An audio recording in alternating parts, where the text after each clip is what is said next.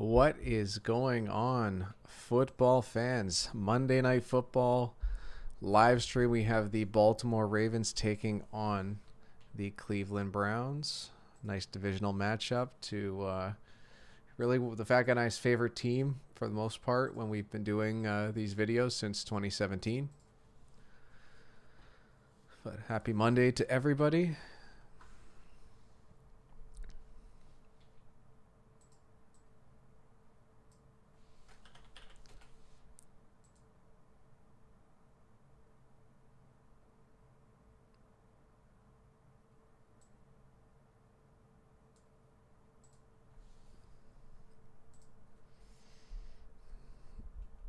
What is going on, guys? Who's excited for this game?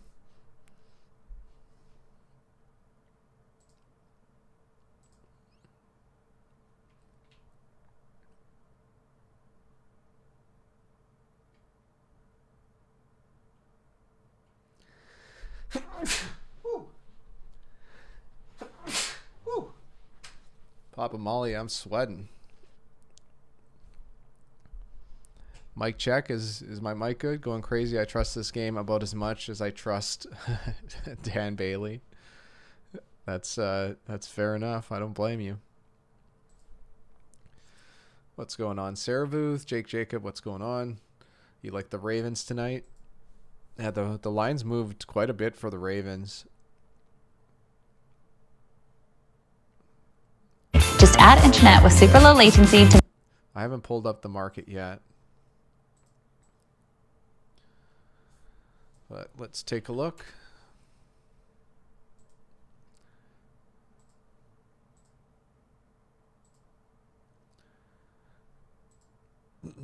And the Fat Guy is joining us now. We're going to have some audio things to work out, guys. So just give me a moment while we sort it out.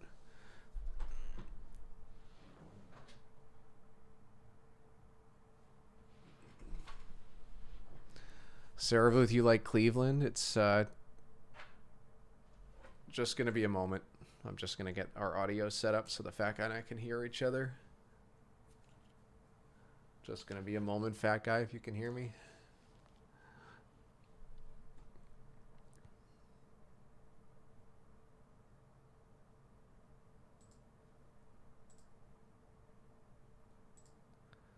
Hello, Fat Guy. Hello. Perfect. I can hear you. You're coming through the stream. What's going on?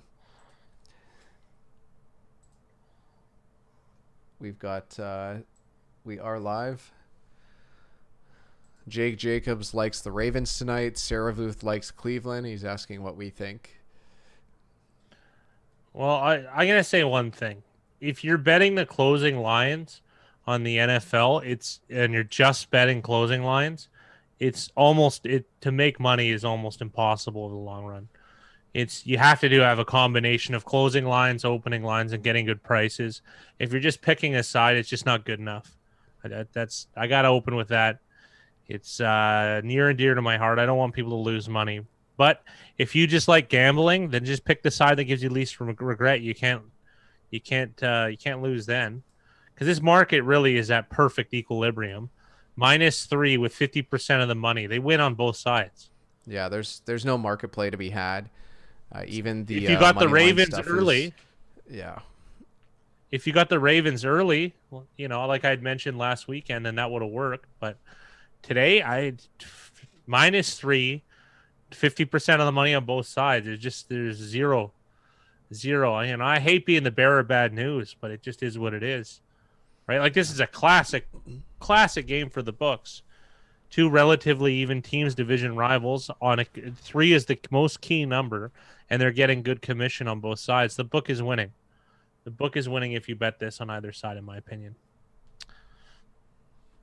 Yeah, there's no value Ravens for -1. market. Yeah, there was good value. Yeah, if you could get Ravens -1 at the start of the week, that's good value.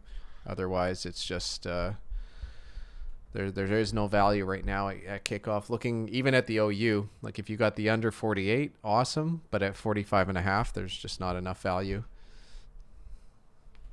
Hello, football fans. Welcome, Jackson. Hello, football fans.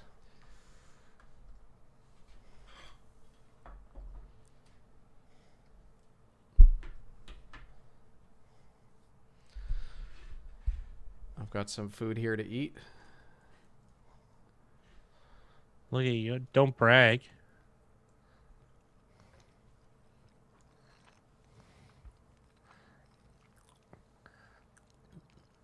You have the rain coming down. It's just funneling in here. It's a real disaster.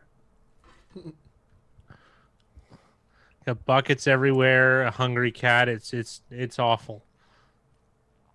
Oh, really? And then I gotta hang out with you. I want to watch the Goldbergs. It's insufferable here. Is the Goldbergs with the guy from Curb? Sure.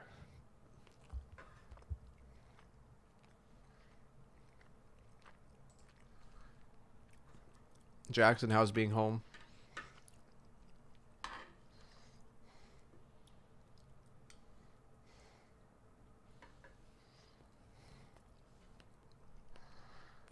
No, going crazy. I'd love to side with you. It doesn't make any sense. It does.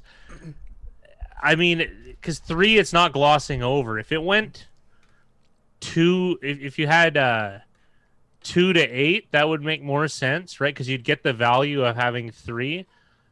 3 is already like 3's already a push, right? So the push frequency is already in existence by betting the Browns now. So you're gonna lose like 4% there, and then you have to pay outlandish juice. Because don't forget, you're gonna pay for numbers that you don't need. 9 and 8 offer very little value. Because don't forget, when you do a teaser, the gap in payout between betting the spread at -110 and a teaser at, depending on what you get, is what, -150, or it depends. It even depends what you get wherever you get it. The gap between those two is linear; it's a straight line. Whereas the value of each point is non-linear, right? So you're going to end up overpaying because each point becomes prorated in juice, and then you're going to overpay for points 8 and 9. So I've never said that. I've never explained this out loud. I always knew it, but I never had to explain it. So yeah, it sounds nice. I want to be positive. I want people to gamble and win money, but when I don't see how to do it, I can't get behind. So yeah, I sound like a jerk on half of these things because I tell people don't do what they want to do, but what are you gonna do? Yeah, there we go. Jackson trolling now. Yeah.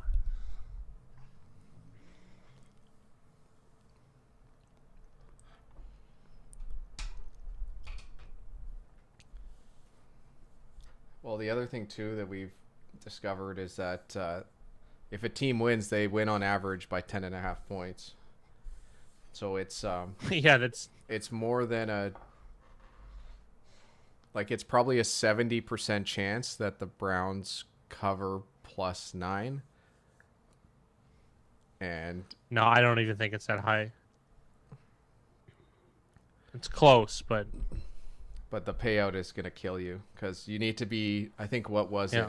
When we did the math, it was what you need to be right 85% of the time. 78 or 85.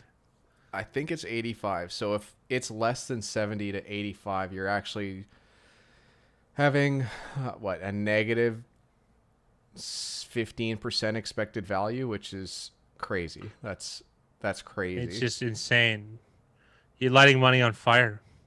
What's going on? The other thing too is so we could say that we're wrong. We could assume that we're wrong. The amount of money that Vegas makes return on investment, that's the one that speaks to me the most. On straight up baseball games, they make about 2.5%. They've lost 5 years in the last 30.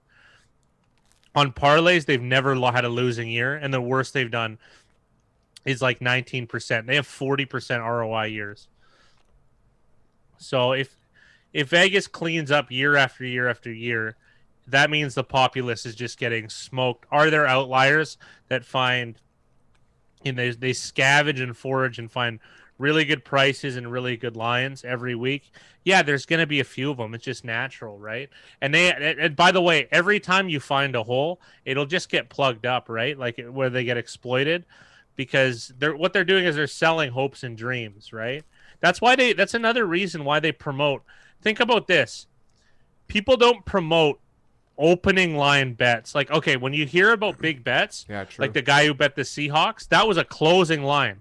He bet the worst Seahawks line there was. So that tells me it's a whale, not a pro, probably. Because why would a pro lose 2 points in value over that time? And then he bet all that money, right? And he lost. But they like promoting the stories where the guy bets the closing line or a guy hits a huge parlay because it's good for business, right? If everyone's betting the closing line at bad juice on both sides, they're gonna make NFL is the most efficient market in the sports world. Outside of baseball, they're gonna clean up, right? Yeah, you can make arguments, Big Rye. Baseball's pretty efficient, though. I'll give you that. Well, you can tell by the it's a lower juice. At Pinnacle, it's minus 104. Football is minus 105. So we're talking about like a 0.2, 0.4% edge. Yeah, but you have more homerdom in football. If you can charge a higher price and sell the same amount of volume, you will, Big Rye. So some of that's economics based.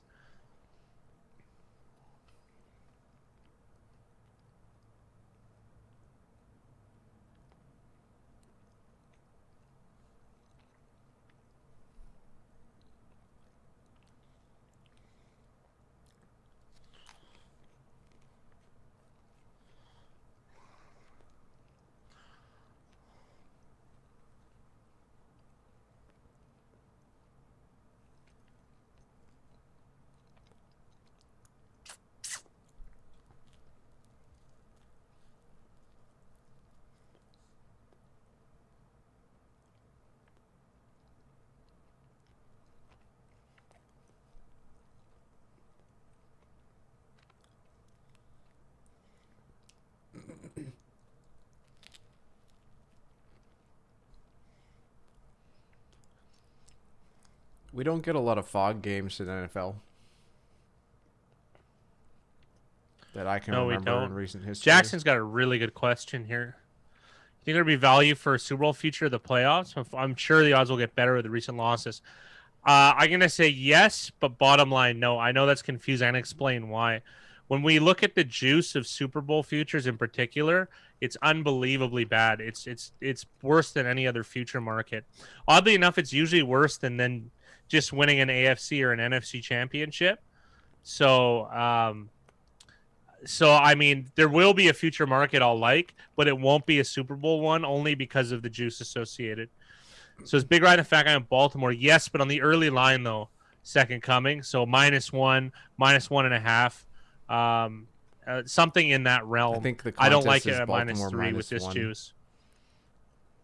Yeah, that's. So if you got it at -1 to -2, something in there, that's fine. If as it stands now, I don't like it, considering it's -3, so that's a very high push frequency of landing on 3, plus a juice as well. I love that they're showing the record of the game picks, and all of them are 11-3, 10-4. Yeah. That I can even. Go ahead, Big Rye. Oh, even the second coming, it's not so much that we like Baltimore, it's just at that price. So you have to remember that the line has moved from 1 to 3, which is the difference about 9%, 8%. So even live betting a money line is not going to be the same type of value. Yeah, but he could have a point though. Like I said, beating closing line, I have empirical data that proves how difficult it is. However, there is we haven't looked strong enough at live in lines. So if I were going to take them, and I had to take a bet, a live in line when Baltimore is down, or Baltimore right now, I would take a live in line if Baltimore is down. I'm not sure if that's any better, but I at least know for sure one is a losing play. There's a chance that this could be a winning play. So I'm so negative I sound today, but I don't know. I just really don't want people to lose money. I don't know how else to put it. If you're a recreational gambler, just bet what gives you the least amount of regret and go with it. Jackson, I like what you said about the talking heads flexing their straight up records. Yeah, like what they're 500 straight up. That's like actually hard to do. You could literally just take the favorite every game, and you're gonna finish with a better record. Well, they were like 11-3 and 10-4. It's just misleading. No, but you saw Steve Young was 25-24, right? Because that was a smaller sample, right? So You who might see knows? Some of something the with Monday them. night games. Yeah, but some of the Monday night games might have been big lopsided ones, right? Mm-hmm. All right, I gotta do a little bit of cooking. I'll be back in about 5-6 minutes. That's perfect timing because I just finished eating. Yeah, I want to I was circle trying back, to time it. Jackson. Hold I on, want go to ahead. circle back on the futures, the Steelers future. You can go. Okay, I'll jump. Yeah.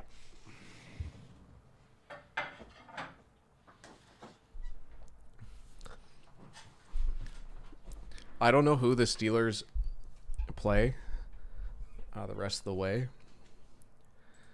but this might be. I think you're right. It might be the bottom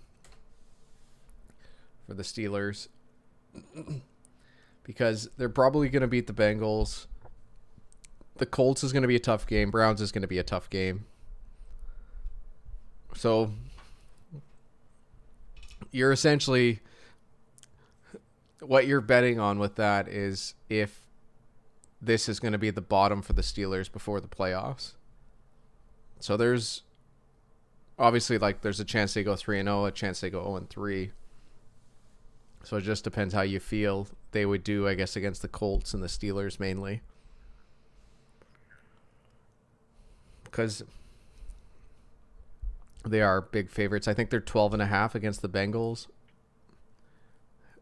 Against the Colts, they're probably, it's like 65% chance they'll win. And then I got a feeling their line with the Browns will be pretty similar to what this line is. It'll probably be Steelers -3. So that'll be another 60% chance to win. So then if they go in with 12 wins to the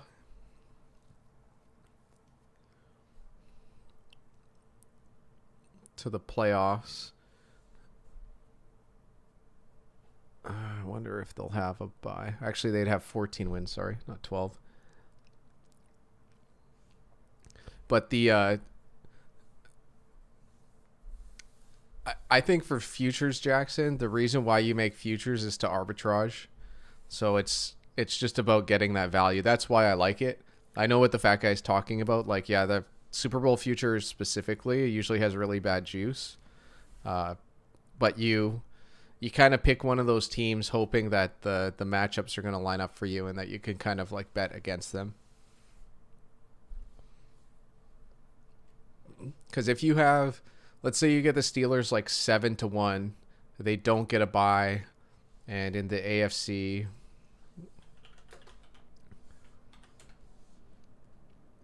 let's see.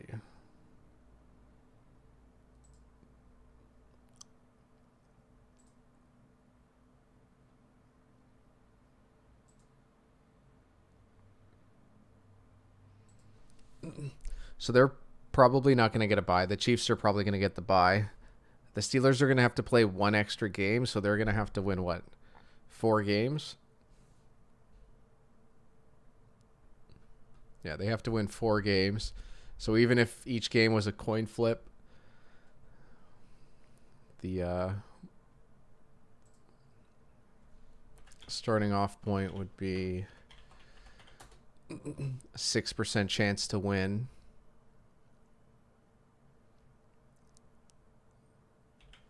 What's 6%?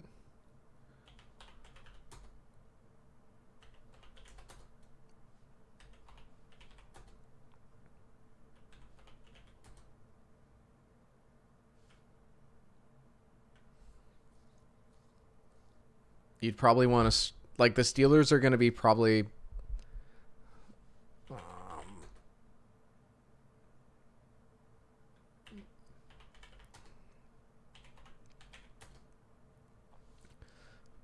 so it's 16-1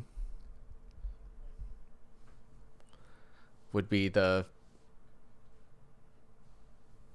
If it's not 16 to 1 or higher, I wouldn't touch the Steelers right now. Let's put it that way.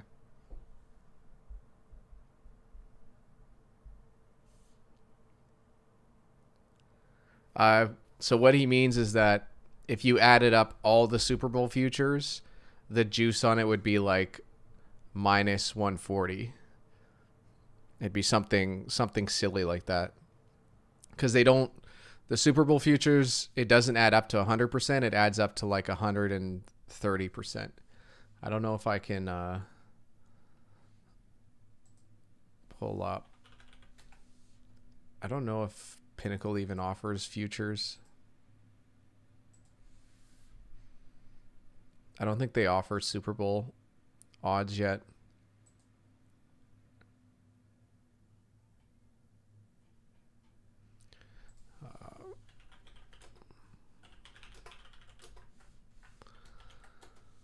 Let's see if I can find a site that does.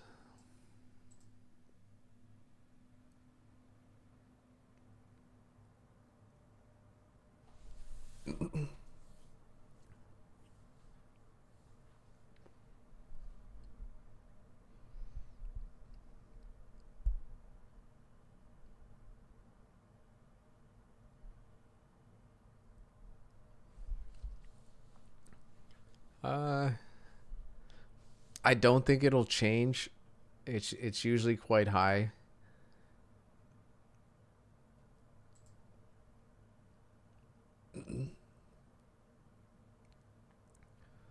Yeah, Steelers are anywhere. They're 11 to 1 or 12 to 1 depending on where it is. I wouldn't touch them until they're like 16 to 1. But that's like, let's say every game's a coin flip. Let's say like every team is equal in chance to win. Any team that doesn't get a bye would be 16 to 1, and any team that does get a bye would be what? 8 to 1? Does it just change, I think?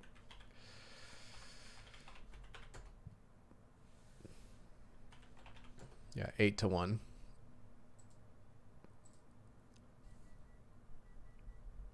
Yeah, Bovada. Steelers are 11 to 1.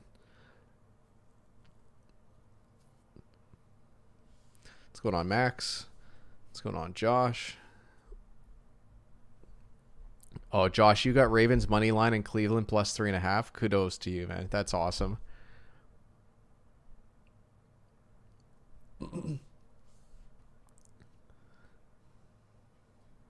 I also don't know.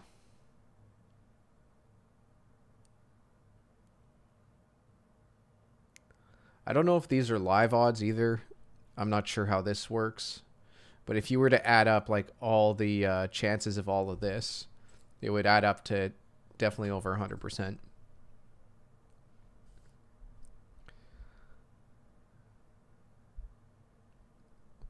Yeah, like if this is to win the Super Bowl, they're saying that if you played the Super Bowl like from the season till the end of the season, the Chiefs are going to win one in every 3, which is pretty crazy. Because once the buys are played, there's still going to be 4 teams on each side, meaning it's 1 in 8.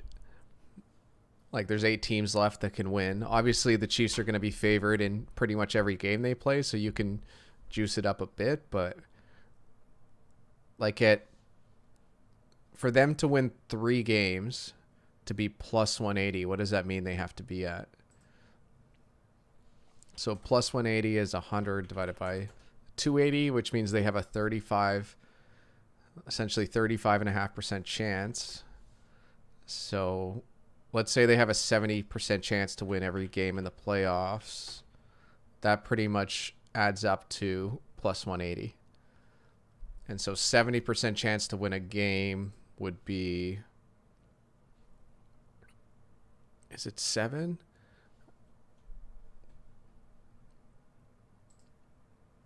Sorry, guys, just bear with me here.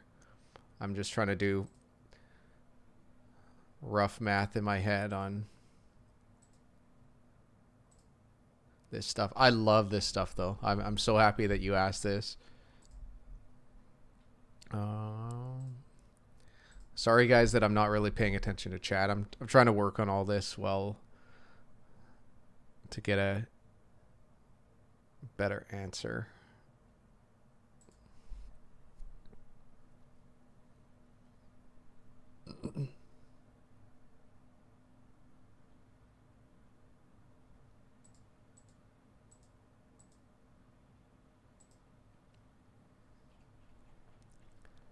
So 70% is essentially, it's like 6 to 6.5 point favorites.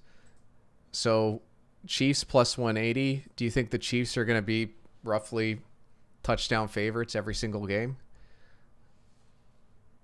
73.73 times points.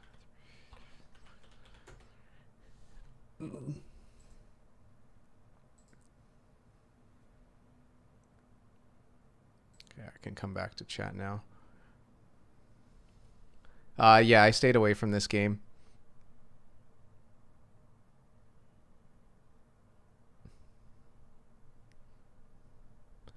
Yeah, Jackson, you kind of want to like sit down and do the math and take a look. Like, you can even take a look at like what the money lines are right now and use those money lines to help you calculate like what do you think the Chiefs prices will be. Like, I highly doubt the Chiefs would be 6.5 point favorites in the Super Bowl. So you're already losing out there. Are they going to be a touchdown favorite if they're playing the Steelers in Kansas City for the AFC Championship? Probably not. Are the Chiefs going to be 7-point favorites if they play like the Ravens, Titans, Colts? Maybe. The other thing, too, I'm not exactly sure how seeding works, but because the 1 seed gets a bye, if the 7 seed wins, the Chiefs would play the 7 seed. Is that correct? I'm pretty sure that's how NFL playoffs work. So the Chiefs could play, whatever the 7th seed will be. So 1, 2, 3, 4, 5, 6. Well, we just got to see the Chiefs play the Dolphins, and they were 6.5 point favorites. Or 7. Did they close at 7.5? It was one of the two. So essentially, the Chiefs at plus 180 would essentially be them beating the Dolphins 3 times in a row.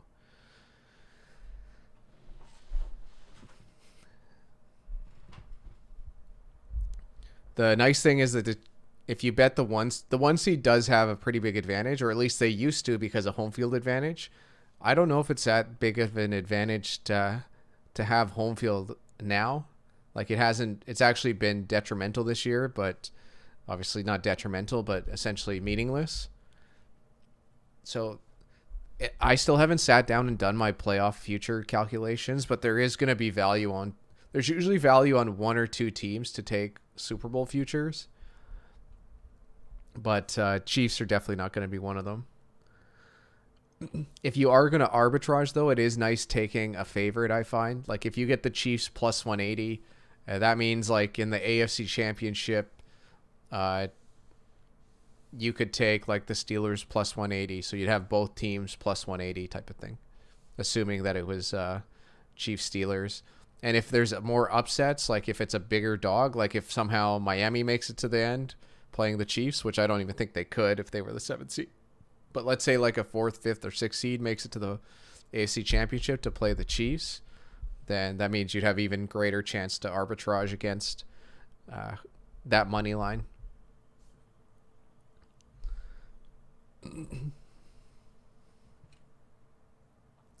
Yeah, Jake just brought it up in chat. Alternate way to bet futures in the playoffs is to take the team you like on the money line each game. And to be honest, the money line price is going to be better than the future price anyways.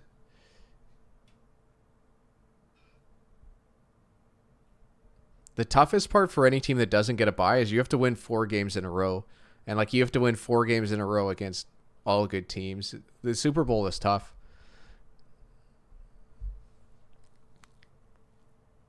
Are you ready for some football? What's going on, Mickey? Ravens -3, 3.5. Gotta go Browns. What about NFC Championship odds? I think if you can predict who's going to get the 1 seed, which is most likely the Packers right now, I just feel like it's probably the best value. Like at least the Packers are closer to break even. Like ideally, you'd want the Packers or Saints at 8-1 if they were the 1 seed. But even like if you could get the Saints at 7-1, I think it would be good value. When I think about it more, it's probably closer to 7-1 on whoever gets the home. But because it is still fairly close between Packers and Saints on who's going to end up with the 1 seed, and it looks like the Rams might still be in it. I'm not too sure, like scheduling wise, how teams can finish. Oh, Max, I've definitely hedged. One of the biggest mistakes I made was I thought I bet a regular season bet when I just started out on who would win the NFC. And so I took the Seahawks. I did all the math I could to figure out that it was like a 98% chance that the Seahawks were going to win the NFC regular season. But I didn't realize I was betting the Seahawks to win the NFC Championship, so to go to the playoffs. I bet almost my entire bankroll on that bet because of the math, but I was mistaken on what I was actually betting. So I had to do a lot of hedging to keep myself safe. Luckily enough for us, the Seahawks did win, but I hedged away a lot of those winnings because I didn't want to take that much risk on the Seahawks, despite them being pretty big favorites in a lot of those games that year. Oh, really, Mickey? I'm not sure how the notifications work for YouTube. I don't have them set up personally, so I'm not sure.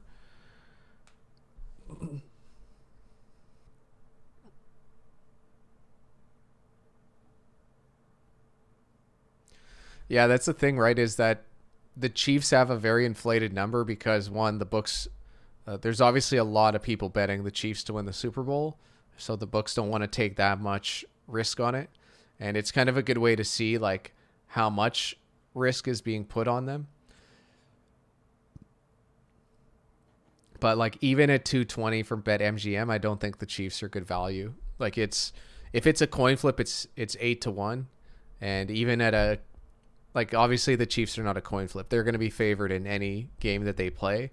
But even if it's like a 60% chance to win each game. So let's say they're 3-point favorites in all of those games. They're 5-1.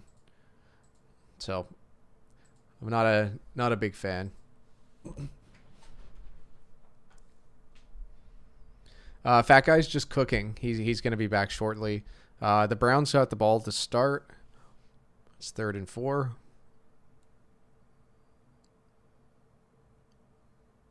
And screen to Hunt. They pick up the first down.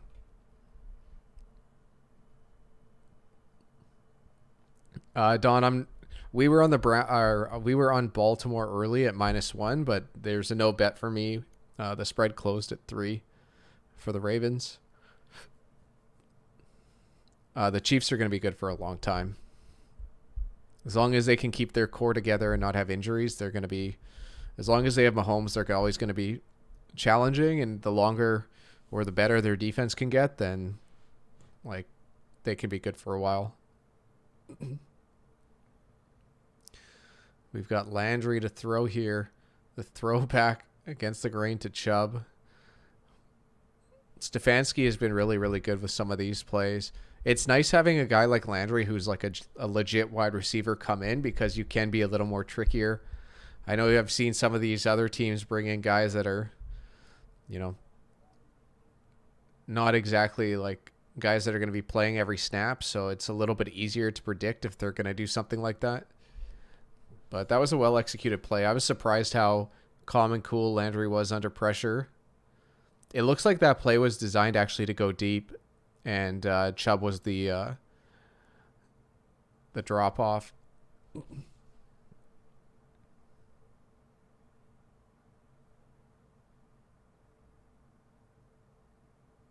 Yeah, Jackson, you're same as me. There's just not enough value.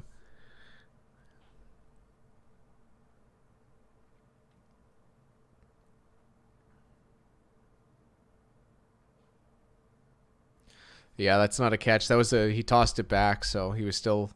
It would have been considered a carry, and then it obviously turned into a completion and attempt.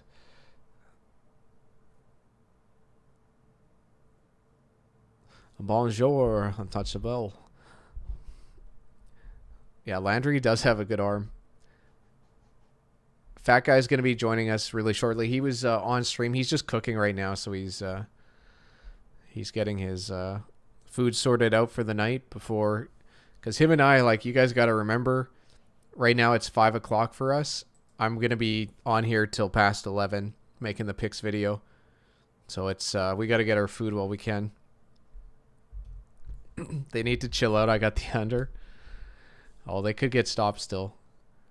But Cleveland has a nice drive. I always find the first drive is a little misleading on how the game usually goes, because the first drive is usually very, very scripted. Offenses are ready to go. Njoku with the catch. 1st and 10 for the Browns. Chubb in motion.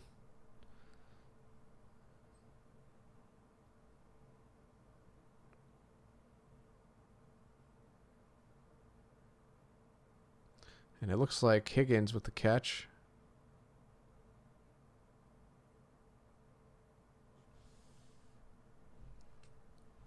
All in on Browns. Browns win. Browns +3. Chubb rushing over. Brown anytime touchdown. Well, if that's the case, you got to like how this game's starting so far. Untouchable took a shot at Cleveland money line. I don't mind that.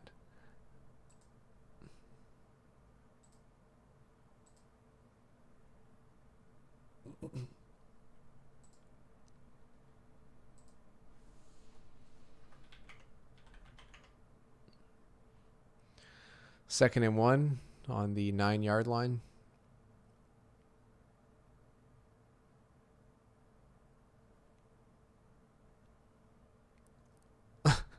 Higgins, 2 catches, 2 fumbles. That's not good.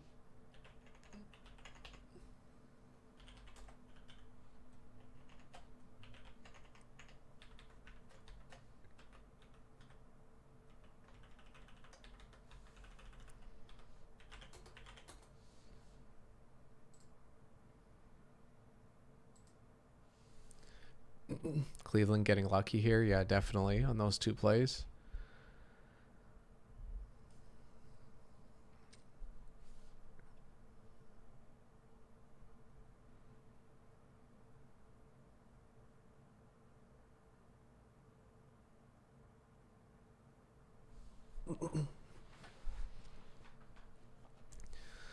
Chubb touchdown.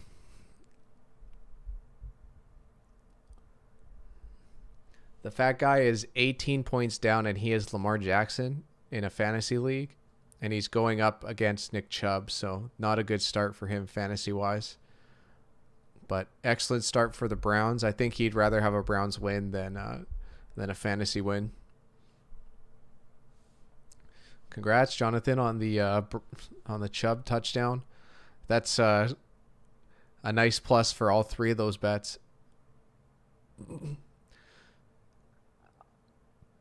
The one thing I was worried about from a handicapping perspective is I was really hyped on them getting Brandon Williams and Calais Campbell back last week, but I didn't think Baltimore was very strong against the run. Those 2 guys make a huge difference, but if they're not completely healthy, then maybe the Browns can win, at least on the offensive line side, which is tough to do against Baltimore, even for the Browns. Well, we're fans of the Browns, so it's one of those things where we've been, especially Fat Guy's been a long-time Browns fan.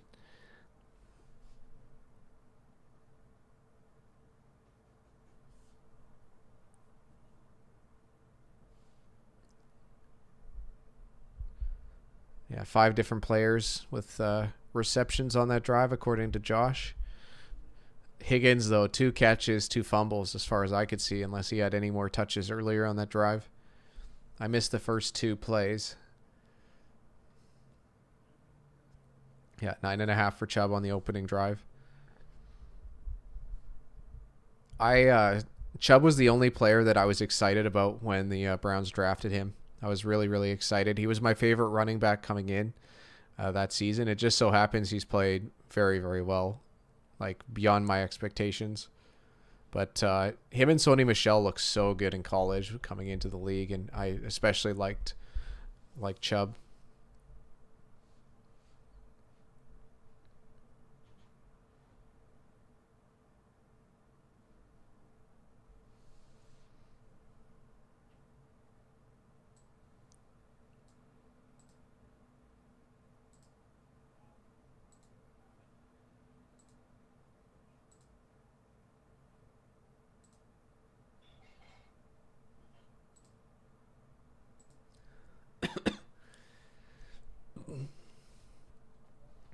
Yeah, for sure. I'll pull it up, Josh. It's just gonna take me an extra second to get it up.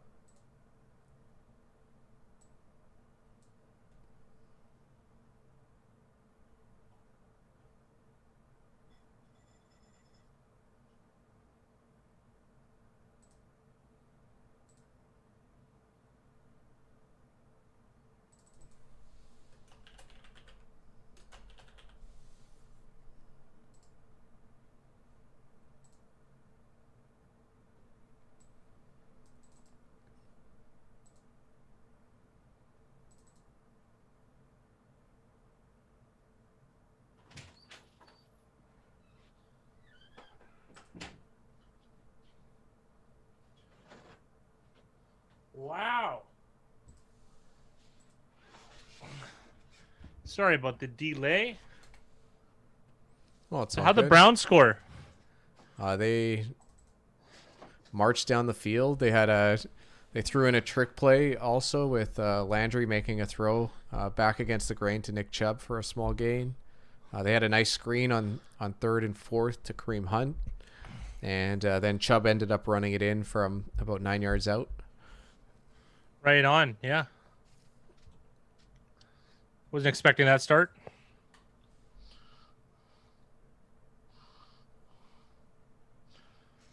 Well, you also have to remember with Sony Michel, he came into the season hurt, and with it being such a strange season, it just seems like he's behind the eight ball, and he's probably not as healthy as he once was.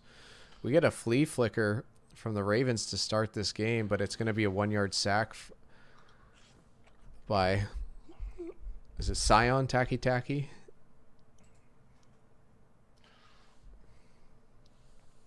Jake Jacobs live bet the Ravens at even money. Good luck. True or false? One of the contest weekly contest contributors. Well, welcome to have you. And I did give an Owen Wilson wow.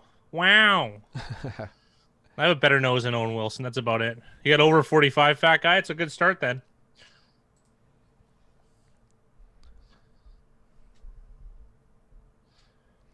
Yeah, trick shots. You had a very good week again this week. 10-4.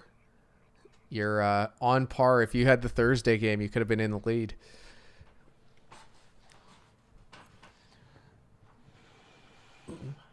I was also going to say, fat guy, we went heavy on live streams this week. We did a Tuesday stream, Thursday stream.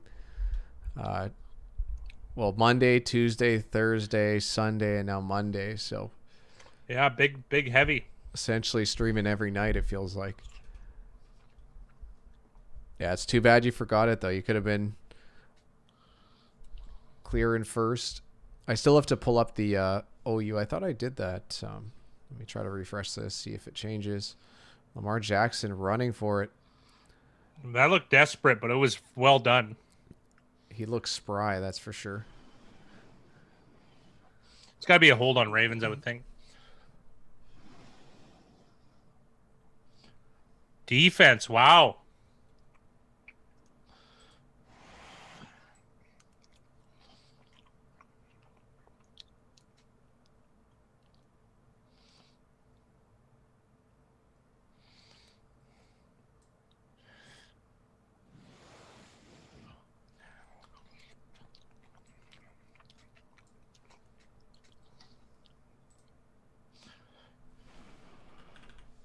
$56 is a big number. Yeah, it would make sense. I mean, these are heated rivals. It's the Browns versus the real Browns. Both winning records. Baltimore has to win this game, more or less.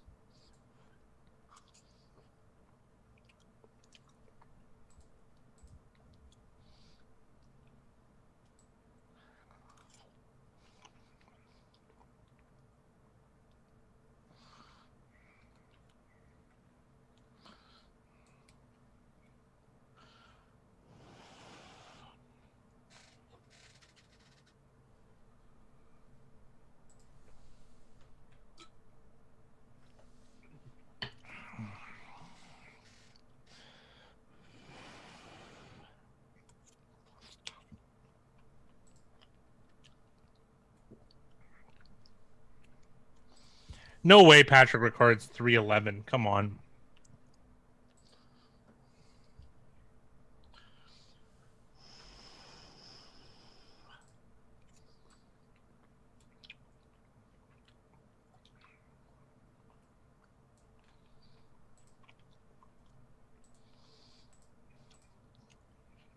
Oh, sorry about that, guys.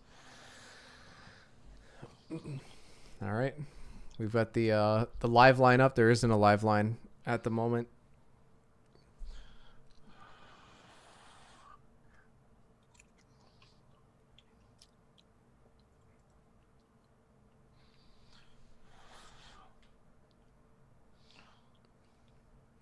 Yeah, this definitely has the feel of a playoff type game. Both very strong teams. Jay, I had some peppers that were going bad, so bell peppers. So what I did is I baked them in the oven with some roast garlic. I put the garlic in after so I wouldn't burn it, and I used the broiler on them so I could blister the skin and peel it off, and then I pureed the roast garlic, and the peppers together, and I had some leftover chicken, that whole chicken I cooked, so I shredded that. Wow, that was a bad PI, and so I made like a sauce out of the peppers and some chicken stock, and then I added the shredded chicken. Oh yeah, I had a base of onions in olive oil, and then I added the sauce, and then I added the chicken, heated it up, and I pre-cooked the pasta. Pretty good. Marquise Brown's really fast, Max. It's not a... That Stewart guy looks a little rigid, let's call it. Oh, geez, he's a lot.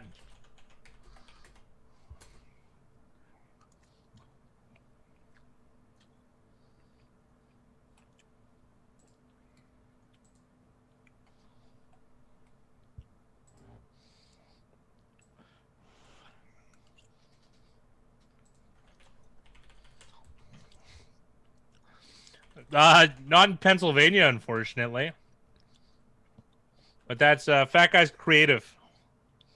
Can be. Cooking's an amazing thing now. There's so many options to learn on the internet. It's unbelievable. Michelin star chefs telling you how to do stuff. Not that you can actually do it, but you can attempt it.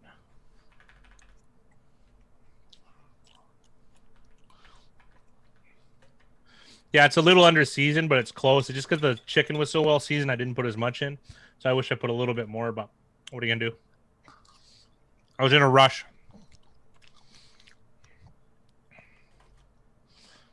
First and 10 here. I like their... Can you think of a more dangerous red zone team than Baltimore?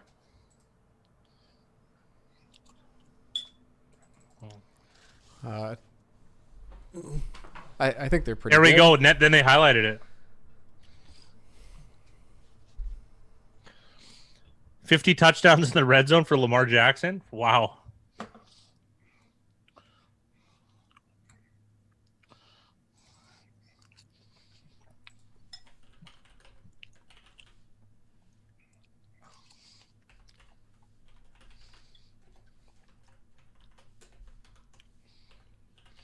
I don't know, number 96 Taylor on the Browns.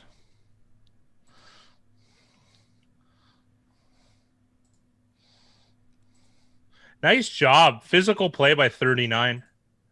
Terrence Mitchell, an oldie but still a goodie, apparently. J.K. Dobbins is a physical runner. That was impressive. Guys, I'm just doing some work on the visuals for stream, so it's just going to be down for a moment.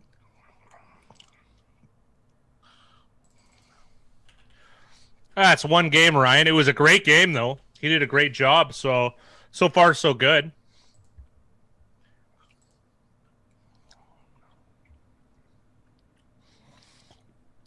I have to look over. I would say no, though. Wow, Lamar Jackson, what a touchdown. Sounded like Little Richard on the end.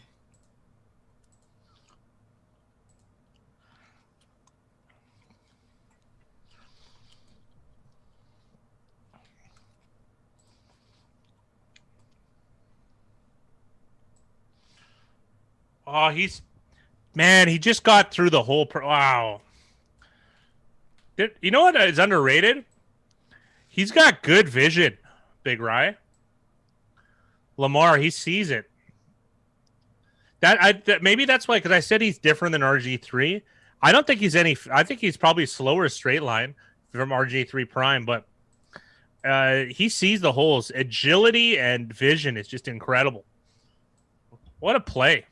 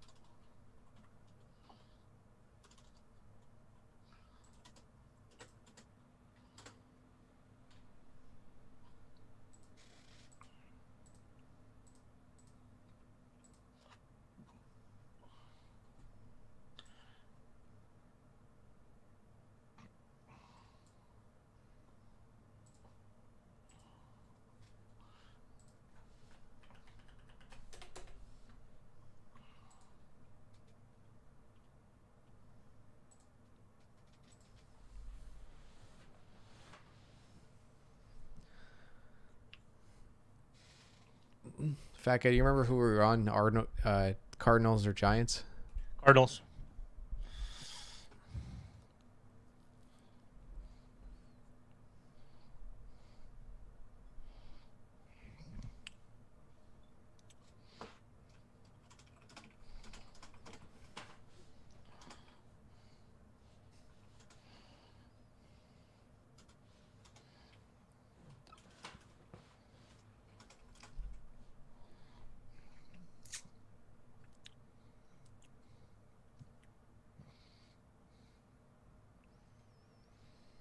I'm trying to think about. I'm guessing you're talking about Marquise Brown over 99 receiving Yeah, yards. yeah, he at is 5-1.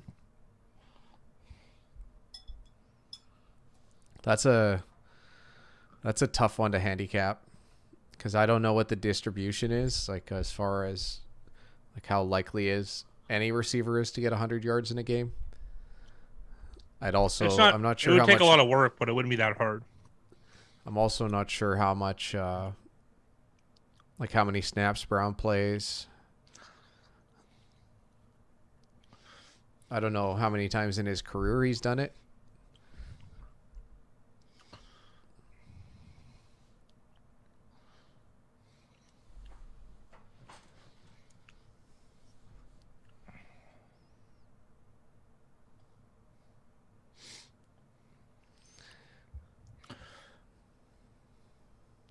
I should say Dan Bailey at Christmas present. Absolutely.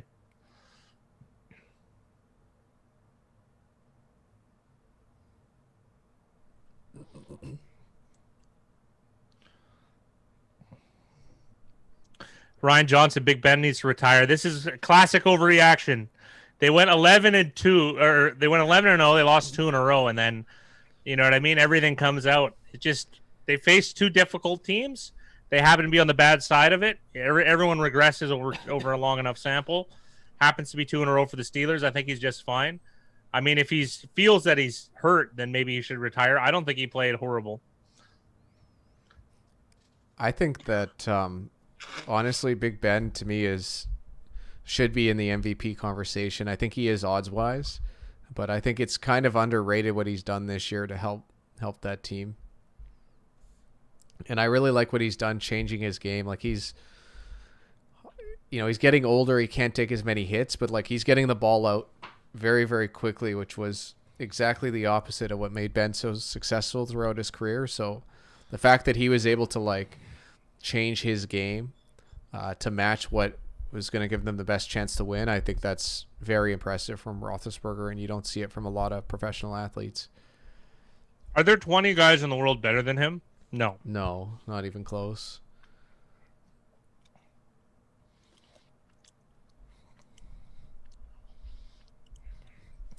Jonathan, thank you very much for Jonathan, how are you, sir?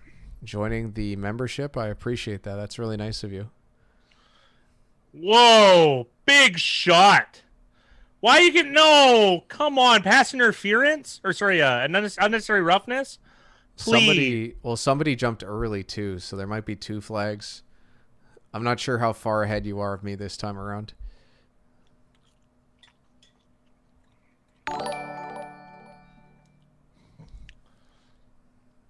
Roughing the passer.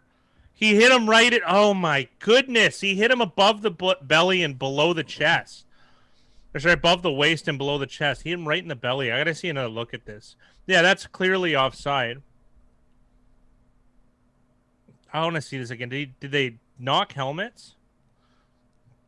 I don't see anything.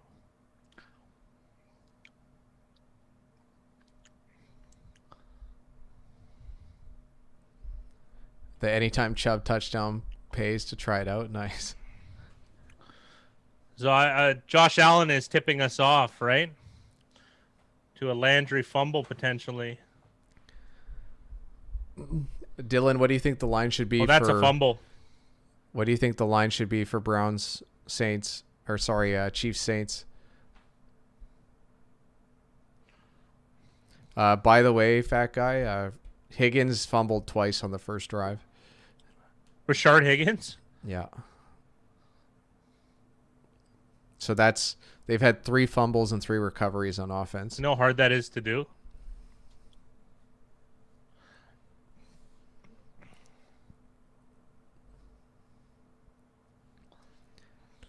Jonathan, if you go into the community tab, there's links to the Discord channel. I'd highly recommend joining the Discord. Yeah. Everybody that's got the badge beside their name is part of that Discord, and the Discord is pretty damn active. So when have the Browns ever been lucky? I don't remember this. Ever.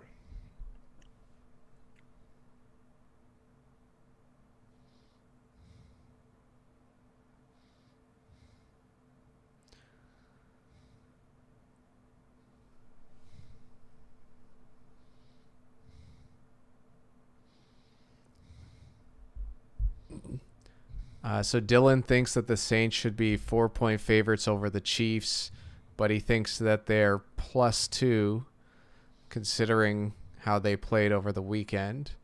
So if Breeze plays, what's the line, Dylan? You think 4 would be with Breeze and then 2 would be with Taysom Hill? This isn't, even though he's a fan, this is less absurd than usual, Jonathan. He's sharpening.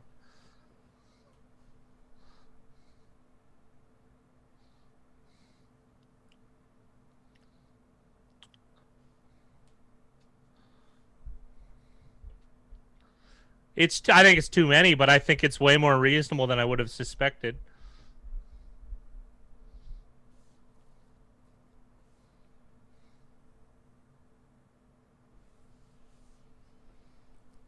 Dylan, how many points do you think Saints home field advantage is worth?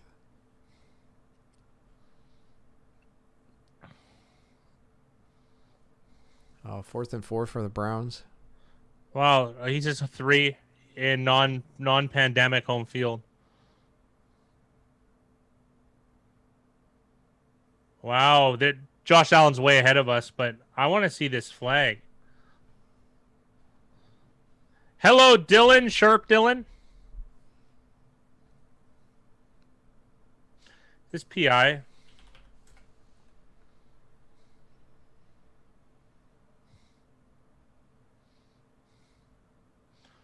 And Vinovich's crew is letting him fly, eh? The Kansas City is currently 3.5 or 4 Oh point my favorites on the road. goodness. What's going on, Sharp Dylan? Wow. Wow. That was bogus. Wow, I haven't seen the Browns get on the good side of these in years. Been lucky with fumbles, getting calls. Oh. Andy Janovich with a drop. That was 4th down, too. Wow.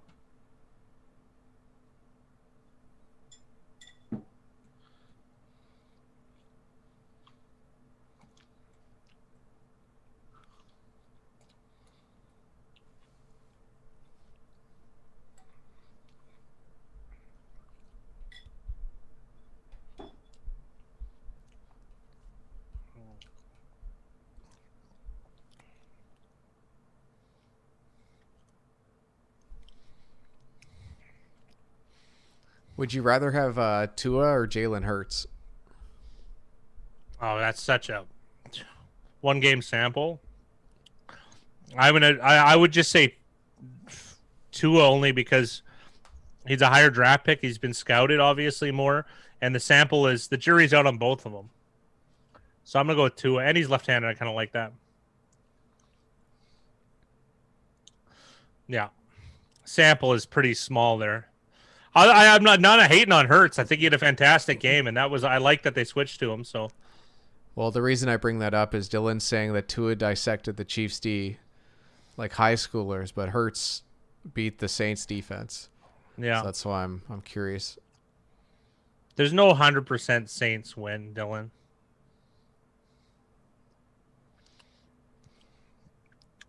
We betting on this game, Dylan? How are we doing it? I'll take the Chiefs. You take the Saints.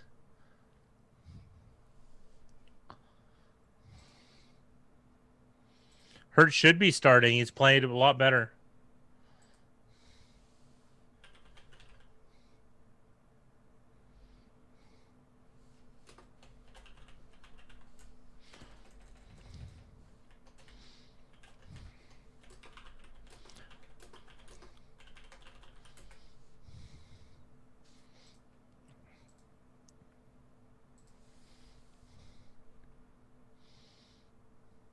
Oh, Baker, that was more poised than I remember.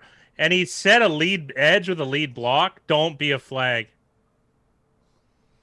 Well, that reminded me Wow. of Baker in his rookie season where he was actually really impressive moving around in the pocket. That was nice to see.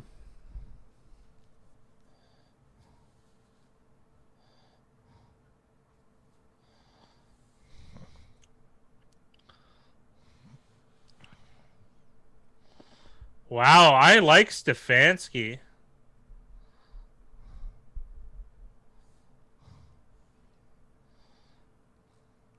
Fourth and 8? Yeah. Yeah, right. At least, like, from a strategy perspective, Stefanski seems like he's on the cutting edge as far as knowing what to do and not hesitating. Whereas some of these other coaches, you're just scratching your head after every decision they make.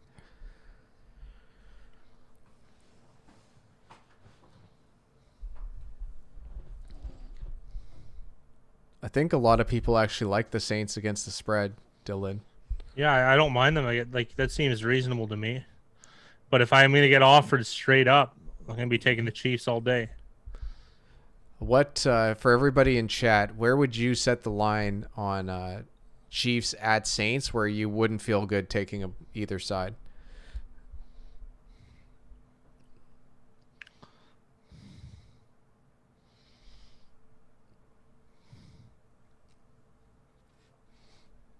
Yeah, Chiefs minus 3.5.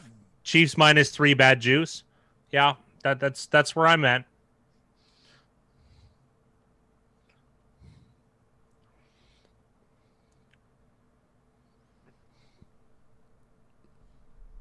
Three is probably 3 with bad juice for the Chiefs. I think is right. Yeah, so the line is what it is. Zaps says there's a little tiny smidgen of value on the Chiefs.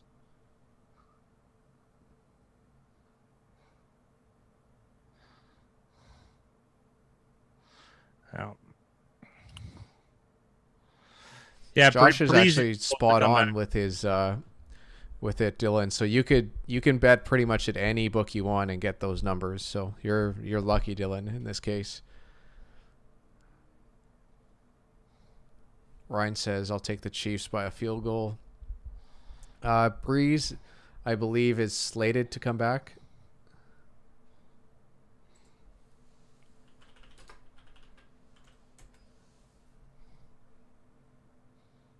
So he's practicing this week, and Payton said we'll see. So nothing certain as of now.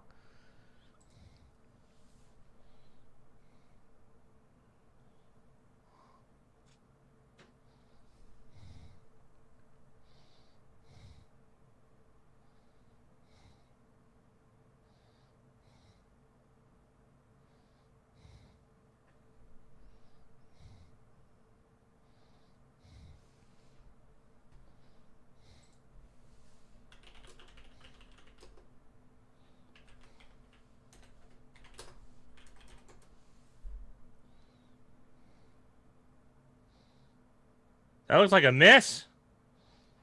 No good, Cody Parkey on the bad end of one. Cody Parkey looks like Brownie, the old Browns mascot.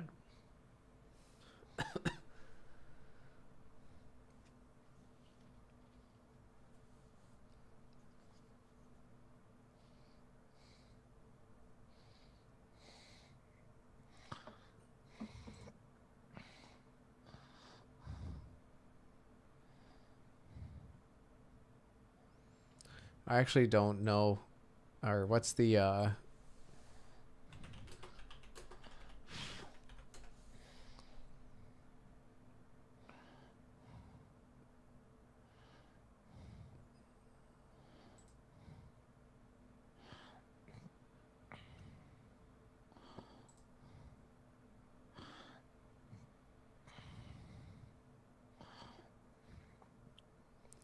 so if we were going to use this team defense, I'm not sure where it's rated,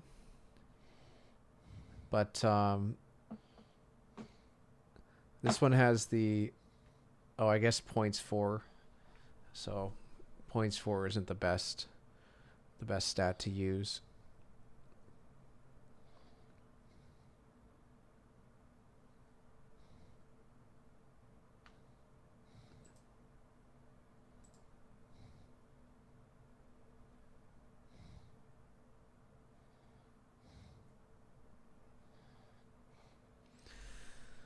So I did find net yards gained per pass attempt on defense. The Saints are 7th at 5.8, and the Chiefs are 12th at 6.2. So the Saints do have the edge on defense as far as net yards gained per pass attempt.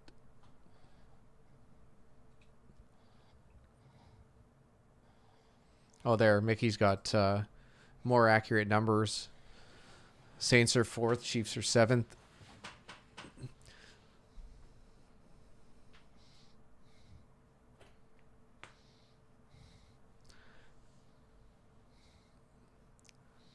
I don't think I'd use ESPN for any type of rankings, Dylan, to be honest.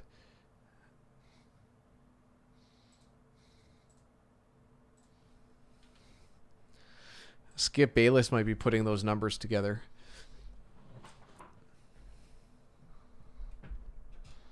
What's wrong with Skip Bayless?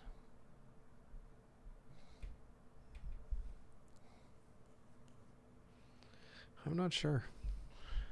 High schoolers dissect French people. That's rude.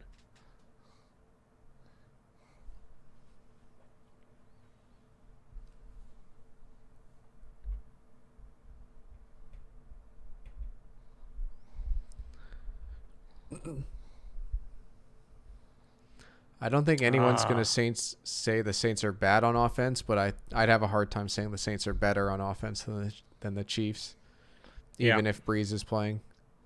This is like it's an all-world offense.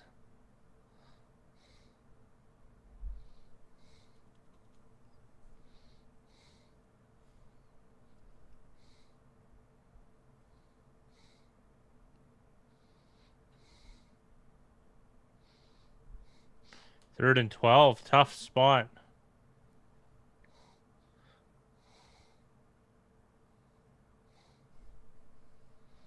This will be against the Browns, I'm sure.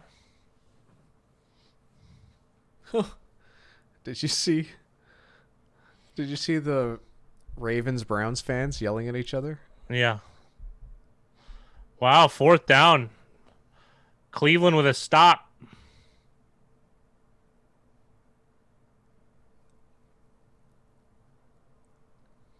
He just slipped. He was going to get a chance. He just slipped.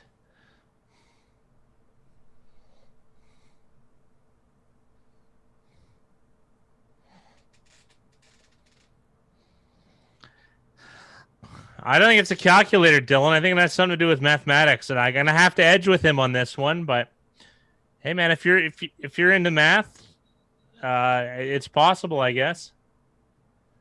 Browns never get calls. I agree. This is a new look, though. It's a very flag-ridden game.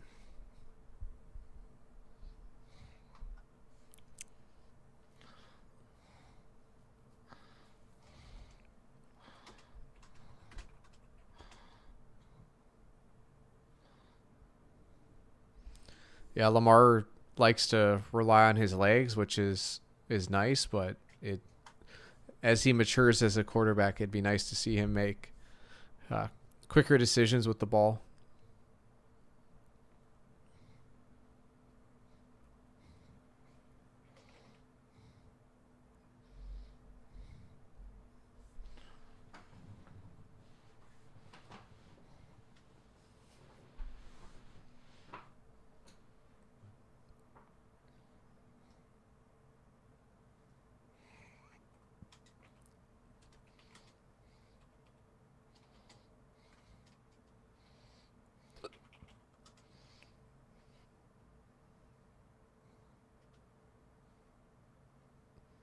Yeah, Brandon Cooks doesn't really move the line for us, but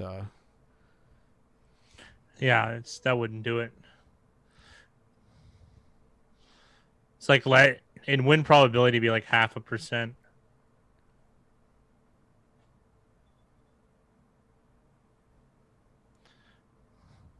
There isn't really receivers that move the line. It's not even just Brandon Cooks. yeah, even a guy like Hopkins or Metcalf, to me, they're not going to be moving the line very much. You're not even getting 0.5 point from those guys, and those guys are worth significant more. I do like, I forget who said it, but I like cluster injuries. I like that term. Because, like, if you lose all your It's a receivers. Mickey adage. Yeah, if you lose all your receivers, yeah, that's not good. But even like a receiver, you can still bring guys in and get respectable snaps from a lot of guys, even off the street.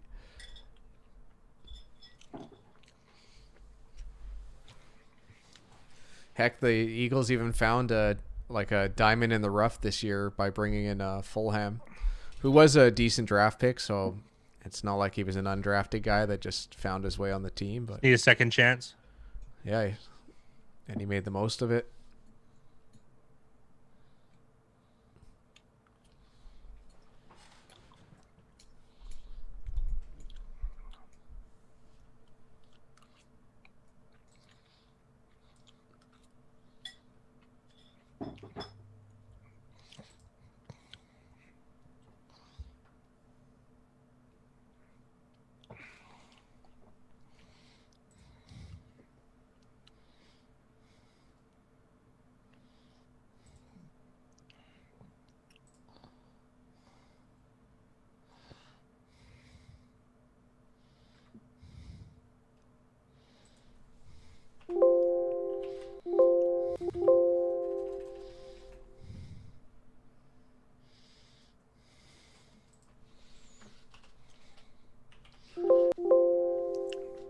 Oh, another flag against Baltimore.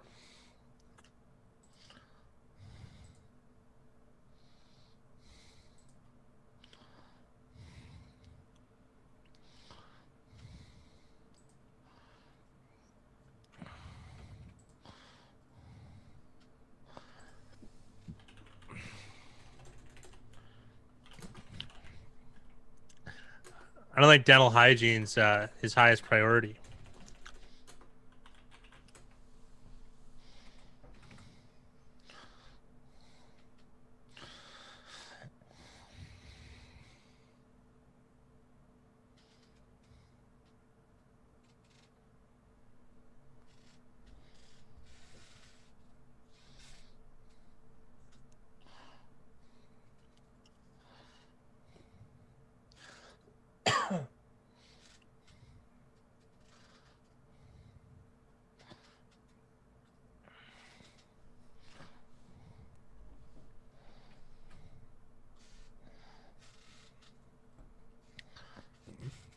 Second and 6 for the Browns.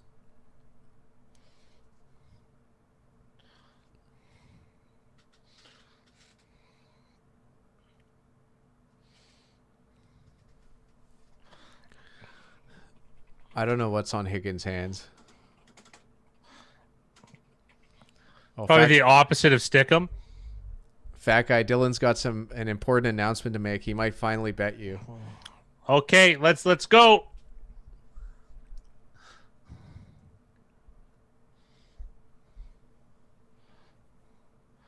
Okay. All right, you're going to be going 16-0. All right, best of luck to you, Dylan. You have all our attention, and we wish you the best of luck. If you would like to put pen to paper on that, I will happily make it the bet of the century. I will receive the baton from Mickey in this instance.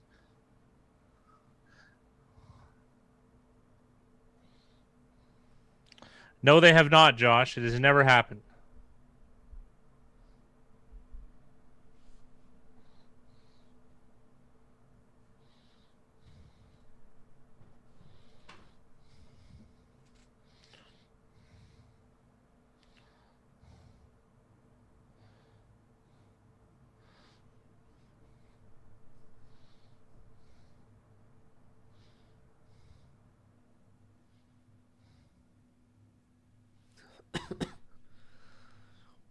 Browns with a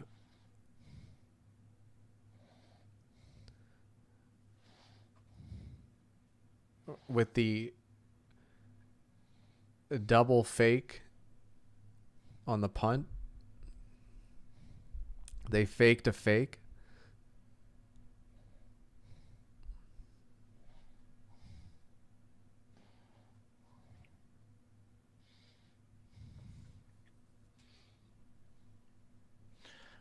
I don't think so, Dylan.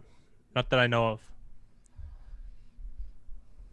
Dylan, what odds do you want on 16-0? What would you like? What do you want to put on this?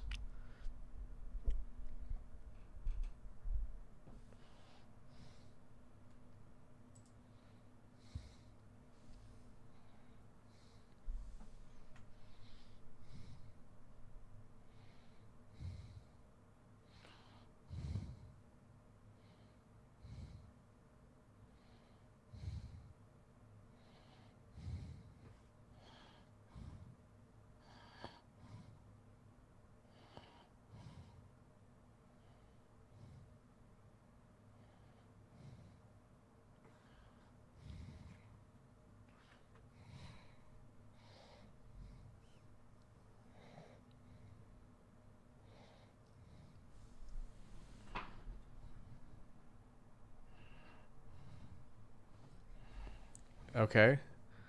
I'm sure Fat Guy would get you a quadruple meat lovers pizza from Domino's if you go 16-0. I'll get you one of those. What's in it You for have him? to put something. Yeah, you're going to have to put something up.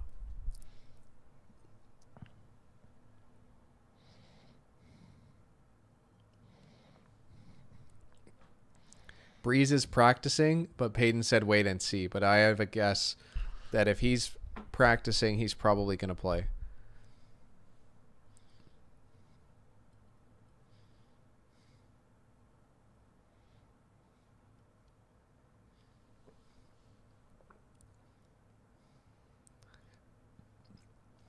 All right, Dylan, what do you need?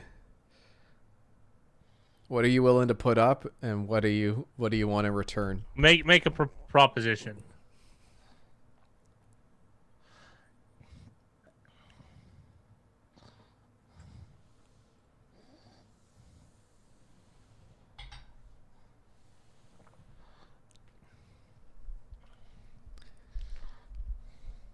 I'd be happy for the Saints to win the Super Bowl. It'd be fun. I'd like someone who's never won it before. I can't think of who that could be though, out of this group. Like the Browns, but I had very, very doubtful hopes. Titans, maybe. I wouldn't mind this Colts team to do it. That would be. I'd like that. I want Miami, or yeah, or Washington. Those are the two teams I want to win. so unlikely, but yeah, that'd be great. Bills, yeah, that's not my favorite Bills team, but yeah.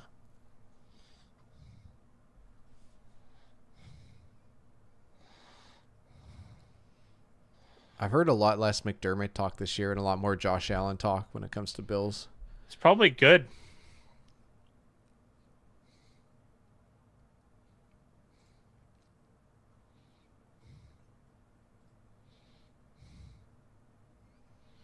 Oh yeah, no doubt. Those two teams are unlikely, that I said at least, but that's who I'd like to see winning. Both those teams aren't even locks for playoff spots. Never mind Super Bowl. Oh, not even close.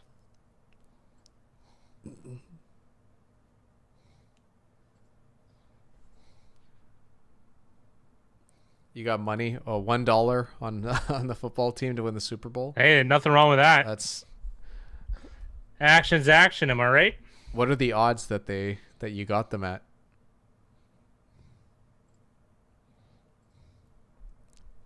Washington might have been a team that you could have got at like 100-1 at the start of the season. Maybe like 80 or 50 though. I'm not sure what Washington was to start the year.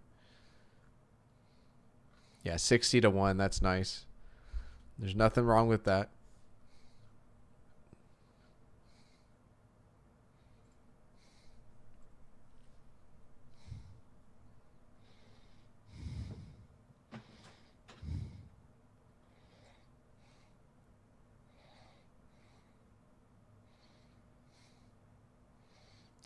Nice run from Dobbins.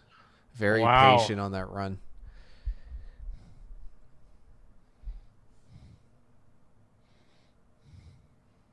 Yeah, 7-1 to win the division now is looking excellent.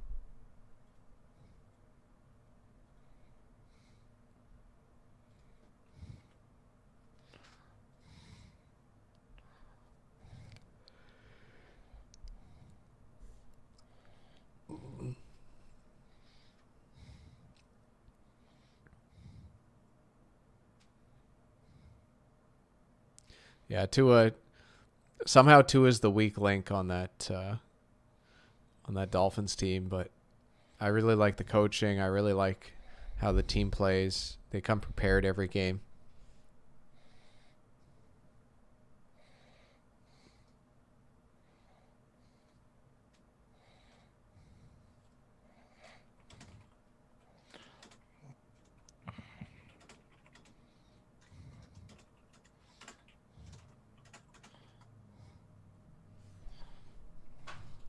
I'll be back in a minute.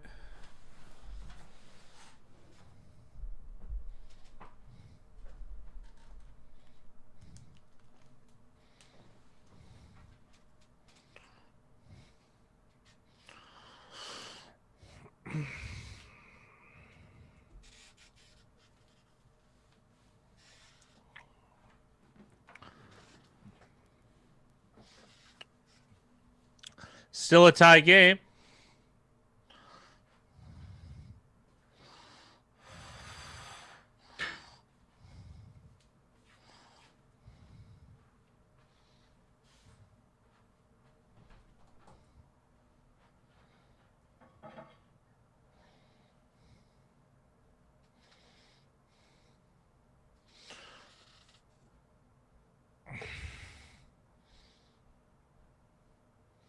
Wow, Sneed with a bobbler. The McRib is back and it's fire. I've never had a McRib. I don't remember it being in Canada. I really don't.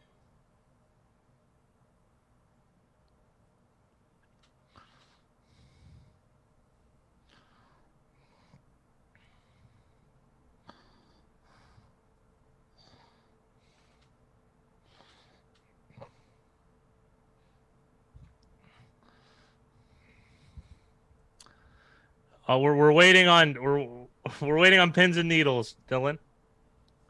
That was just a great run by Lamar Jackson. I have a feeling he's gonna have to get it done with his legs. Yeah, I probably would. I probably would take the Falcons 3.5. I might want 4.5 if Breeze is playing. I'm not sure.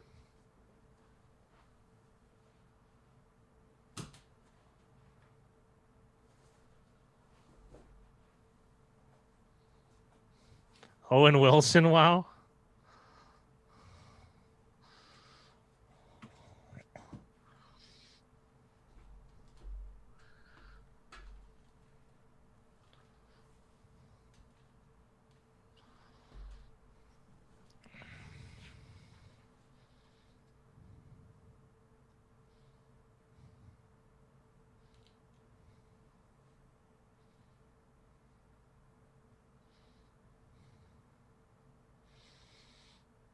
He's hugging Harbaugh. Is that allowed?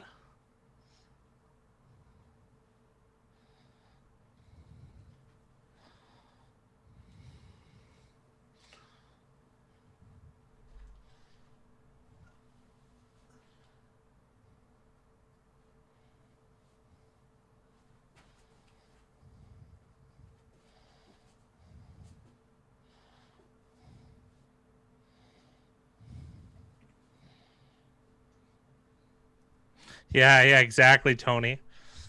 The only person I know of that has ever in any of my like outer reachings is myself. I'm pretty sure I got it at a Chinese poker game, but what are you gonna do?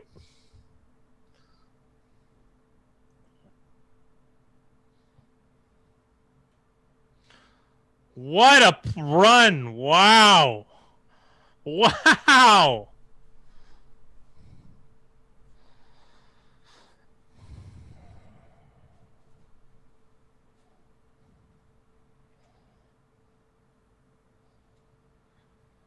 I think he had 3,500, Josh. Maybe 3,200.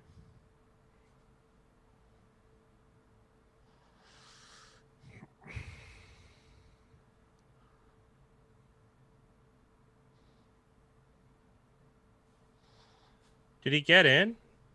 It looks like it.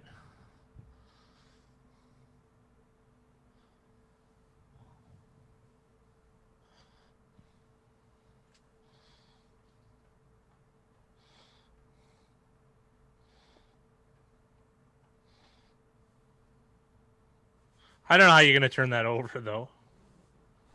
For fantasy reasons, I'd like Lamar to get it, but I was just man. gonna say, it actually looks like he's like half an inch short, or I two don't big know. rise.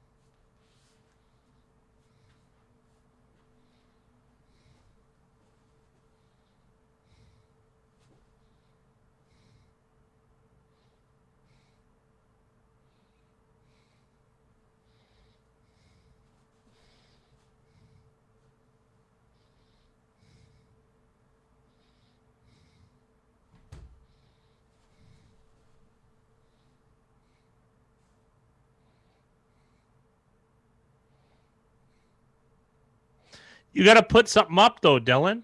So that's how gambling works.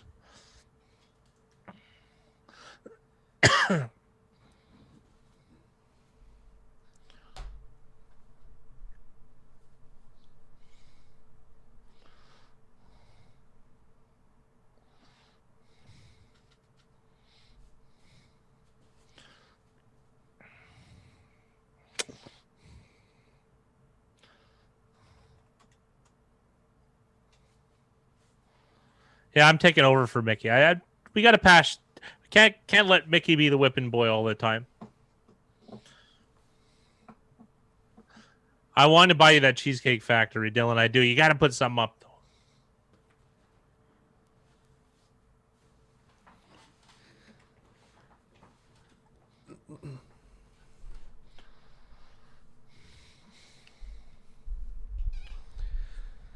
Let's take a look at Lamar's stats, his MVP season.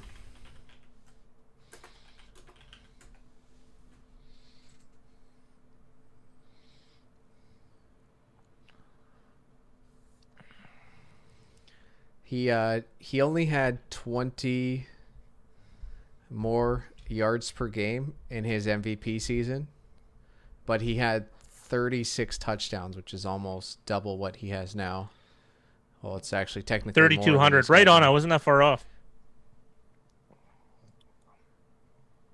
I think I went back from the 3,200. He must have had a lot of rushing TDs though.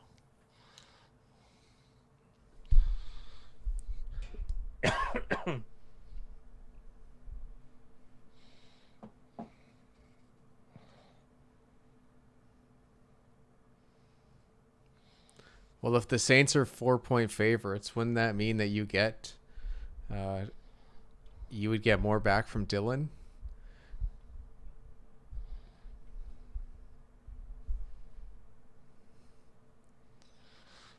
He finished with 3,100. This year he has 2,055.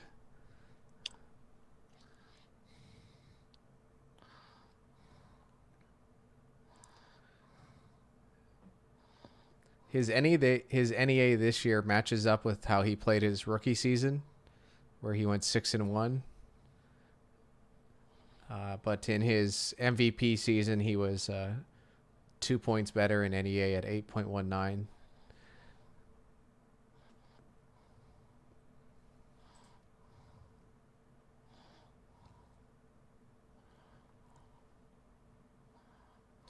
He also he had 11 yards per scramble in his MVP season, and he's at 6 this year in his high variance stat, eh?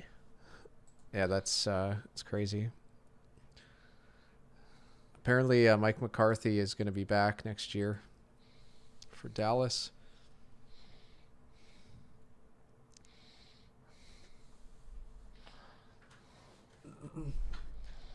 Harrison Bryant's playing receiver.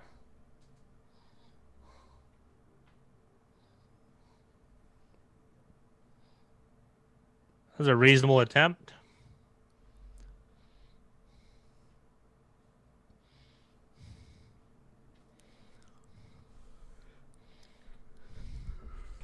Fat guy, did you say what you want from Dylan? No, I offered him to propose something, you know. I don't want to badger him too much. It's if he wants to make a bet, he knows what the obligations are. You know, if he wants the attention, he's already got it. So I think he's won either way.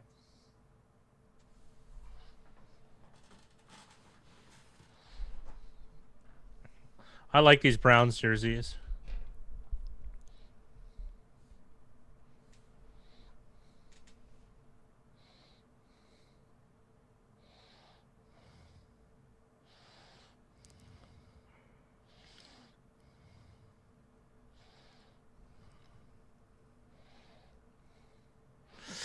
There is no bet. He wants $100 to Cheesecake Factory, and I said okay, but I haven't heard of what I'd be receiving if his idea doesn't come to fruition.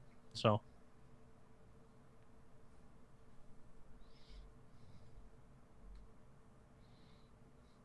Wink Martindale. I love that. I can receive the same thing. I don't. There are no cheesecake factories near where I live, unfortunately, Dylan. And I'm paying 100 USD. It would be 100 Canadian. That's not fair.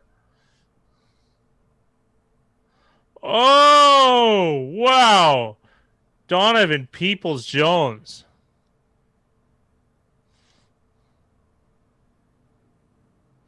What's by you? I'm Canadian, Dylan. It's you never heard of it. If you knew what a white spot was, I would eat my shirt.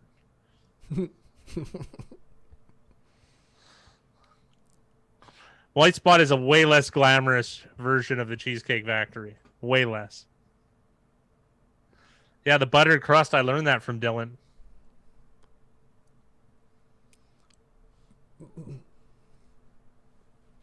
No, how could you even spend $100 at Tim Hortons? I'd have that for 10 years. I'd be getting coffee just to get coffee. The next time he'd come over, you have to bring a dozen donuts just to get rid of that card. To start getting rid of it, as if I need any donuts.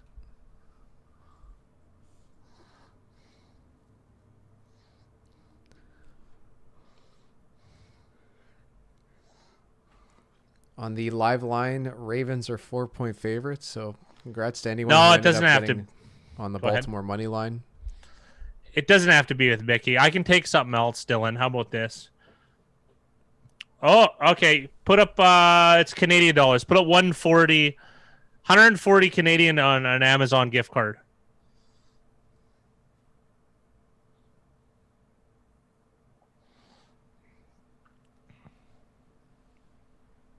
We still have Amazon here, believe it or not.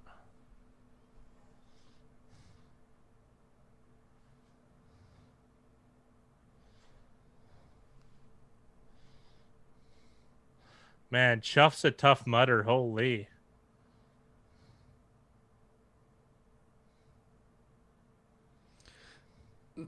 Wills Jr. definitely laid the boom on someone late there.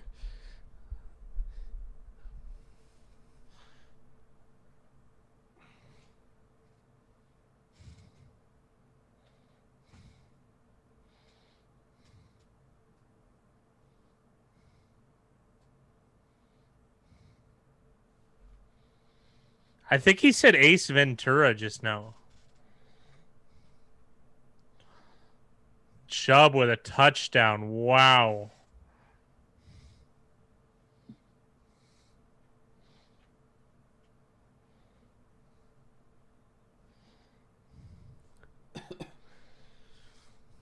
The Browns tie this up. But this is dangerous because Baltimore is going to get the ball back. And I believe Baltimore is going to start with the ball second half, so they could get 2 possessions in a row here if they play it right.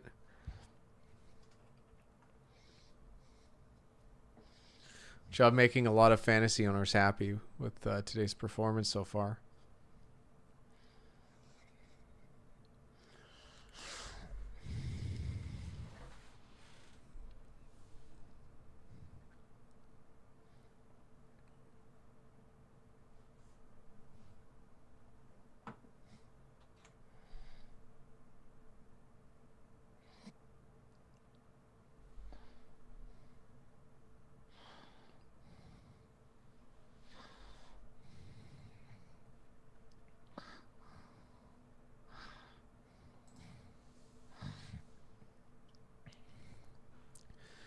Despite that touchdown, the line only moved 1 point. It's Ravens -3 on the live line.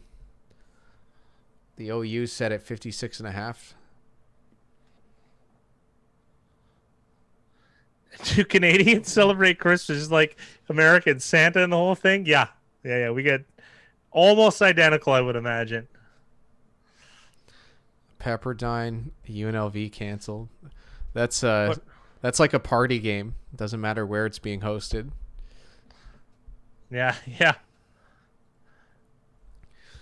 Canada's big into Sinterklaas.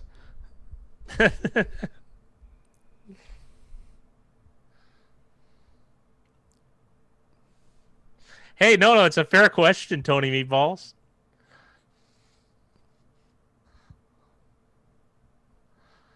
I hate turkey, though. I'm going to come out and say it. I don't hate. Okay, now maybe hate's a strong word. It's not. It's not as good. I don't know why we choose turkey as our meat.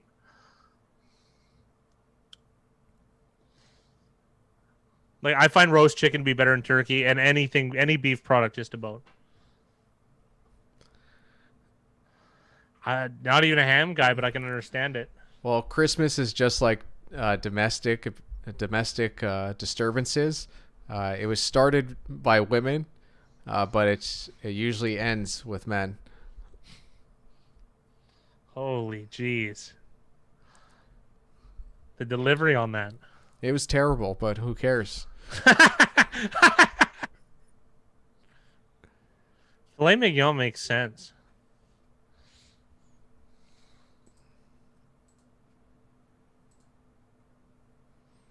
Fat guy, you might have to do a camera adjustment. I think your camera's a little off.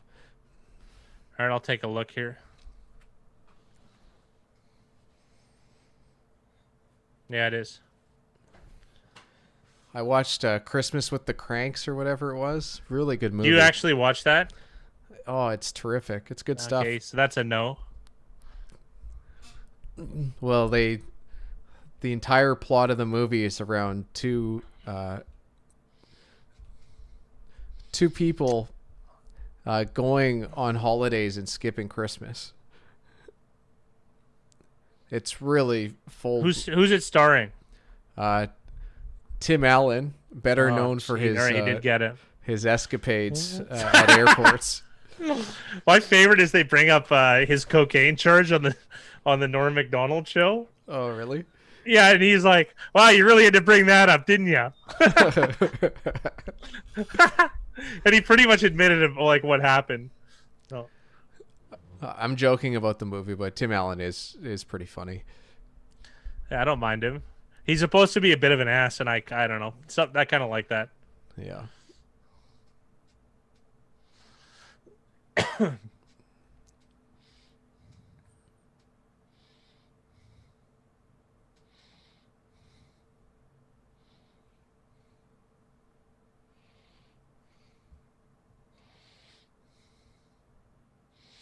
How many times is he gonna?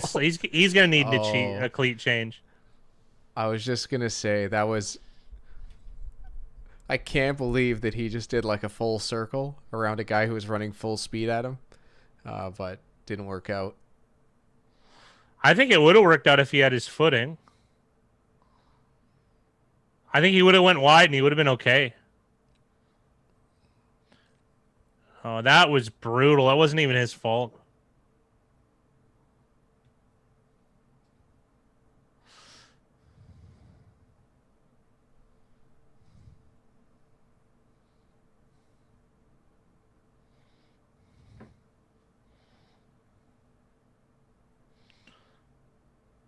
Wow, Dobbins bent in half there.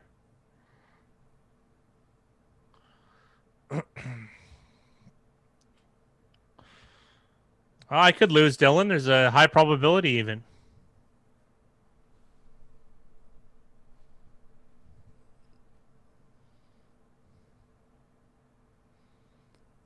Yeah, I did see that.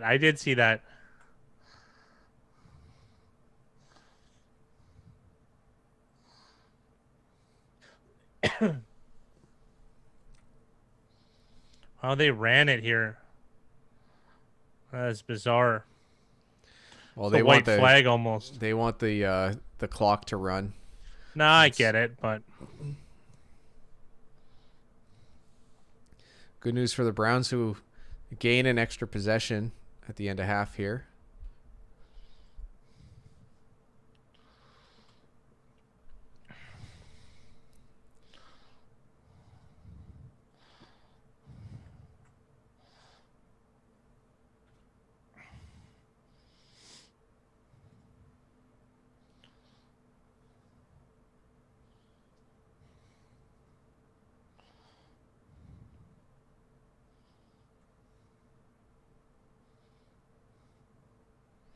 Yeah, the Browns are going to get 2 minutes, just under 2 minutes and 2 timeouts to make something of this last possession, or possibly last possession.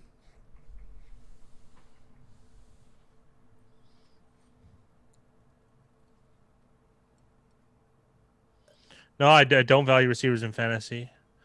And in actual football, not really either.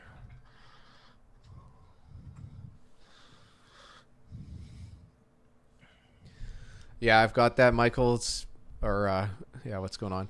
I've got that set up specifically because I've got important information listed at the top, so I got to cut it off.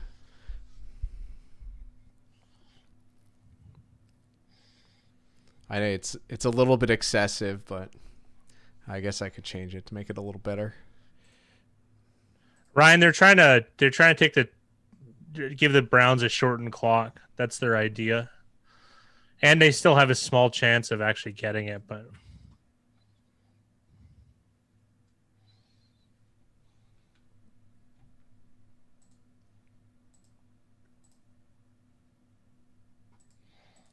Michael Johnson, the sizing of your layout is off. What's this important information? I would imagine that he's probably doesn't want to show a lot of his account information. That would probably be it. I think you can empathize with that.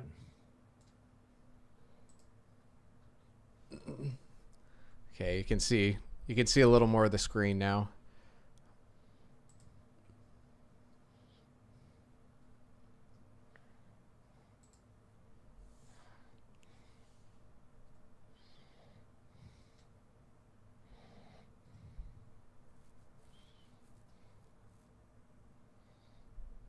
I don't think I would get more viewers, Dylan. I mean, that's a marketing idea.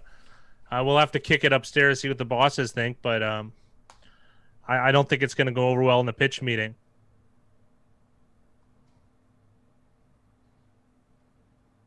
Ooh, a Drew Brees update. Wow.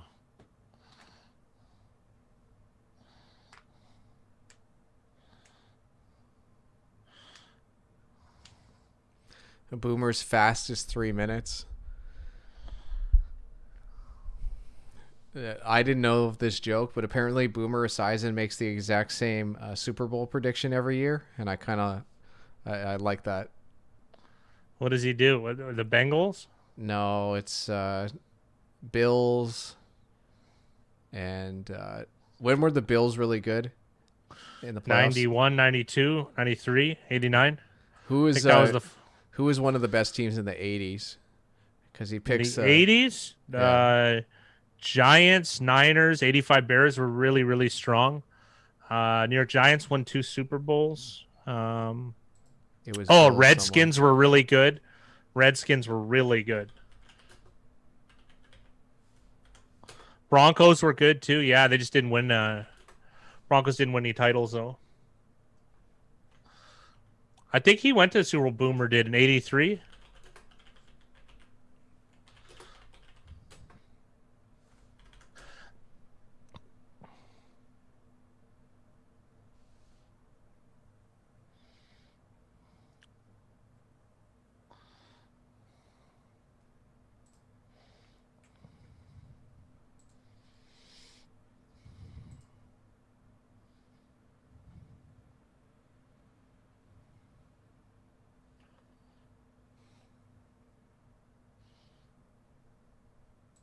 Oh, that was almost an INT off a big pop from 32 on Kareem Jackson. Sorry, Kareem Jackson, Kareem Hunt.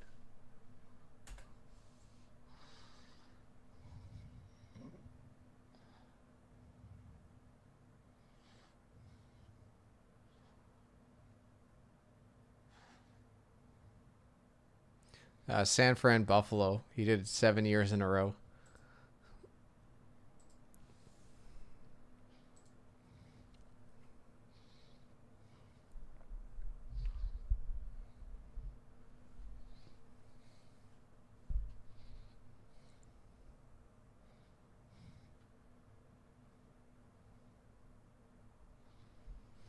I just remember it was like he picked one team that was good in the 80s, one team that was good in the 90s, and then he kept using that as his example as to why.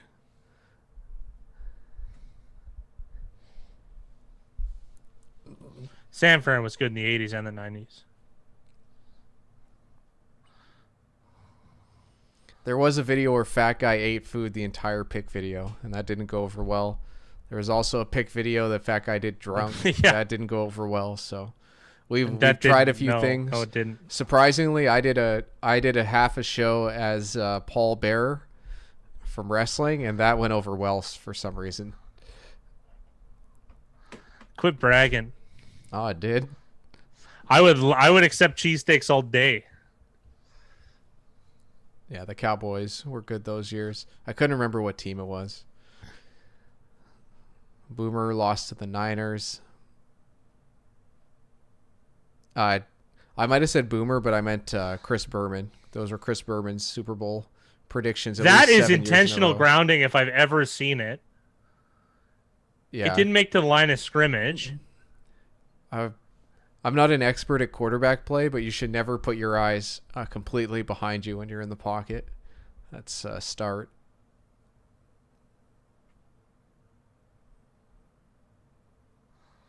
Thank you. No, it's Paul Bearer, and I'm not. It's possible it was the real Paul Bearer. I don't know if it's Big Rye. I don't know why you can take credit for that. Are you from parts unknown? I'm pretty sure Paul Bearer is in the thumbnail. It was a couple of years ago, so you'd have to look at our picks videos. Just scroll down until you find a picture of Paul Bearer. It's in that one. And then Mickey, I was bringing up Chris Berman because he has the exact same Super Bowl prediction every single year. Kind of making a joke out of it because it's like, who really knows who's going to make it? Mayfield with strong hands on that play, but boneheaded play. Yeah, awareness. Yeah.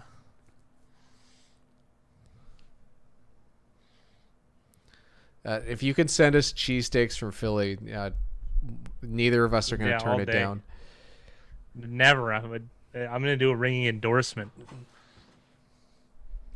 You're not even fat. Get the hell out of here.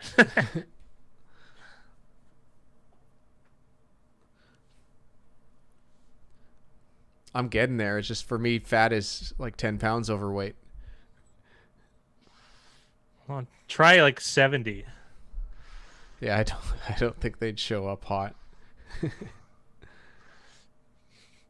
unfortunate.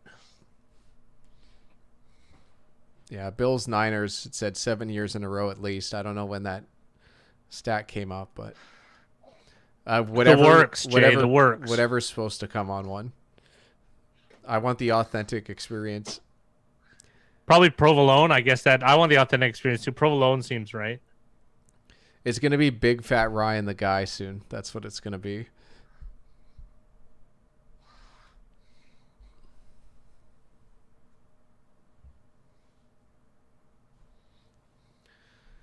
Aren't there some places that do like the nacho cheese?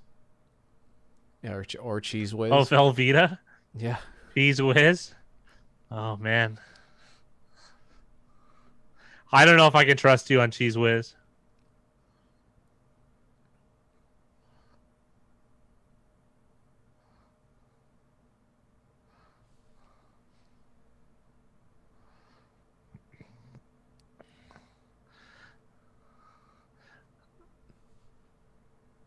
Lamar Jackson.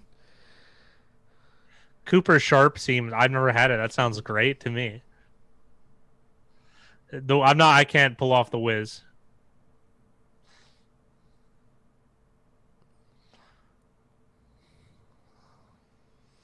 All I know is that anything that has cheese. My or mom bread, was not. Go ahead. Anything that has cheese or bread, I'm in. Oh, that's you. My mom is not frugal by any means, but when we were kids, like you got like Kraft singles. That was really it, because she thought that like good cheese wasn't meant for kids. So then like I obviously developed an affinity for it later. I mean, look at me. But and she had all these expensive ones we weren't allowed to touch. So I guess I'm a little bit of snob because of my childhood.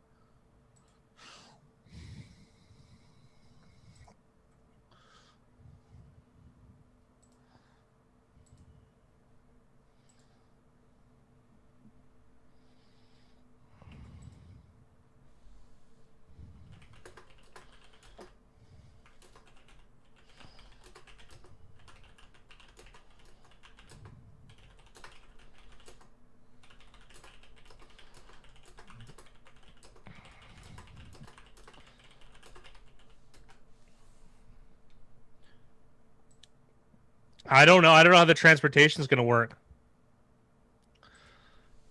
We're going to do an American road trip. This is probably going to be a Vegas meetup thing, I'm thinking.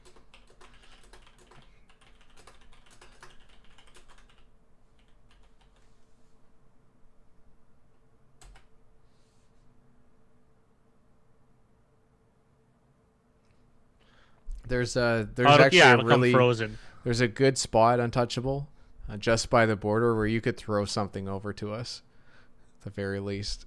But it's going to be a little bit of driving for you. I don't even think he's joking. That's the best part. I love our viewers.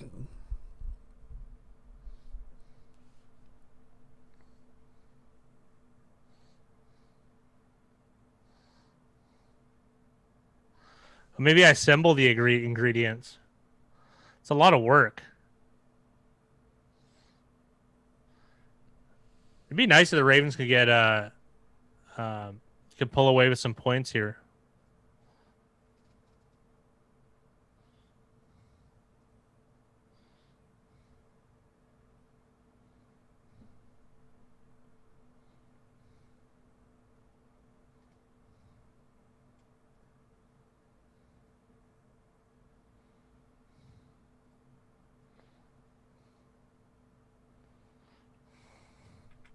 Oh, you listened to it, Tony? Also, like, who knows? Like Fat Guy said, it might not have been either of us. Maybe he stopped in to do the show. Yeah, who knows? Because if you're Paul, what does that make me, Kane? like, what?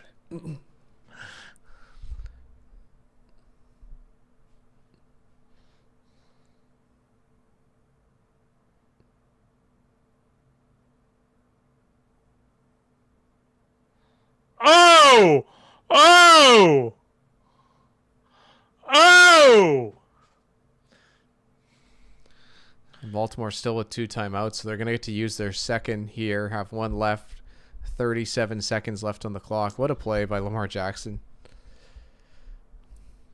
I got a spot, Jay. Yeah, I totally do. I can't believe that the placement of that ball. That was the weirdest play, and that pass looked like it was going to be an interception. Instead, it was like a perfect ball. Wow. Wow.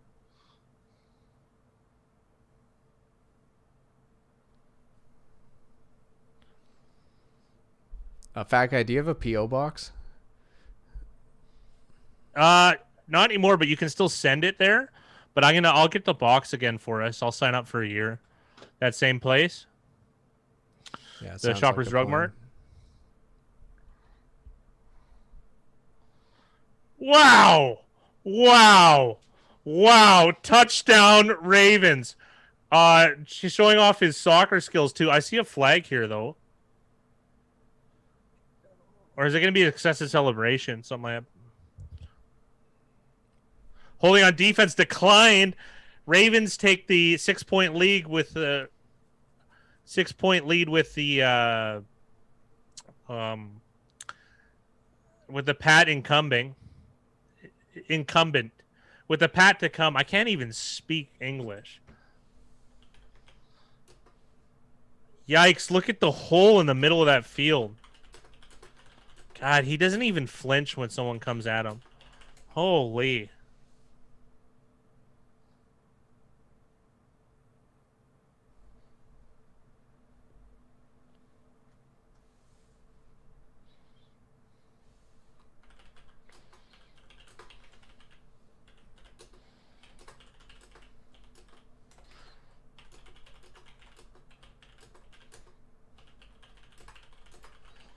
Yeah, he is telling Jalen Hurts, hold my beer. Absolutely. We're from Vancouver, in and around Vancouver, Canada, on in British Columbia on the West Coast.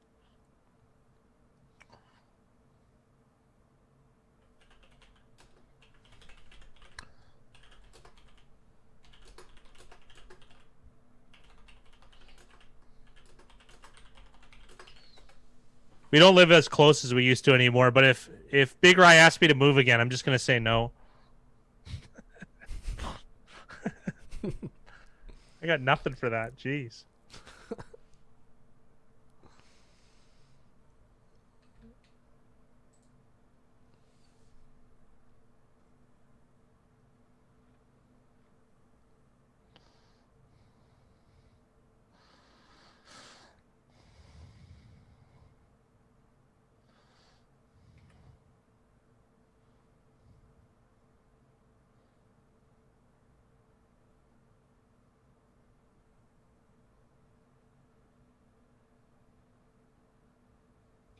Oh, I'd love to have you.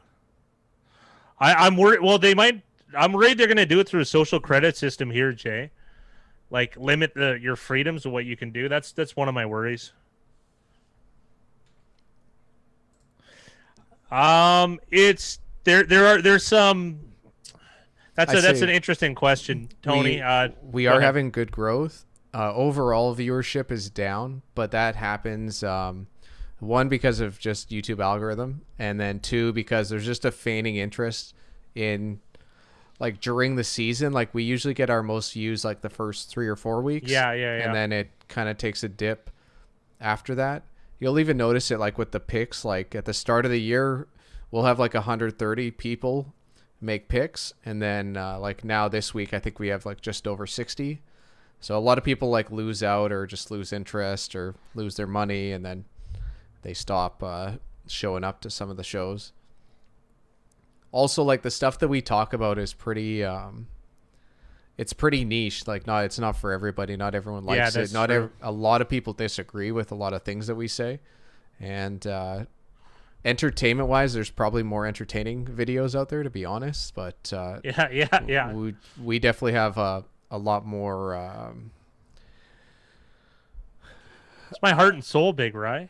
well, it's not. It has nothing to do with you. It has It's a joke. It's more to do with like we take it relatively seriously, even though like we are joking full and make jokes and do a lot of weird things, but like the science behind a lot of the stuff is pretty serious. That's true. So it's we have to kind of have to like there's a thin line between us looking like clowns and us being respected as far as what we're saying. So we try to tippy toe that line. But overall, like subscribers are up. The YouTube membership is great, and people have been Home run. signing up to that because, like, when Fat Guy and I do something like that, we expect no one to sign up. Like we've done things in the past, football related, that we thought we were going to get thousands of people, and we got 2, and they were people we knew. So it's like it's one of those things where we're just happy for any growth, any success, and I think things are stronger than ever right now. I wouldn't say we're happy for any growth. I'm going to disagree with that. I'm happy with the growth we have because, like, for instance, just about everyone in our Discord is part of that niche group that we're kind of looking for, and they have different ideas, and they've, because of those guys, I've had to learn things faster and brush up on stuff, and it's made this more hands-on and more challenging, and I'm really, really happy about it. So. Like I didn't have Discord until this, and then here we go.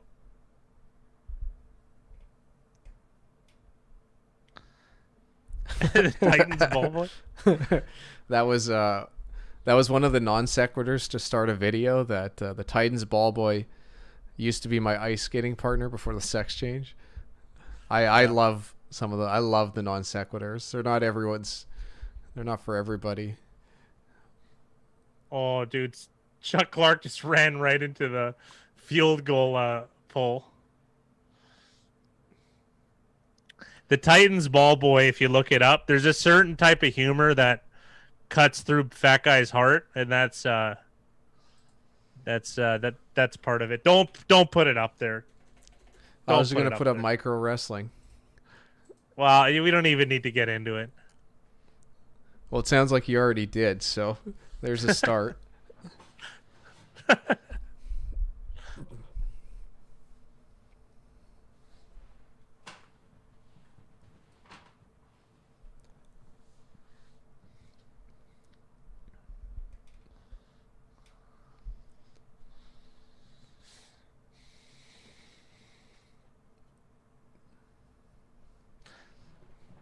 I've already got the non sequitur for this week. It's just going to be whether I can remember to say it. You may want to write it down there, Chief. I've gotten it written down, which is even funnier because I still will forget that I got it.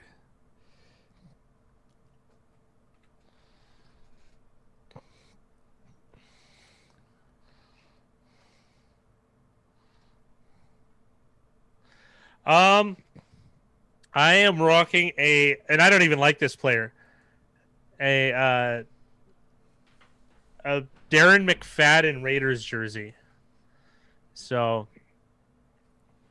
I went to high school with this this guy that was like 5'6", like 400 pounds. So this jersey is actually huge on me. Like, this is about as big a jersey as you can get. Well, he gave it to a friend of mine who was going to an Oakland Raiders game. And then I got drunk at his house and I was too sweaty.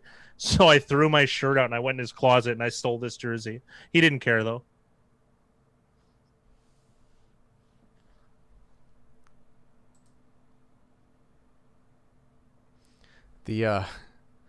I heard about that, Tony. I think that they took down any video that wasn't verified. I don't even know what that means. They probably had some sort of legal issue. I know, like, it was concerns about revenge porn, like unauthorized use of people, and then also too, like, if they couldn't guarantee the age of somebody. I think it's a good move. So, I only read about it. I sound like I have a lot of lot of knowledge, but that makes sense. Oh, he called us the hosers? I think that's fair enough. Great. Who even knows the word hoser?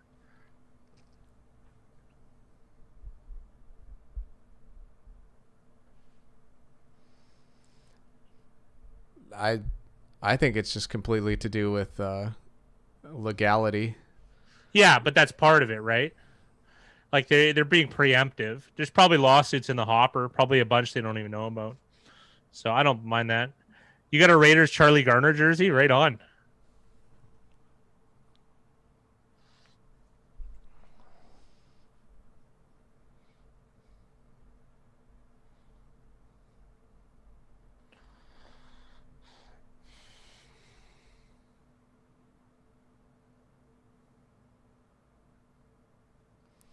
Yeah, I think it's really lame. Like, I don't know anyone that's had that happen to them, but I think that revenge stuff is pretty lame to do. Oh, that's really, really, really tasteless and bad.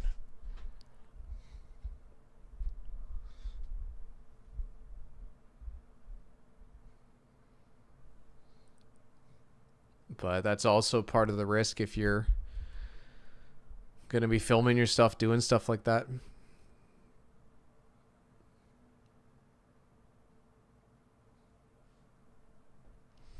What I think is super interesting about Pornhub, and I know you guys have probably heard me talk about it before, is the fact that a lot of like professional videographers are uploading their videos on there because they don't get like the quality doesn't get cut out. Like the video that, like, if the Fat Guy and I make a video and we post it onto YouTube, like some of the quality gets cut down. I know I even saw someone show that someone did this thing where they uploaded the exact same picture onto Instagram 100 times in a row. So like they would upload it, save it, upload it, save it, upload it, save it. And like the quality after 100 times was ridiculous. It just shows how much they cut out on the app. A lot really? I didn't know that. Well, a lot of it's to do with size because they want to keep their costs down if their cloud space down. Oh, okay. Exactly. So a lot of places do that, whereas Pornhub infamously doesn't cut it down. Even that's interesting. Even different sites like Daily Motion and some of those, like ones where usually professional videographers would upload like samples of their work, they're limiting the amount. So a lot of people turn to Pornhub to use as that's a tool crazy to upload stuff. So even like a lot of like pirated movies or like 4K movies you'd find on Pornhub before you find almost anywhere else. That's so interesting. But I'm sure with this change, a lot of that stuff probably got taken off their website because of this. Well, I remember they were doing music videos. Wheeler Walker Jr., the parody country singer, he did he did a Pornhub exclusive music video, and I thought it was funny. Yeah. I don't know. Well, I got another. I don't know if you got this email, fat guy, or if anyone's going to know what we're talking about. But there's this TV show called. I was going to call it Kenny and the Fat Guy. Kenny versus Spenny, which is a very, very popular comedy show and Canadian institution, really. yeah, Canadian comedy show, and the two like their show has been off the air for almost 10 years. Yeah, and they're doing a live New Year's Eve special on. I don't know if it's on YouTube or where it was, but it's like a live show that you have to pay whatever it is. I think it's like $50, and you can like hang out with them for New Year's Eve. It's actually not a bad idea for like for them to do, especially with like COVID. It's not like people can go out and party, so it's I found that interesting as well.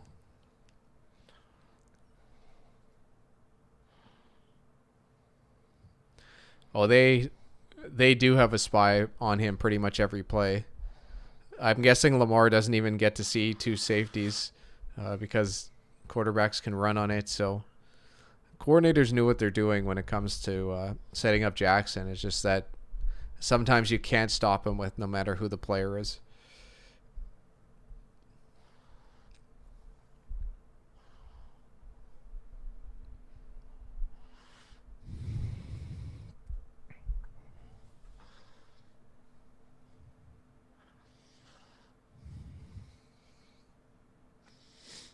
Yeah, I don't know enough about like the inner workings of Pornhub. I'm just talking about different things I've read or heard. We should do that, says Tony Meatballs. I got a feeling that we're gonna not be able to do something like that.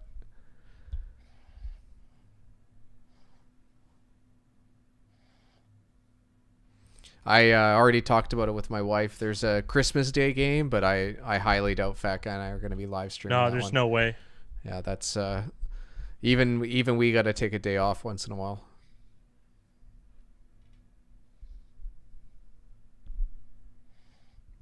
Uh, they don't. I at least I can't speak for Fat Guy, but I don't think they mind. She never says anything about it, so I think she's probably watching period pieces right now, anyways. Probably Pride and Prejudice. So that'd be my guess.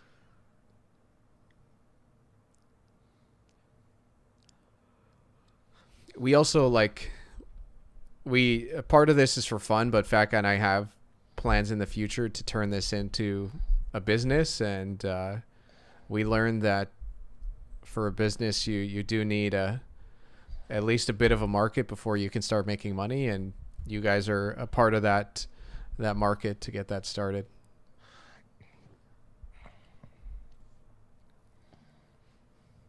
Christmas on YouTube is so 2020. Yeah. Bring the wives on stream. That's not I gonna don't think happen so. either.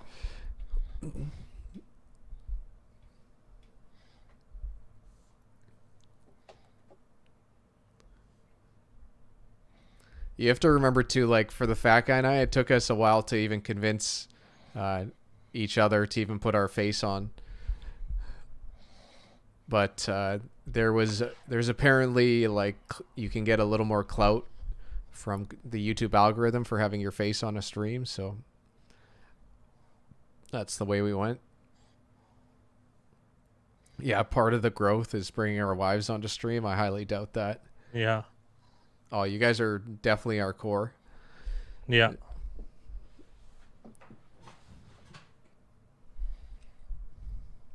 You know, the people that show up to live streams or that join the Discord or both, like those are the core people, and it's a really good indicator to the Fat Guy and I on even like what we should focus on, what should be next. You guys give us so many ideas that you don't even realize, and it allows us to have I feel like a very positive direction to move to make things better for everybody. You'd be surprised, Tony. That's probably one of the only things that I've had success in that department. Well, the odds-on favorite to win. Let me pull this down. Is Fat Zeke, which is Corey, because he's got a 50% chance, which is Yeah. it's I better know. than that right now. What's the live line at? Live line is Baltimore 6.5. So Corey's like he's like 70% chance to win right now.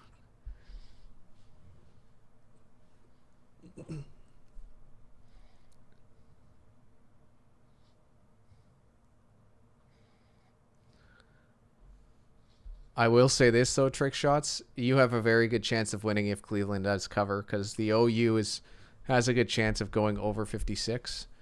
What's the live? It's 21-14. That's 35. Live line Yeah. is 58.5. So if Cleveland manages to come back and win, which is 3-1, so I'd say you've got like a 15%, 20%, somewhere in there. Eric Johansson's got a good point. We agree. We agree. We do totally, lose people. Eric. We're going to be we're focusing right now behind the scenes. Fat Guy and I have been working really hard on all the other sports so we can make this a year-round thing. I don't know if we're going to do as many live streams, like maybe for some marquee games or like heavily bet games. But the live streams probably won't be as often, but we're still going to do videos. Like membership-wise, we're still going to be doing market videos. We just got to figure out if we can find something interesting enough to talk about that's worth people's time.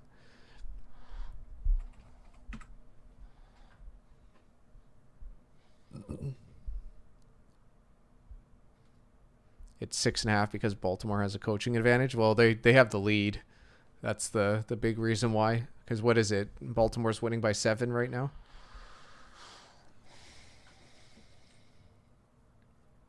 Yeah, it's 21-14. Baltimore's up 7. So live line 6.5. They're actually expecting Cleveland to make a little bit of a comeback, it looks like.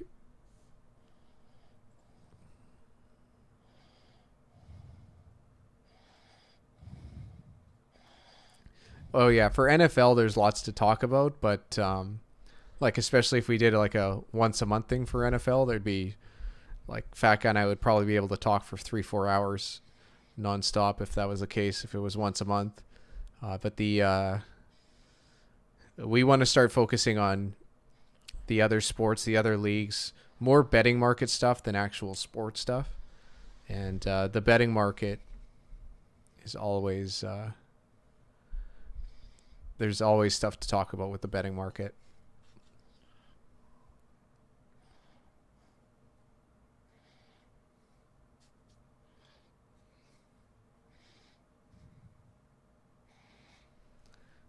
I don't know if it was announced or if it's looking like it's going that way, but it looks like sports betting in Michigan is going to be prevalent in the new year.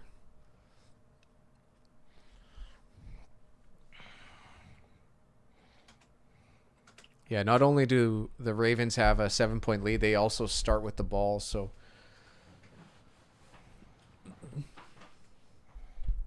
30-minute once a month on NFL. You think that's good, Eric?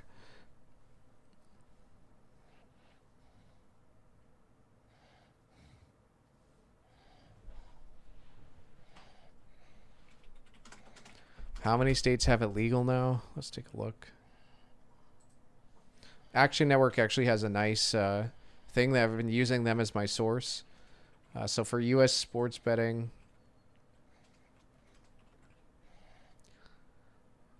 they've got a whole page here. I'll post it because you'll be able to take a longer look than I will right now. But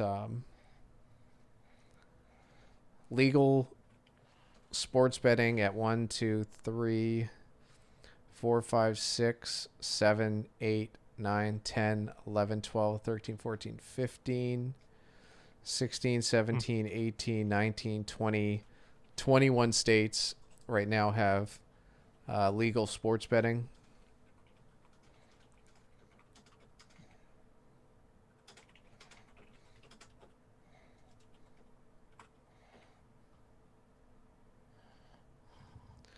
15 have online sports betting, and then recent legislation is yes at every single state. So it's something that is trending towards the direction of being legalized in a lot of places. I think it's just too much of a moneymaker for them not to have it legal.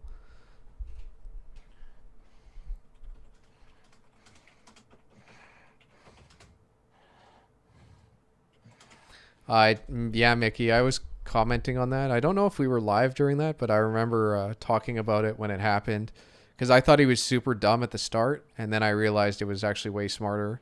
Because I don't know how they're supposed to deal with that. Like, how are you supposed to? Like, the team shouldn't be allowed to use a kicking ball if the clock's running. I already think it's a problem having the refs have to run in and spot the ball like they do without stopping the clock. Because, like, some of these refs are, like, they look like they're in their 70s. I just don't think it's fair. It's ageist. I just don't think it's fair to have them spot the ball and have so much pressure on them. Because, like, there's going to be a game where it comes down to the ref can't get the ball spotted fast enough for a kick or whatever, and it's going to be talked about. I also think that I think they should be way more stingent on, oh my goodness, what a run from Lamar Jackson. I have a lot of issue with defenders laying on players with the ball or just offensive players in general. I think that's not fair as well, and defenders should be called right away if they don't get off an offensive player. Like, and I completely understand from a defensive coaching standpoint. Like, I'd be telling my guys to lay on top too, because I don't think I've seen a flag once. I think maybe one time I've saw it, and there's been times where 4 or 5 seconds roll off the clock because of... Who was that? I was Gus Edwards, but who was that defender? I'm not sure who it was. Who is that defender? That was atrocious. Oh, I would pull my hair out at that.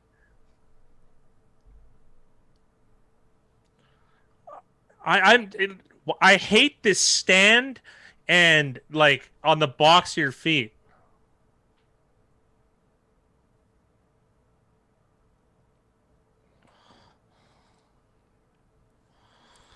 Johnson, number 28. I'm not sure who it is. Eric said today he saw someone win a $17,000 parlay, and then they put the entire thing on a new parlay. That's awesome.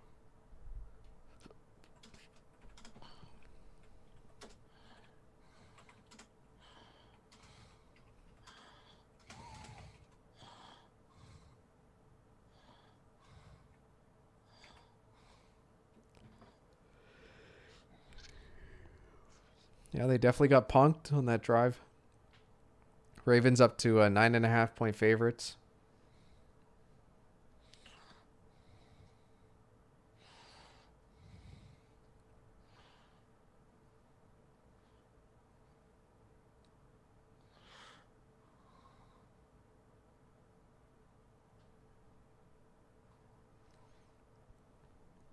Yeah, that was a really impressive run from Lamar Jackson. Gus Edwards too. Gus Edwards looked spry on that run.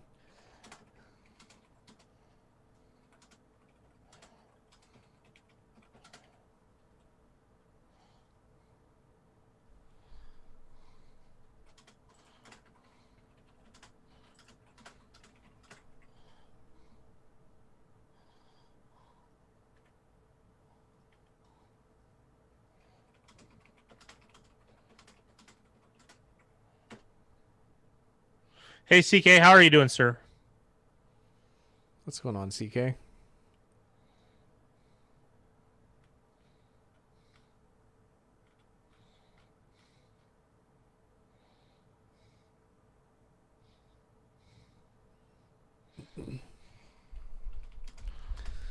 Well, while I'm lighting the loafers, I'm going to run upstairs and grab a drink. I'll be back in a moment. Lighten the loafers. Quit stealing my material.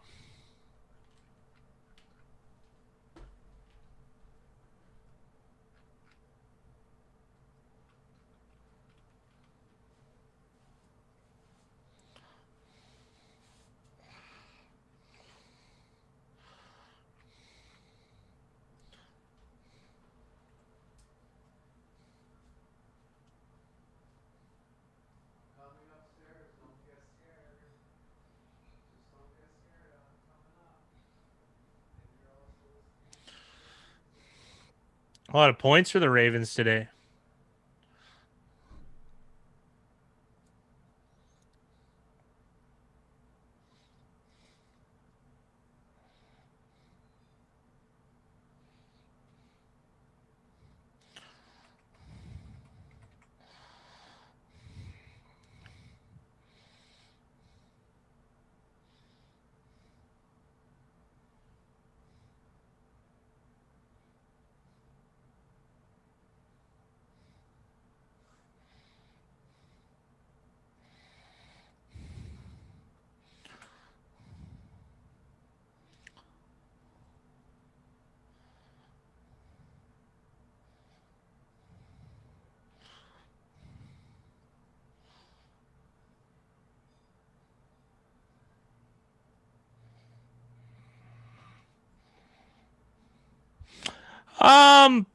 The thing is that I honestly think they've geared the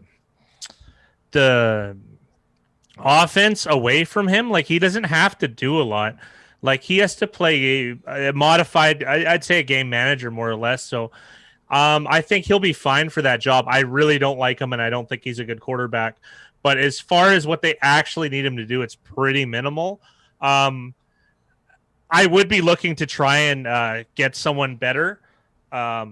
So is he the answer? Yes, but only because of the system, and it can be improved upon. So, like they should honestly be getting a traditional quarterback. Oh yeah, for a Browns quarterback, Jonathan, that's not saying much, right? Like I'd be looking to get a tall, athletic, really smart guy, more or less, and someone that could read defenses and doesn't panic in the pocket.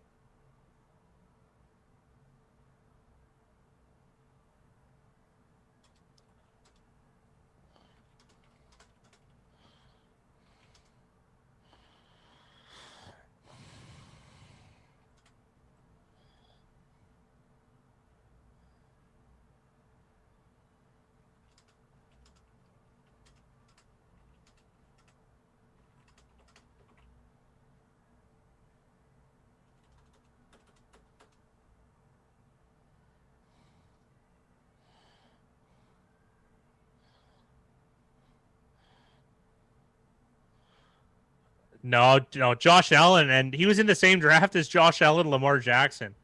I would hardly call him the best out of those.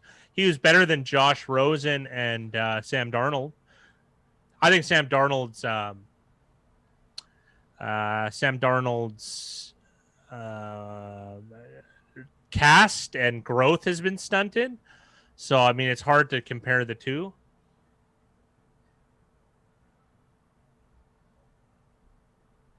God, this guy is so good, Nick Chubb. Oh, past Cleve draft picks, absolutely, right? But I mean, that's not a good measuring stick. Like this, he's a slam dunk home run as far as Cleveland is concerned. But that bar is the lowest in professional sports.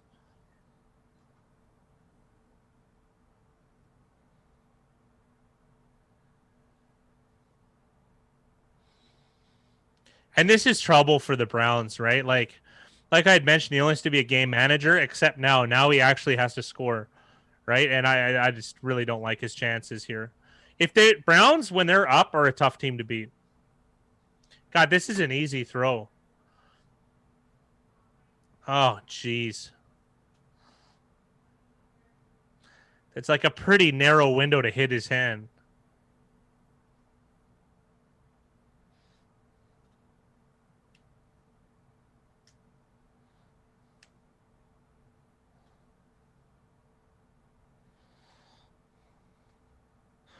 I don't know if Alex Smith is returned to form. That's the tough thing. If it's old Alex Smith, without a question, I would take him unequivocally, and I would pay him way more money, and I would give up another draft pick if I could. But I don't know if he's quite up to speed right now.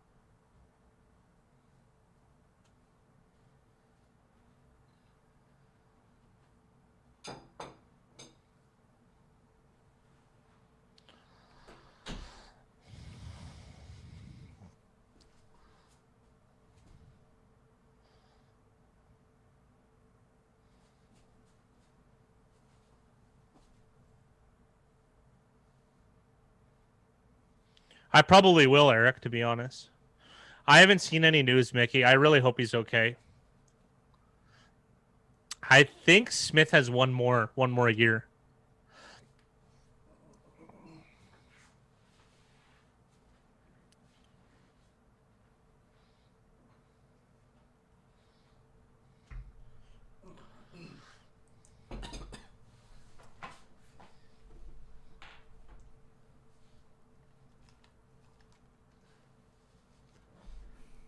God, Chubb is awesome.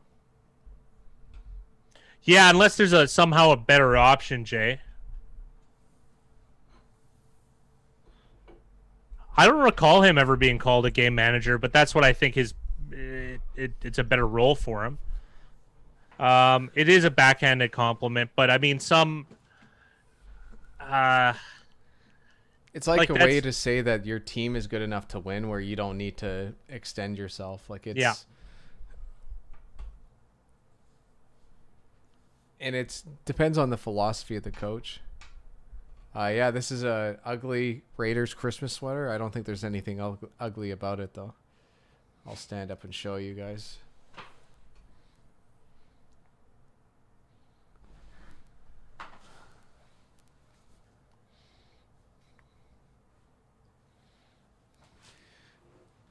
Pretty sweet, if you ask me. You better have pants on. Don't worry, you're not missing much.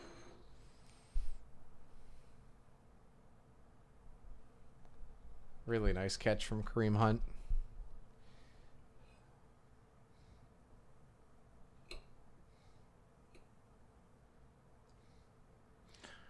That looks like a penalty. What was that?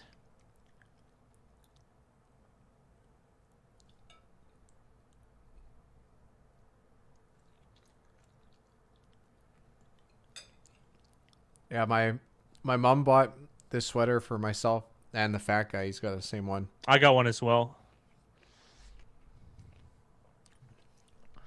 I could sleep outside though. I'm a battery. I don't even have the heat on in my house right now.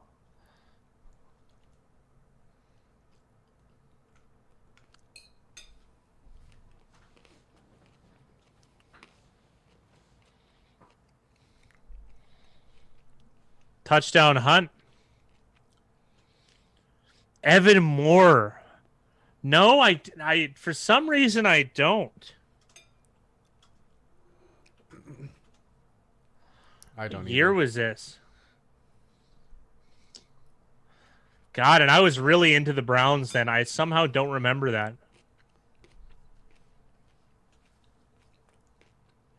Oh, okay. I'm reading about one of his games. I bet this game. So yeah. Okay, now now I'm taking a look at it, and I remember that game. Yeah, he was a third string guy. Yeah. You know him or something? Yikes! Parkey with a miss.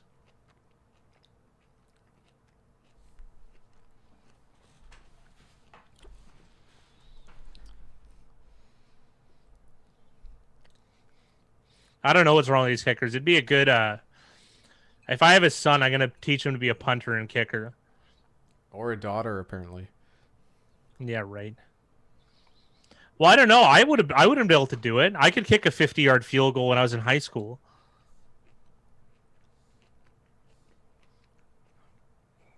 I could punt the ball. Well, I could kick a soccer ball like on net from halfway when I was in high school. It somehow got worse as we got older. You and I lost all our power.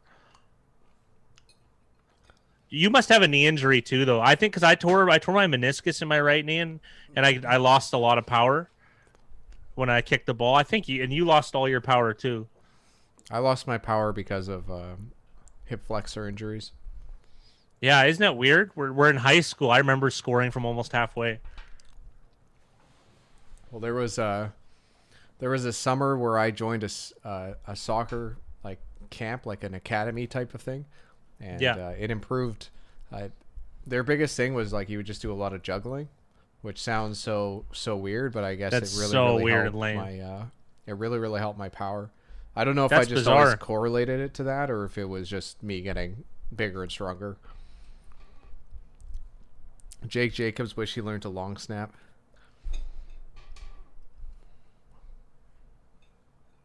Your son has to be a pro wrestler.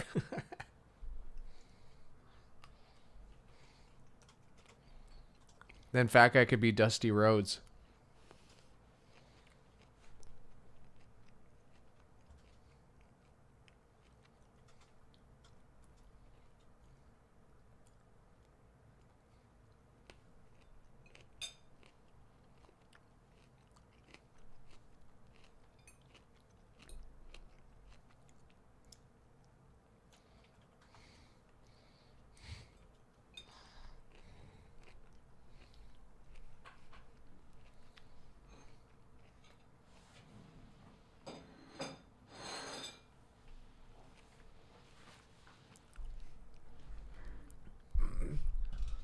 You know, the more I think about it, I don't think I've ever received a power bomb. So I count myself lucky.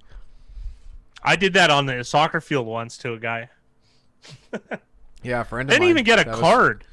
I didn't even get a card, and I literally picked him up over my head and power bombed him. Well, the best part was you pretty much threatened the ref after, and Yeah. he wasn't having any of it. No. Oh Like, yeah, because I said I dare you to give me a card. Let's see. You'll see what happens, and then he didn't. So that was kind of my MO, though. I was a jerk. That was the year fat guy got us expelled from the league. Did I? No, I'm just making a joke about that kid who like speared the ref in the football game, in the high school football game, and then his team got. Yeah, exactly. I never touched a ref. I only ever verbally threatened. I never actually touched one.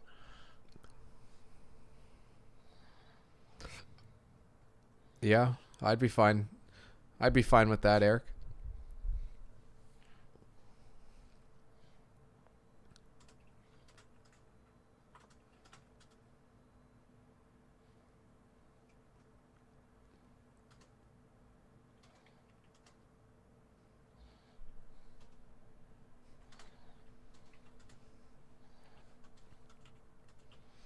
All right, so the Ravens are up 8 with still 23 minutes to go in this game.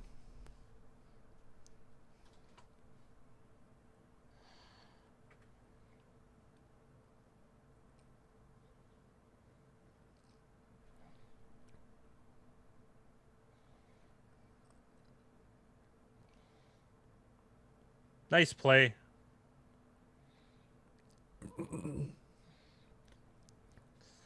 No, I can't. I haven't been in too many actual soccer fights or sports fights.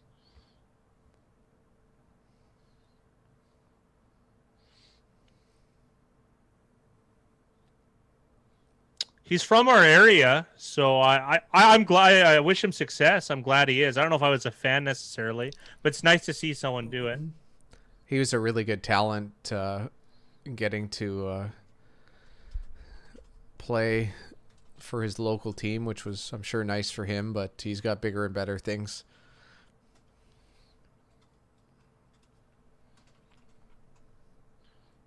I don't even know how he's done lately. He's playing for Bayern Munich. I don't know. It's just unbelievable. But is he like actually playing? Yeah. He's been getting regular playing time.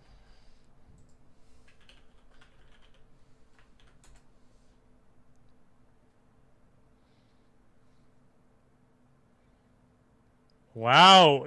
Jackson seems unscathed.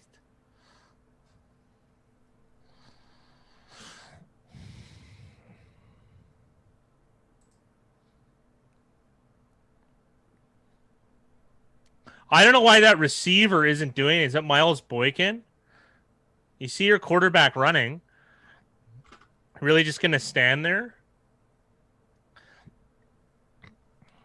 I would have put a hit on that linebacker. That would have been my play on that.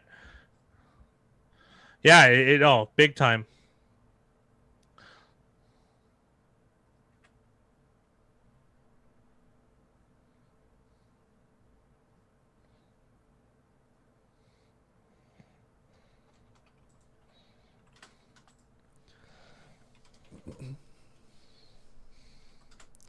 He's been starting every game. That's good for him. I'm happy for Alphonso Davies.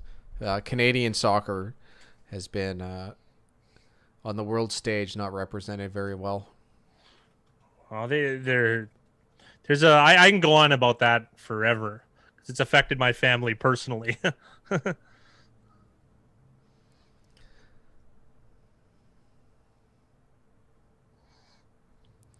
Uh, Eric, not only do we know about it, we've experienced it firsthand. I don't think that's just a South American thing. Yeah. Oh, yeah. I used to grab people in the junk when I played. I'm not Uh, gonna no names will be announced, but let's just say there was a coach at one time who taught very young players to do that exact thing, Eric. well, to punch people in the johns. Yeah, when you're changing direction.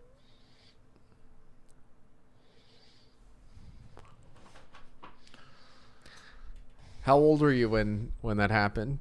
When that was taught to you? 8 or 9.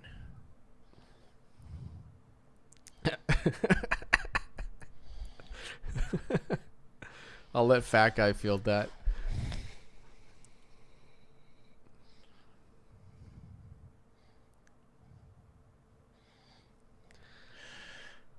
Yeah, I actually did grab him the soft entry points.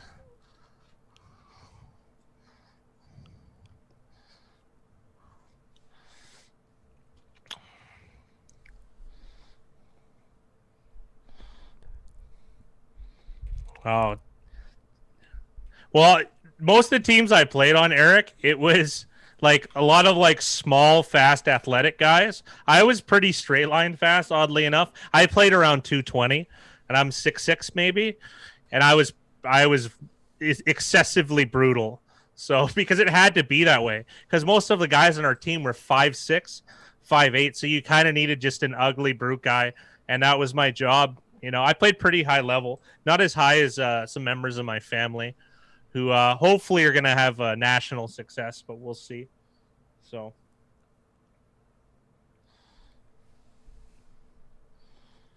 no, I was a cam. I was a CAM because I could kind of shoot from anywhere more or less, and I was a really big heading threat. I was a big aerial threat. So, I was a dirty player though, really mean dirty. Fat Guy was like half a foot taller than almost anyone he played Yeah, soccer yeah, yeah. against. And I was very physical player, so I elbowed people in the face and I'd bump knees on purpose. I was bad. Remember we played those old guys and they wanted a piece of me in the parking lot? That was the best. Because I totally creamed that one guy. But you know what? I had to though. Our whole team was 5'6" and 5'8". There's just that was the way sports went. So mind you, it's still soccer. It's not like hockey. Yeah, I scored lots of goals, Tony, but my goals were always ugly. Always ugly. But whatever, it still went in.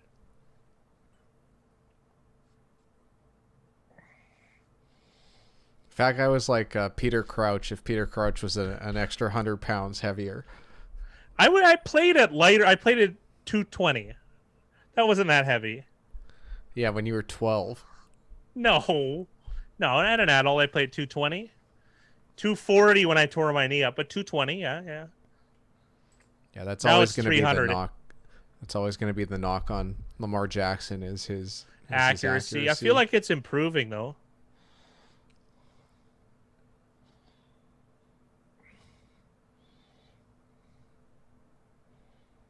Yeah. Jay put in Discord what it looks like me playing soccer, and that looks about right now. No, I was never a good defender. No. Oddly enough, yeah, it was. I was an anomaly. I was 6'5" in the 10th grade, so I played a year up at the highest level. So there were a lot of guys at Sandbag that came from other countries. There was an Egyptian guy that said he was 16. The guy had to have been 23. He had a full beard when we were 16, 15 years old. So there were a few of those, and I was the same size as them, but they were men. So it's not like there's still a difference between a teenager and a man. Try explaining that to the courts. Yeah.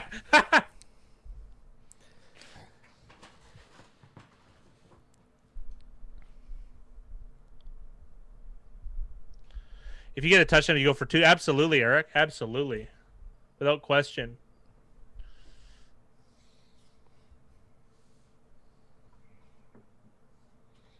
No. I'm Canadian. We never played. So.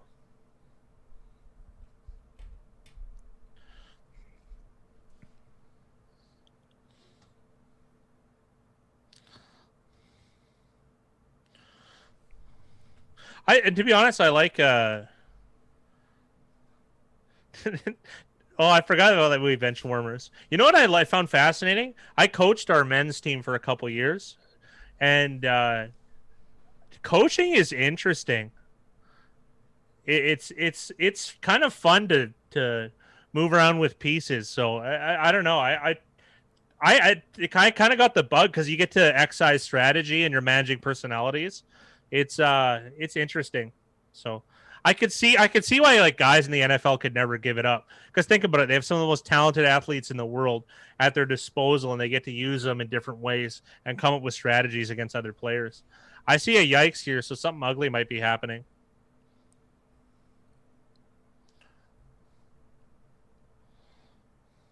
Oh! I sound like I'm from New Jersey. 1 yard short for Baltimore's defense. 3.5. It'd be close for me to taking the Browns. I really like the Steelers early in the market. The Ravens. Or the Ravens, sorry. I don't know why I said Steelers. I like them too, the Steelers, in the later market. I like the Ravens, the opening line. I said it in our membership only open line video. This happens to be the one I might have been right on. This game's not done, by the way. Look, Tyus Bowser. Where do they get these linebackers, man? Every year. Zadarius Smith, who's like a DN too. Matt Judon. Tyus Bowser. Who are some of the other outside linebackers that they've had to let go? I feel like I'm missing 5 or 6. And that's since Terrell Suggs. Yeah. Pernell McPhee, yeah.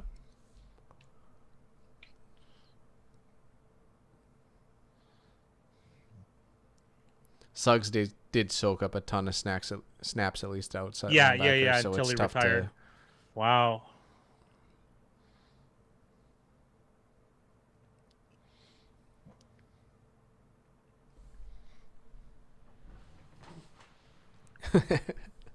There's no such thing as way over. There's over, and that's it.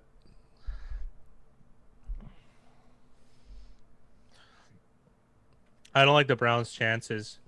From here out.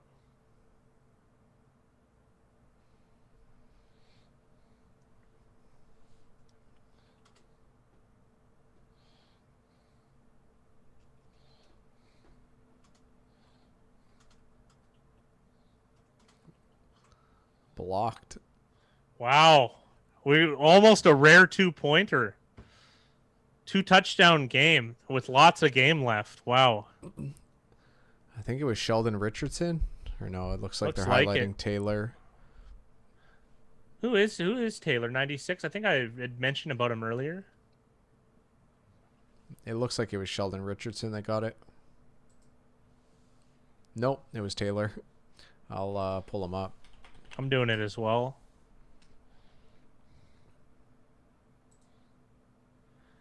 Vincent Taylor. So I guess he's filling Larry Ogunjobi's spot. 6'3", 304. I've noticed him today, so I mean that's got to be a reasonable performance. So he was a 6th round pick in 2017 to Miami. He was waived, picked up on the practice squad by Buffalo, and then waived in September and picked up by Cleveland. Yeah. Wow.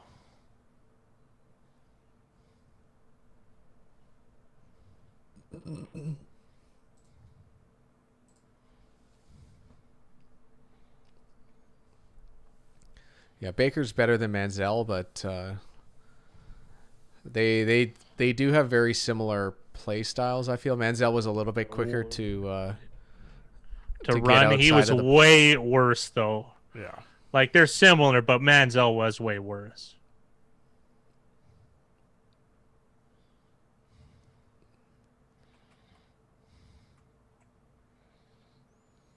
For NFL quarterback, being in the right place at the right time definitely helps, Eric. But they've got to do their own work to make the most out of it too. I will say this about Baker Mayfield, and I don't even know if this story is true, but it's something that I heard, and they were talking about they were doing like the exit interview process, like at the end of the season, and they were asking Mayfield if he was going to work with like a quarterback specific type coach. Like I know they keep bringing up Jordan Palmer as kind of as like the pinnacle of Tom House. Tom House is another guy that the fat guy brings up, and he just straight up said no, which I always found weird. Like at least turn the stone over, peel the onion, that sort of thing. Like I want to know what he's doing. Well, we know the answer. He's filming commercials, but I want to know what he's doing during the off season. That's what he does to improve his game. Well, it's closest to without going over true or false. So if you have the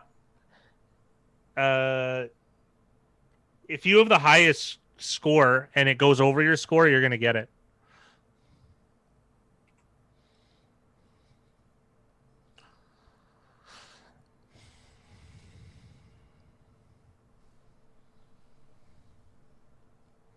Yeah, banging his wife. That's what he's doing during the off season. That's probably why he doesn't get any better. Jackson's glad he stayed away from the under.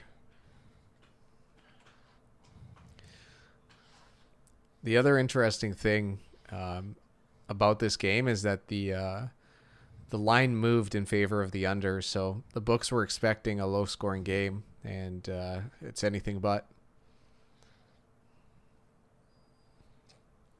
But the books did move the line in favor of the Ravens, and so far that is looking like a strong play for them to get more bettors on Cleveland.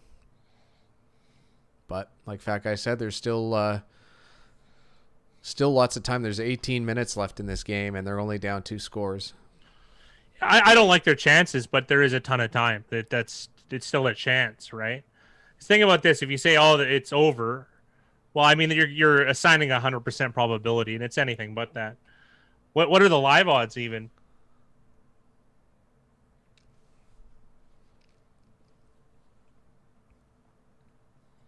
Sorry, I'm just taking a look at True or False asking about the.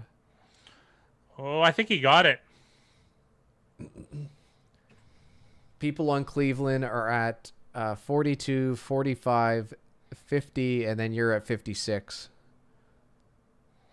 Oh, you would win the tiebreaker, assuming it is tied. Yeah, but Cleveland has to cover. So right now, Corey Andy's in the lead. With the Baltimore win, he's going to be sitting on top alone at 11. So you need Cleveland to come back. If Cleveland comes back and wins, you're going to win trick shots.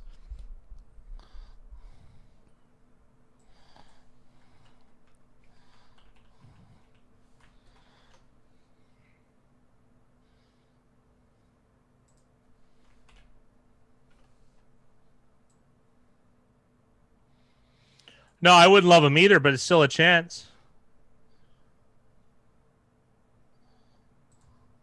That's an interesting idea, Jack.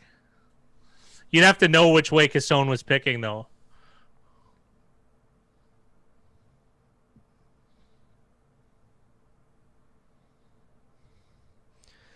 Jackson, if you wanted to optimize your strategy, you would try to pick opposite of whatever Cassone picks from here on out.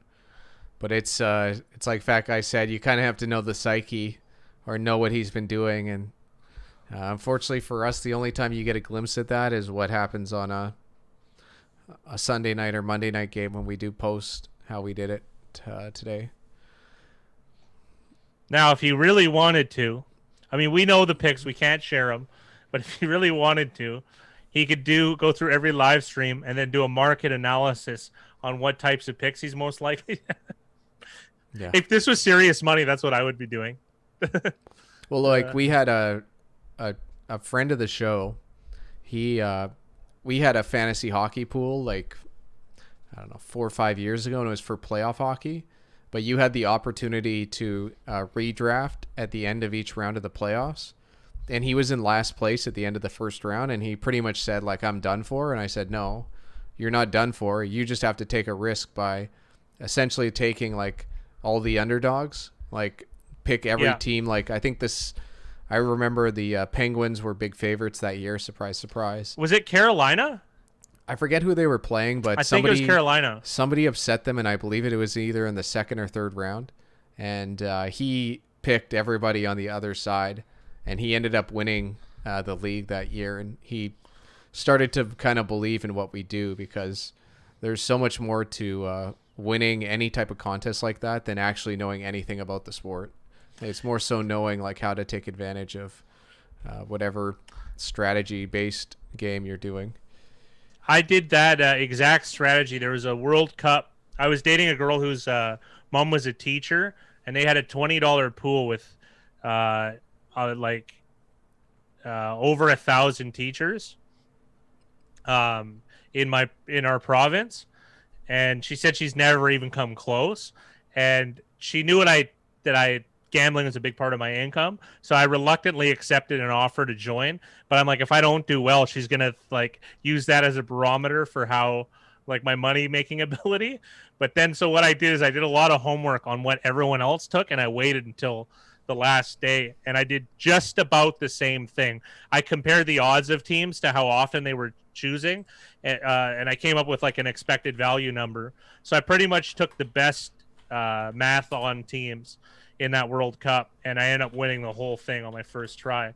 So we're cherry picking the best examples of how things like that can work, but there's a lot of opportunity in those types of pools and things like that have low rake, and usually those pools have no rake even, because it's illegal to have rake. So there's a lot of money to be made on those types of things. So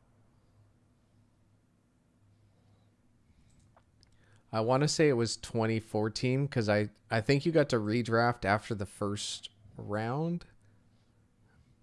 So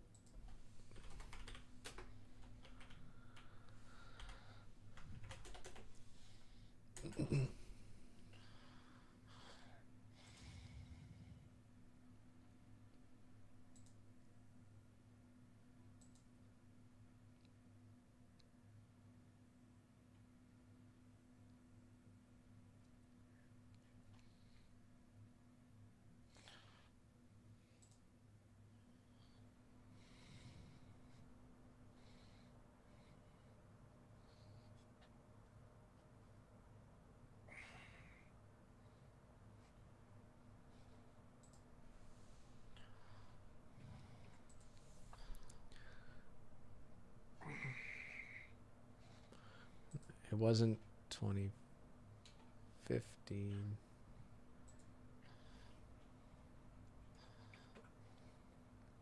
It would have been 2014. So Pittsburgh ended up playing the Rangers in the second round, and they lost to the Rangers in 7 games. And so he went heavy on Rangers players. So guys like who was on the Rangers at that time?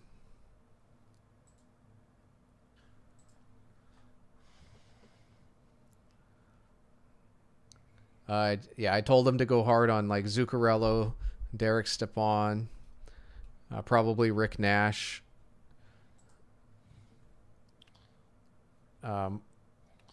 Apparently Martin St. Louis was on that team. So he did well, mainly in part to the Rangers upsetting the Penguins in that game, or that series. it was Penguins who, sorry? Rangers that year. And it wasn't just the it wasn't just about him picking Rangers, but it was because so many people in the contest had Penguins players. So when the Penguins ended up losing, he had more players to go into the third and final rounds.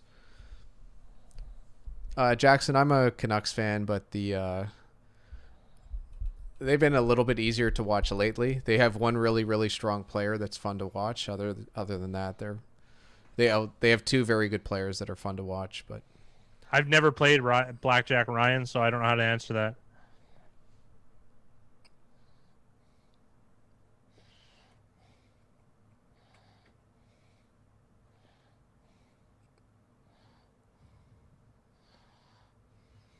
what did they challenge? How many players were on the field?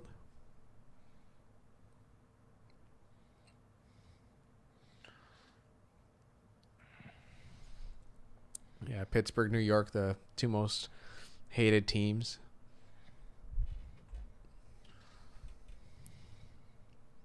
Just depends where you're at.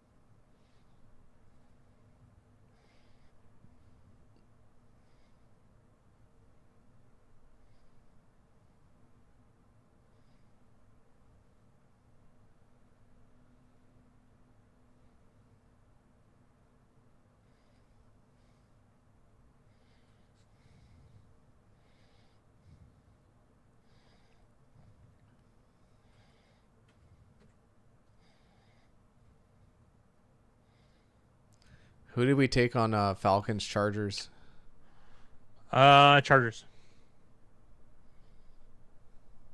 That was a big bet for me in real life. I don't think blackjack is the best gambling. I don't think at all.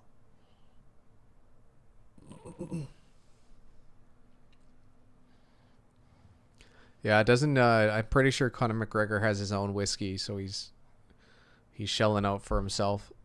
Yeah, I don't blame him. Yeah, it would proper 12 or whatever. It makes sense that it's more popular in the U.S. Like it's hard. It'd be hard to convince the Irish to trust him in whiskey. At least that'd be my opinion of it.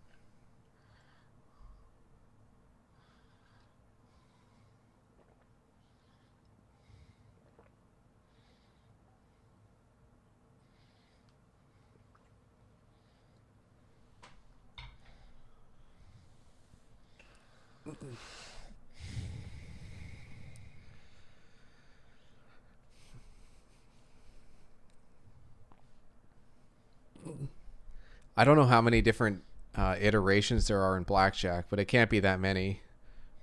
I feel like you could probably learn blackjack in a couple of weeks. And really, I think everything is probably actually quite simple, but there's probably a few different plays where you would do one thing over another. Connor got offered $50 million to box again.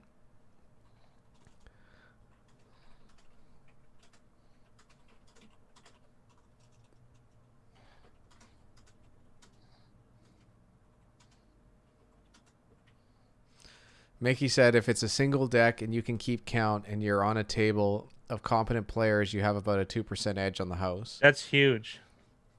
Do you even yeah, I was just going to say, do they even offer single deck blackjack anymore? I figured it was all like Probably native casinos. it's hard for the books to keep a game on the floor that could possibly lose the money.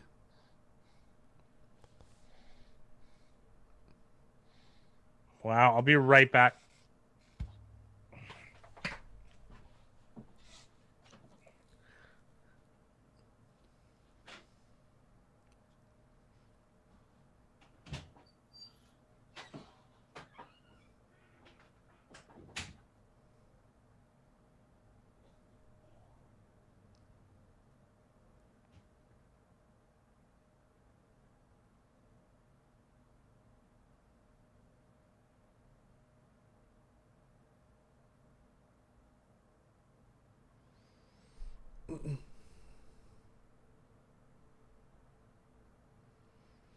So it's going to be third and long here. With the amount of possessions left in this game, I don't think the Browns are going to be attempting any more field goals, so they might have two more downs on this. It's going to be 3rd and 8.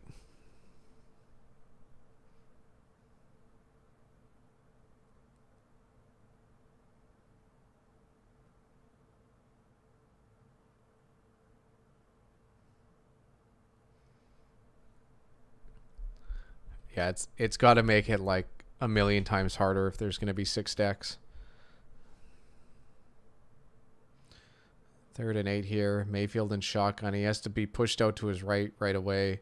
He's going to run for it. He's going to be definitely short. It's going to be like 4th and 5 or 4th and 6.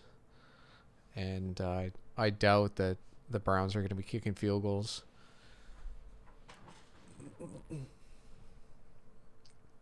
It's too bad they missed that one earlier because they also missed the extra point. So really 4 points left on the board for the Browns. With those 4 points, a field goal here would make it a 7-point game. So that it really does hurt them. Kicking has just been not terrific. I'm guessing Baltimore's too many players and they probably took a timeout.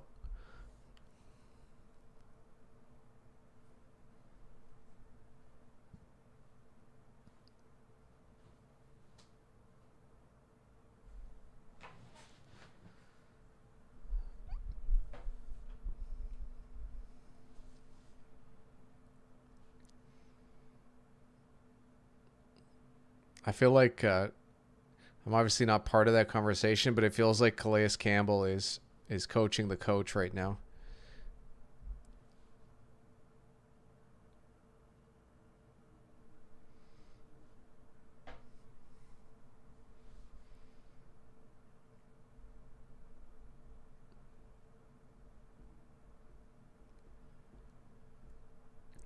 It was too bad that the Browns couldn't get that snap off a little bit sooner, but fortunate for the Ravens that they were able to get that timeout called in time. 4th and 4 for the Browns.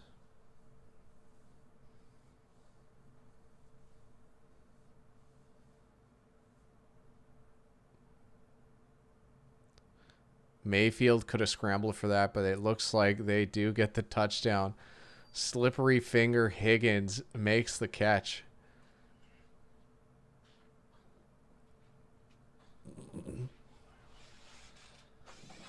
Wow, they got a touchdown? Yeah, 4th and 4, and they managed to get the touchdown.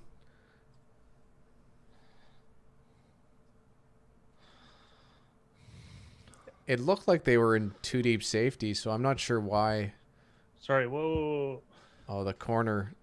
Marcus Peters fell down. Analytics say go for 2. What's the score? 34-26. So they're down 8. Oh, Marcus Peters got injured on the play or cramped up.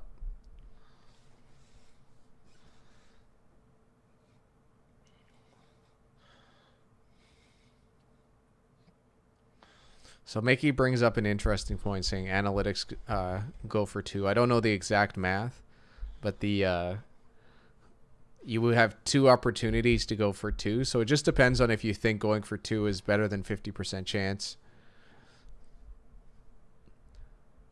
The interesting thing now about singles is what's the percentage of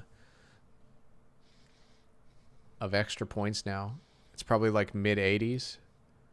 I was gonna say low, like 90. I think it's lower than that, to be honest. I know I just feel like we've been like we have like shock bias almost. It's not a real thing. I'm but just talking about what the results have been so far, because it's a big enough sample now where it's pretty accurate to tell. No, I think we're over. Yeah, I understand what you're saying, but I'm saying I bet you that we overestimate how bad they are. Like they aren't as bad as we think, because we see a lot of them, but they stick out. I could care less about what I think. I don't care what I think. I'm talking about what the actual results have been. Yeah, but do you know it's 80 something? Like yeah, that's what. You do. I've seen it before. I'm just looking up to see.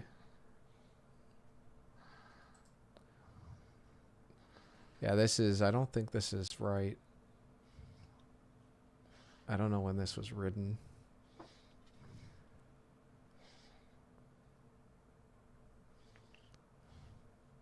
I like how we don't get a date on this.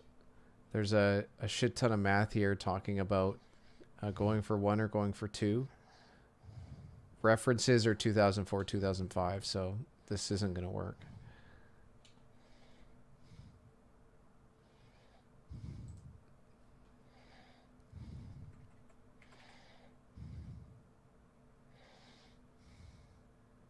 And the Browns are going for it.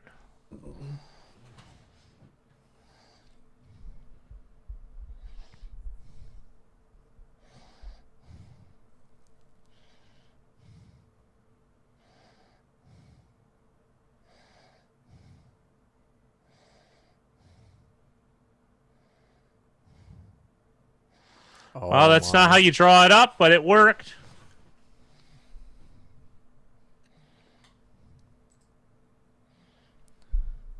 Well, you can tell Stefanski's on the cutting edge again with this decision. Like, I know it is a good result here. But it's the choice even going for it.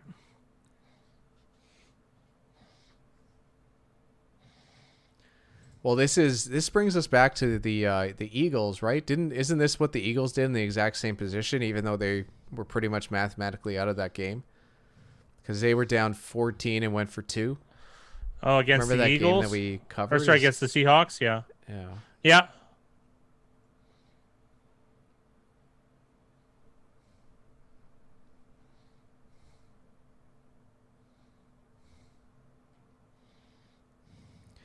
So they're saying that an extra point is good 94% of the time. So it's way different than I thought. And the 2-point conversion is 48% of the time. I don't want to say I told you so, but Well, it says which are the league average rates since 2015. So actually, this was oh, all that doesn't make sense. done before. So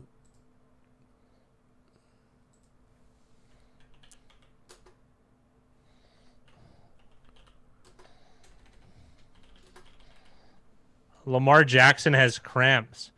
Wow, my fantasy outlook is I was there. I didn't need much more from him.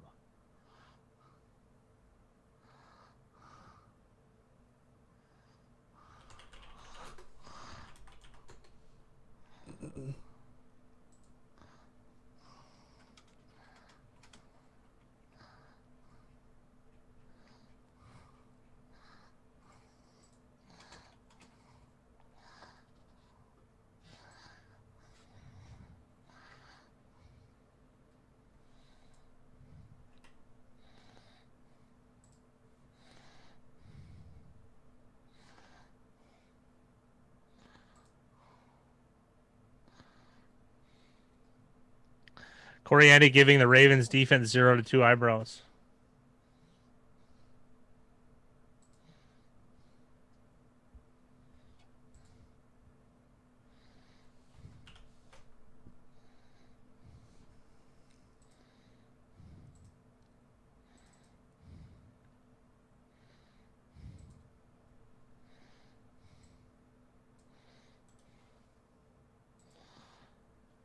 Did have a fantasy about Lamar Jackson cramps. Cramps? Like, come on, you can figure that out.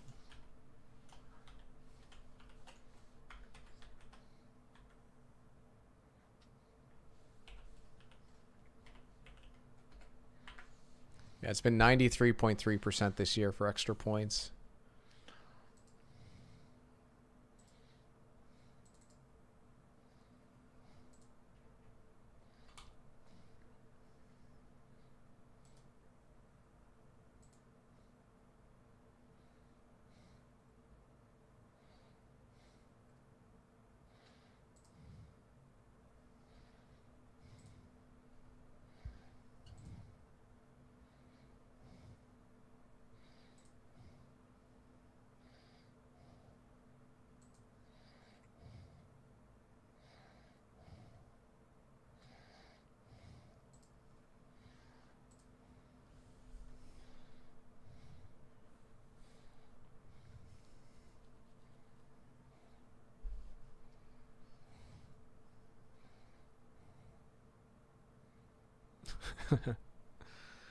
Yeah, it sounds like the fat guy's having fantasies about Lamar Jackson's cramps. Tell him to drink cranberry juice.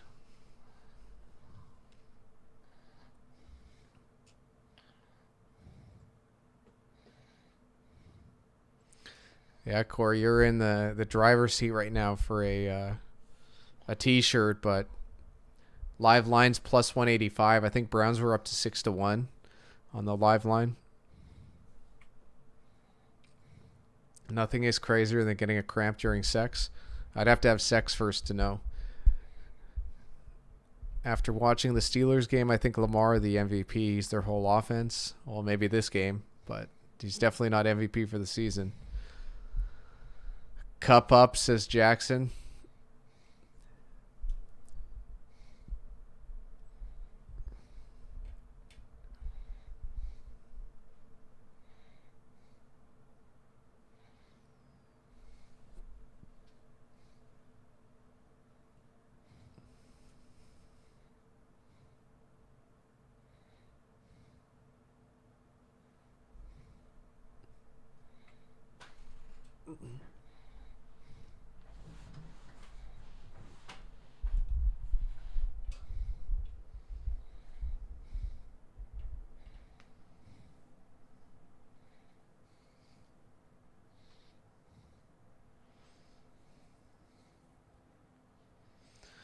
Oh, nice. Ryan Johnson took Brown's second half money line. That's looking good.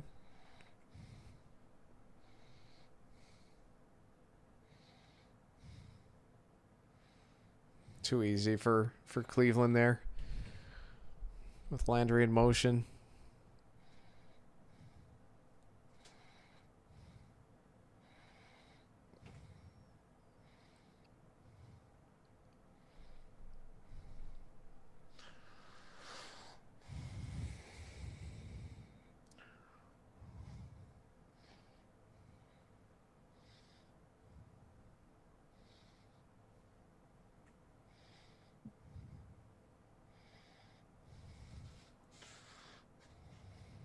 How many more points are you down for Like Lamar 10 Jackson? or 9.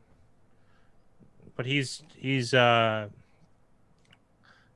having a lot of success. Well, if the Browns score, it's going to be even better for. Yeah, I don't know if he's coming back though. I think so. If it's a cramp, he's coming back. I think the Browns are for real whether they win or lose. I don't think It they doesn't have matter. I don't think they have to win to be taken seriously. They're 9-3. Chance to be 10-3 after this game.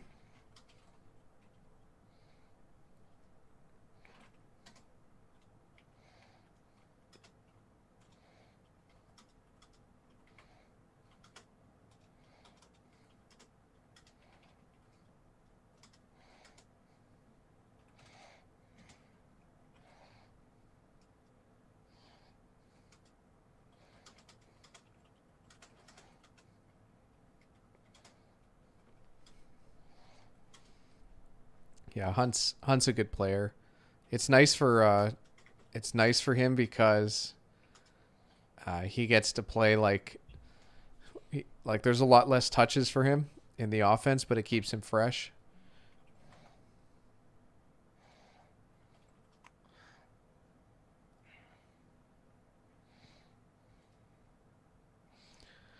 Yeah, Max, I think he had cramps.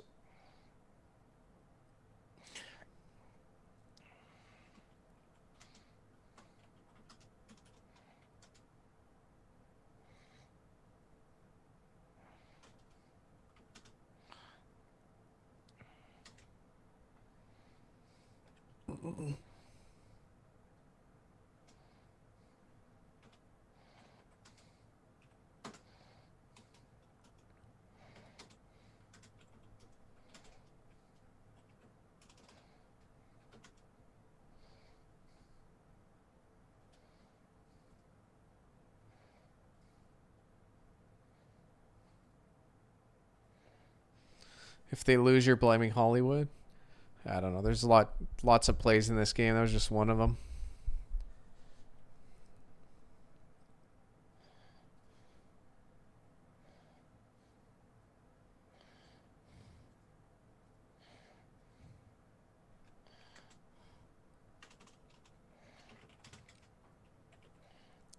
Well, I don't think that's going to lose them the game. Like the Browns left 4 points on the board, kicking 2, so it's not. I don't hear people blaming about the other side, right?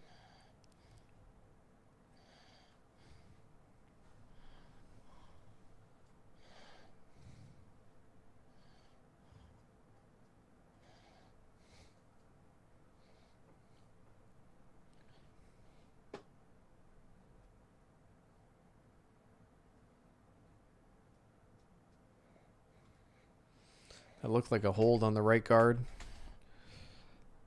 but I don't see a flag.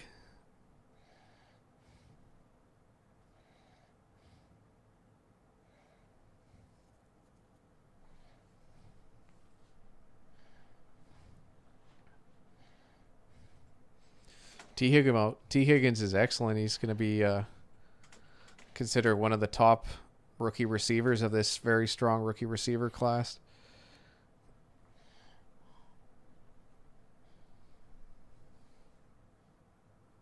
God, this guy is so good, man. The best inside the tackles running back in the NFL.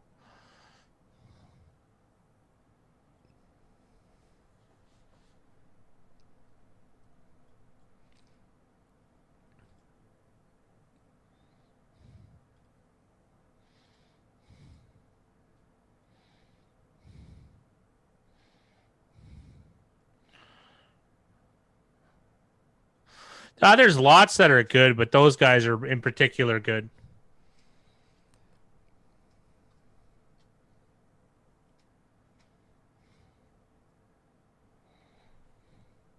Can Trace McSorley bring us the money? Well, the Browns aren't there yet.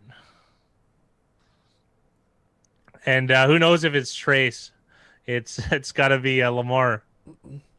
I think Peoples-Jones has been more effective than Beckham for the Browns, to be honest. Beckham or Landry has been their best receiver. Oh, and how much are they paying Peoples-Jones? He's a 6th round pick. He's getting $400,000. You want to tell me that Beckham at $20 million is what 200 times better than him? I haven't heard any of these songs, and I'm fine with that. Or sorry, 20 times. I got it all wrong. It doesn't matter. That's $400,000. No, 50 times. Whatever.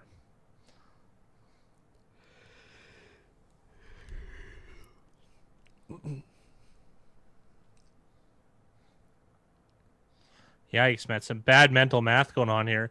Tony is preemptively telling us of a touchdown.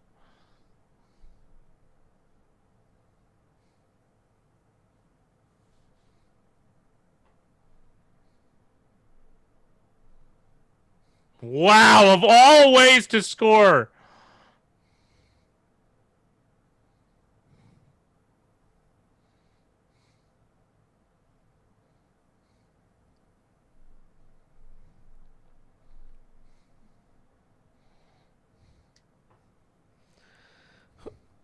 Not only is there plenty of time, Cleveland somehow has come back to tie this game. There's still 6:30 left. They have a point after try. A 93.3% chance to take the lead. Yeah. I don't know, though. I think with conditions, there's it's a little different. Well, and don't forget, there's a stream, Eric, so we have a couple barriers, and it's a Zoom call. Wow.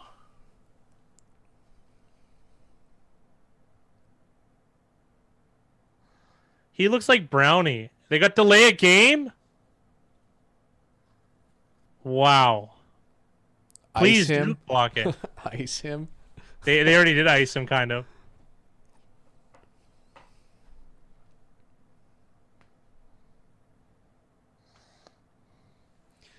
Yeah, there's 2 delays. There's the delay for the YouTube stream, and there's a delay for us. We're watching through our TV through our computers, and there's a delay on that stream.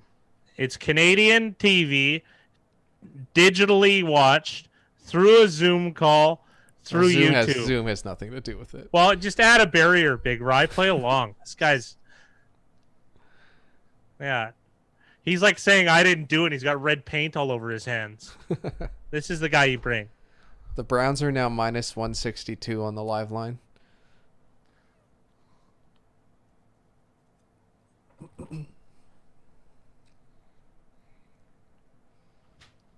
They haven't made it very clear if... Hello.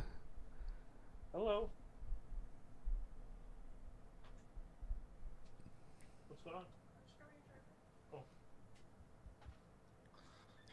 This is something we haven't talked about for the contest, but actually it doesn't matter. Cleveland's up 1, so the spread is pretty simple right now. Trick shots, I believe you are in the lead right now. Minus 140 that you get the t-shirt. Yeah, I saw a nice little graphic today about Canadian population, and over 50% of Canadians live in a very, very small portion. I think something like 75% of Canadians live within 50 miles of the U.S. border.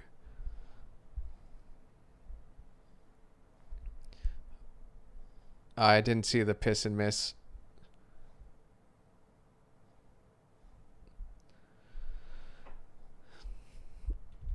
Knowing Fat Guy, that could have been anybody.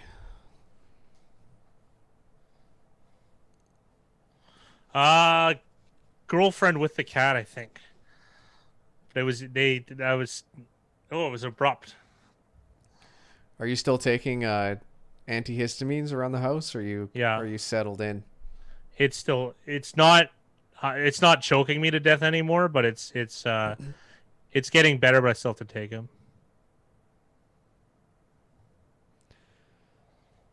The live over under is 75.5.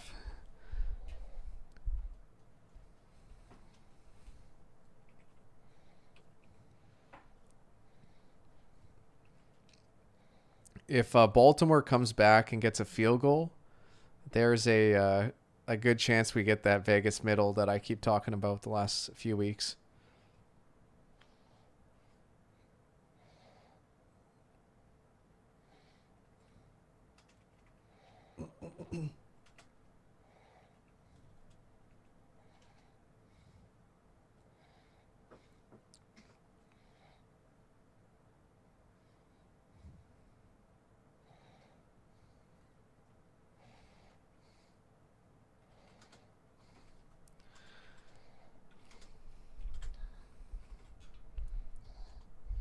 Yeah, Fat Guy did that. He looked like he was in palliative care. Never mind a James Bond villain. Oh my god, I'd be hurt. I'm severely allergic to cats. I can sense it if they've even been in the room. It's gotten a lot better, but it's still not good. Yeah, Lamar's not back in, so what happened? Like, there's no way he cramped and he's out.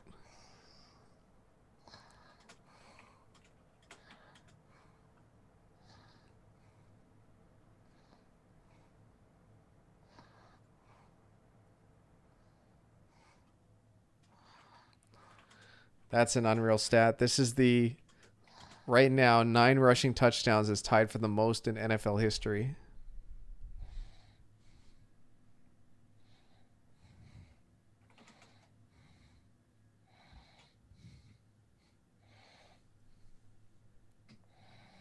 Yeah, Cowboys are bringing back McCarthy. I can't believe cramps are keeping him out.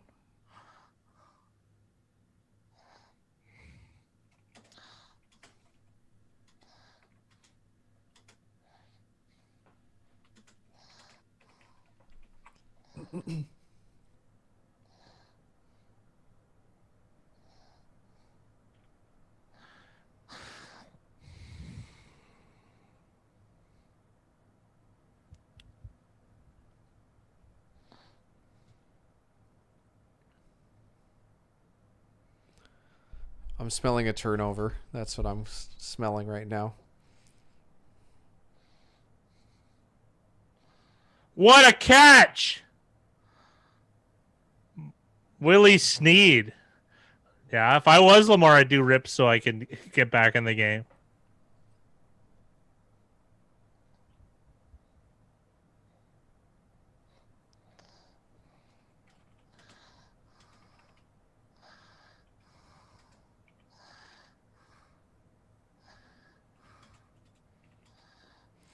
What a nice play by Willie Snead on that catch.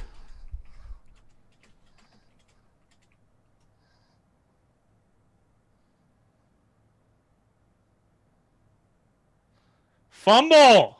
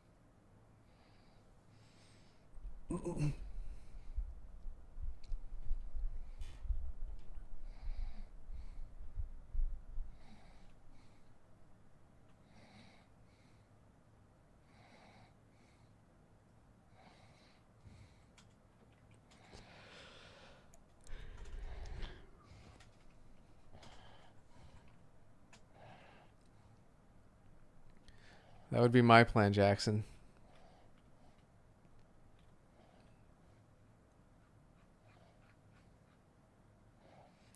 If they're going to pick up 6-7 yards a carry, like, why wouldn't you?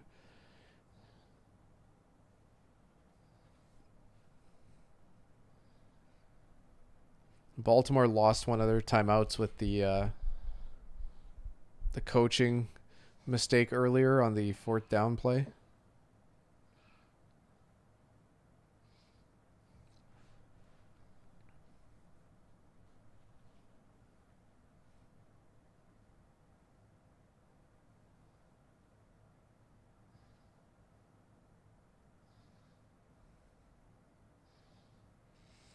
Nice job by Carl Joseph to at least get a hand on him in the backfield. It's going to be 3rd and short here for the Ravens. Probably 4 down territory. I'm guessing this is going to be 2 runs.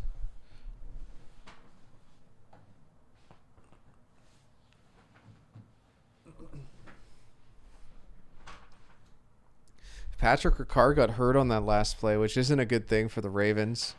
That is not a good thing at all. He's their fullback, but they looks like they have a tight end in. He goes in motion.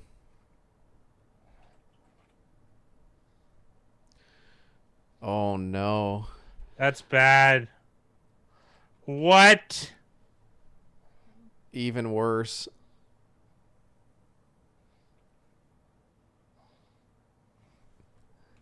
The other thing too is that a little bit underrated about that last play is if they even just got back to the 40, at least Justin Tucker would have a chance to put this lead in, but I don't know now. Again, slipping on the grass is going to be hurting McSorley. Jackson jogging back on. They got to get him in there. Luckily, they're so lucky that they have the 2-minute warning. Yeah. Oh, Corey, it's not over yet. Still, this is like a coin flip right now. Baltimore's plus 116 to win. Browns minus 136. He's going to come out like Diego Maradona.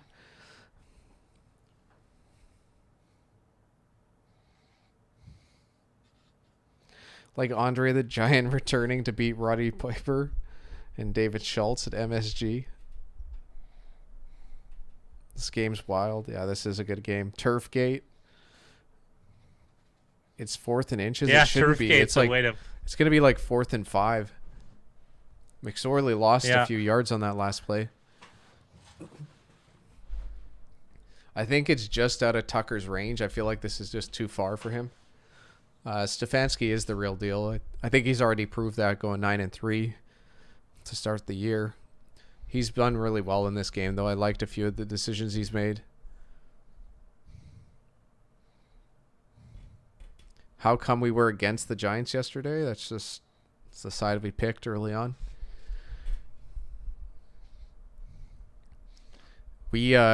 I forget what we got that line at, but I'm pretty sure it moved in Arizona's favor, which is exactly what you're looking for when picking at the start of the week, like the fat guy and I do. Yeah, we do membership early market videos on Sunday nights to give you what we're betting right on that early window, and those are they're very informal, very real to who we are, and very informative too. So it's $5 a month. So I would suggest getting a better book though than Play Now, Ryan, to take advantage. Yep, 3.5 looks good if it's a field goal game, but who knows? Baltimore might break out a big play here, or vice versa. But this 4th and 5 is a pretty key play. Oh, I saw. Wow, I don't. Pinnacle.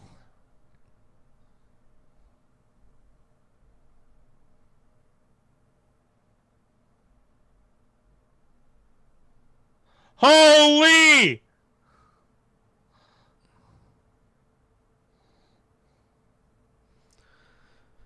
Hollywood.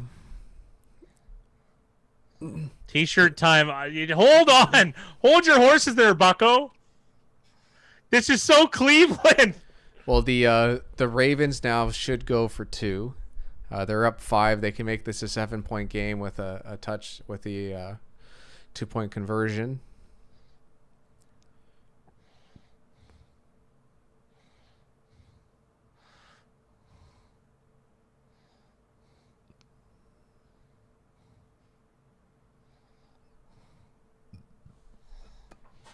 Give Corey the effing T-shirt. It'll be interesting to see what the line opens at. I guess to start the next drive, I guess we still have the 2-point conversion, though. Okay, at least all right, we found out they got it.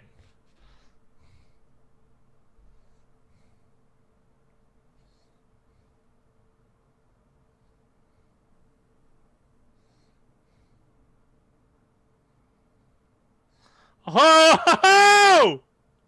I'm hoping for overtime, boys. I'm hoping for overtime as well. And I think I'm hoping for overtime for the same reason you're hoping for overtime. Yeah, exactly. Harbaugh pulled out the Paul Bearer urn for that play. I got it right here.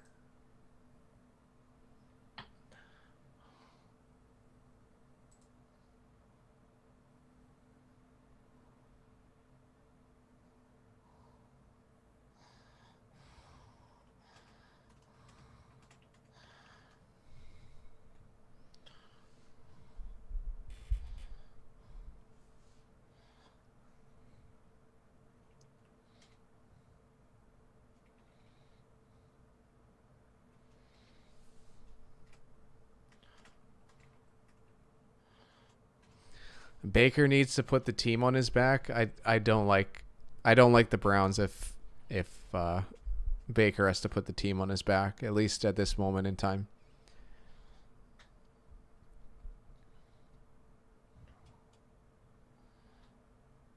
This is teetering on game of the year status?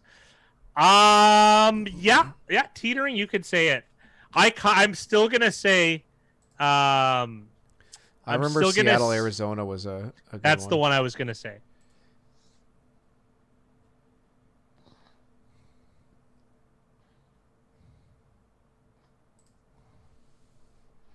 I haven't seen this much locker room controversy since Roberto Luongo had diarrhea during a playoff game.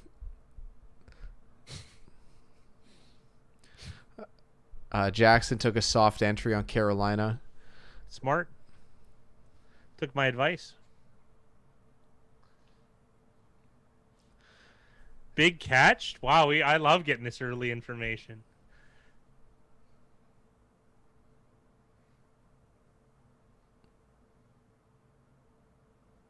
Wow, and you go out of bounds too? Holy! And they have 3 timeouts?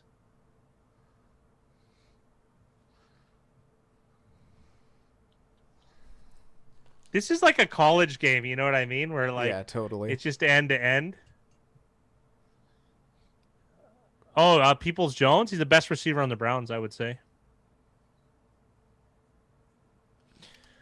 No, I didn't see the one against the Leafs. I saw that guy for Chicago. Like, and I think he played the whole game, and I think they won.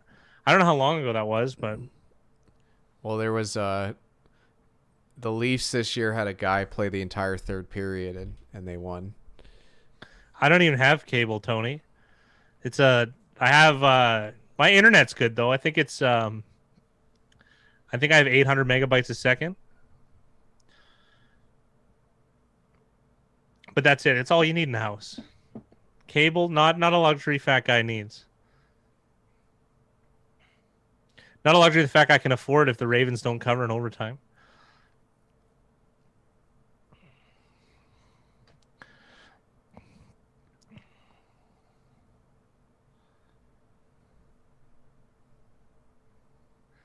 I don't even know how to skate. Dude, how embarrassed you got to be like to be the Leafs and lose to a Zamboni driver goalie? God, I love stuff like that. I hate the Leafs. Once I in a was while gonna he use would expletives, but once in a while he used to, or he worked for the Leafs, and he would like join their practices as like a spare goalie, like if yeah. they needed somebody to fill in. So it's because he was in Toronto. He didn't Yeah. even travel with the.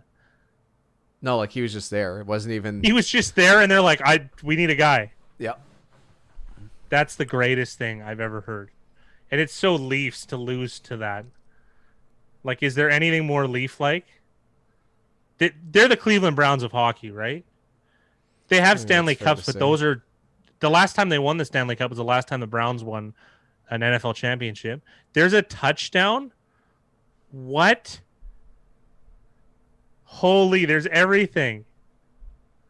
Right? See, everyone has these sports cliches. Team on my back, Ravens defense is trash. It's just a great game and wild stuff has happened. Unbelievable. Wow.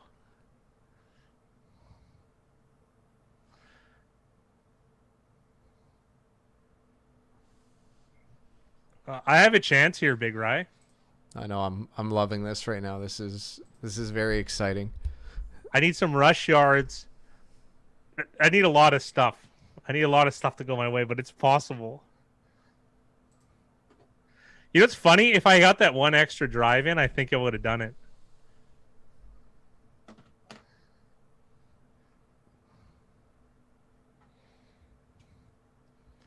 Told you, don't celebrate too early. It's not over, though, Corey. You might win a coin flip in overtime. Who knows? Assuming it gets there. We still need an extra point. Yeah. The nice thing is the Browns still have all 3 timeouts, even if they did miss this extra point. They could get the ball back with, 40 seconds left. Are they going for it? No. Sure there's hope big not. ones for us, for me at least. I got kind of screwed. Like I had no tight end, and I had 3 defenses, and 2 of them put up 20 points, and I almost started one that didn't. So I'm about to put up like 140, and like I need 140 to win. Hunt over 16 receiving yards probably hit there if it didn't have a hit already.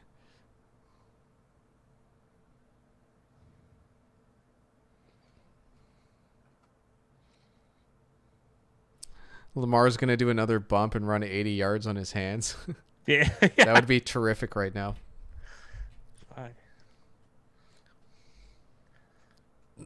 That's vintage fat guy.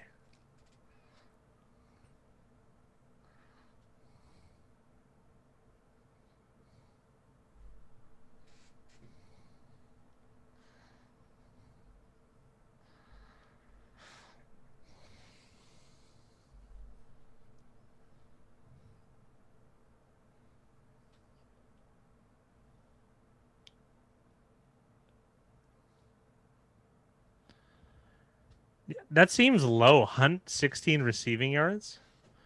That seems very low. I would have thought like 29 and a half.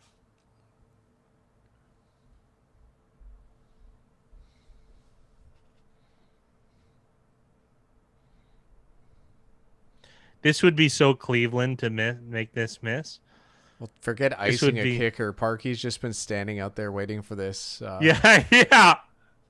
Would this ever be Cleveland to Lamar miss this? Jackson was better than Michael Vick. Oh, it's good zaps. All right, thank you.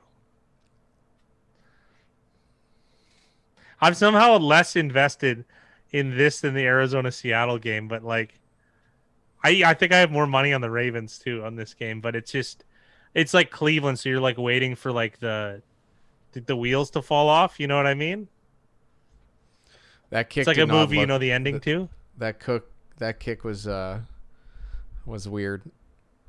Yeah, it Hell was. yeah, brother, says LeBron James. The Ravens are still minus 160 to win.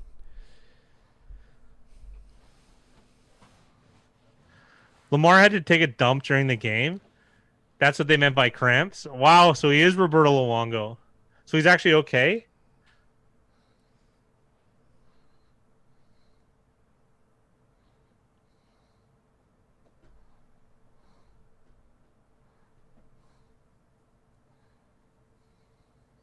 I'm not sure who the Chargers play on Thursday. I can't remember off the top of my head.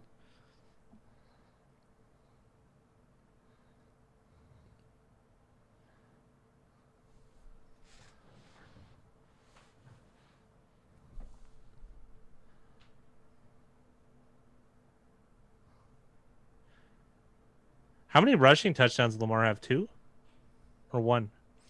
I think he had 2. Unreal. That was like a 30-minute shit. Yeah, he had to go to the back for an enema.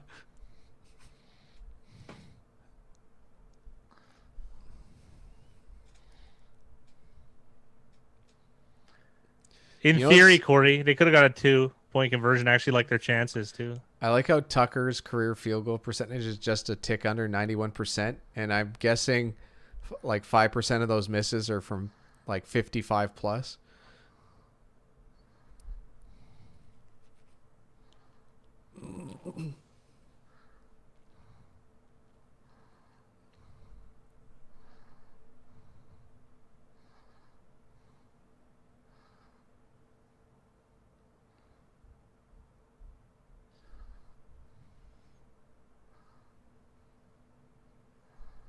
Wow, he might get a good run in here, Lamar, because they're gonna have to.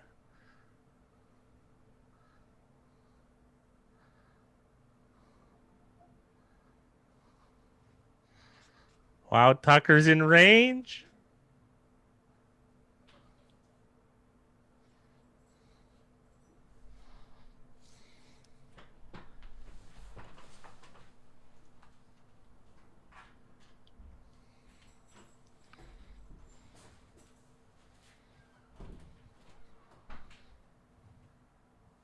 Tucker for a T-shirt, absolutely.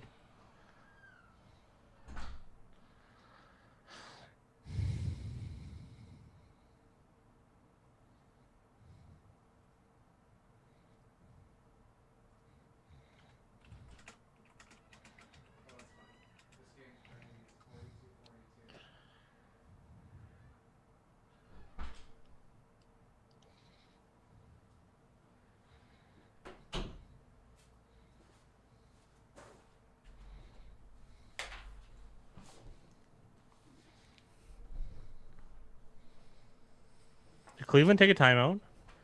Baltimore looks like they used their last timeout. No, Cleveland did. Cleveland still has all 3. Oh, they just took it. I see what you mean.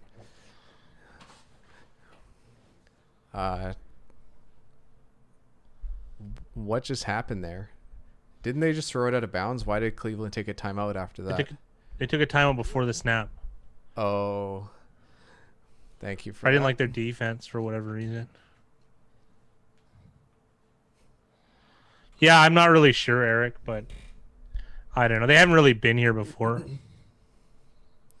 Well, if they This get is- roasted on that play, everyone's saying, like, you know, what are they doing? So once in a while, you've got to do it if you're in a... You shouldn't be disorganized, though, because the Ravens just took one. Completely agree.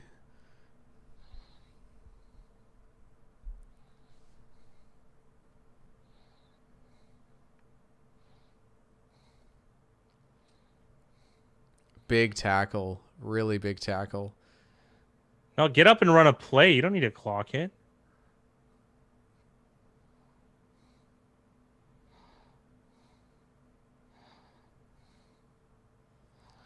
Well, that's in Well, range. It's kind of big here if it's a...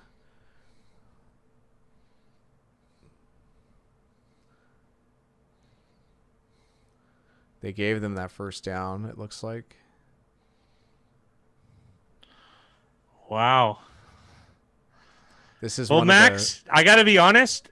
If you were gambling and you knew that your win or loss could come, no, your win, you have a free roll at a win with a Justin Tucker long range field goal, you take it. I'm going to minimize the chat here so I can actually enjoy this kick from you, spoiler alerts. I didn't mind all game, but this one, I want to see it. I want to sweat. I'm actually a Browns fan, but I did bet the Ravens here selfishly. So I got a feeling Cleveland will probably use a timeout. Yeah, why not? It's free.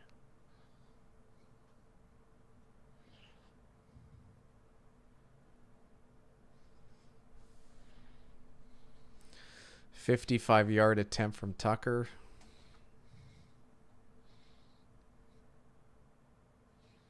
Dude, does that guy ever miss, man?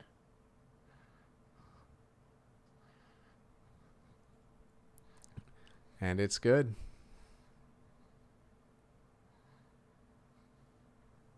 How Cleveland is that?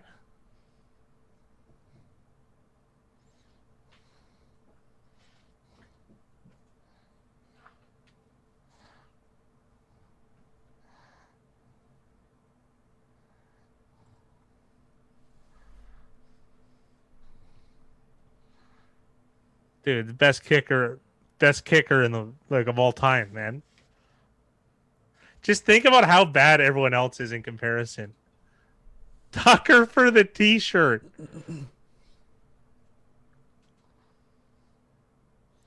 Apparently you can bet under 87.5 at minus 1663. Minus 1,000 now. No, I'm gonna email you, Corey. So I gotta send out a bunch of emails. So you're gonna have to wait. So it'll be some late tonight. Just respond in the morning.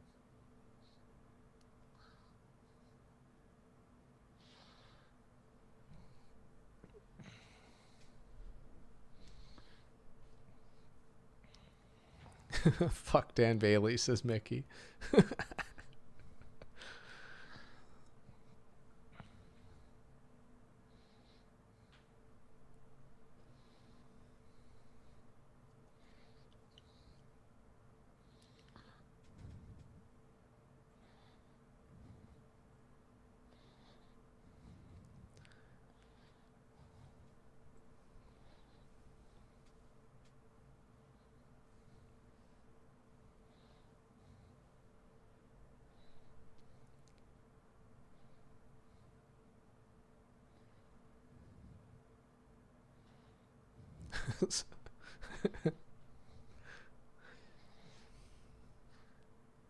Dan Bailey did me a big favor on the weekend, actually.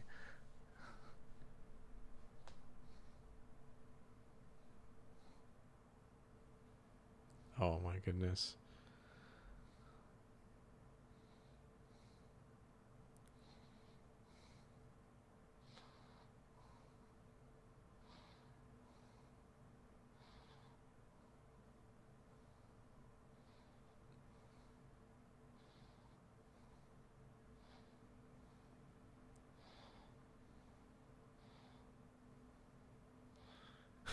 Safety! Oh no! No way!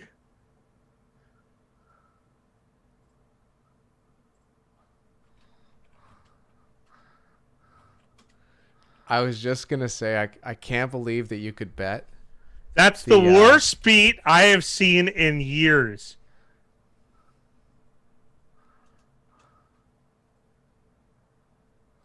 Did they count the safety? What's going on? Because it doesn't show on the score sheet right now.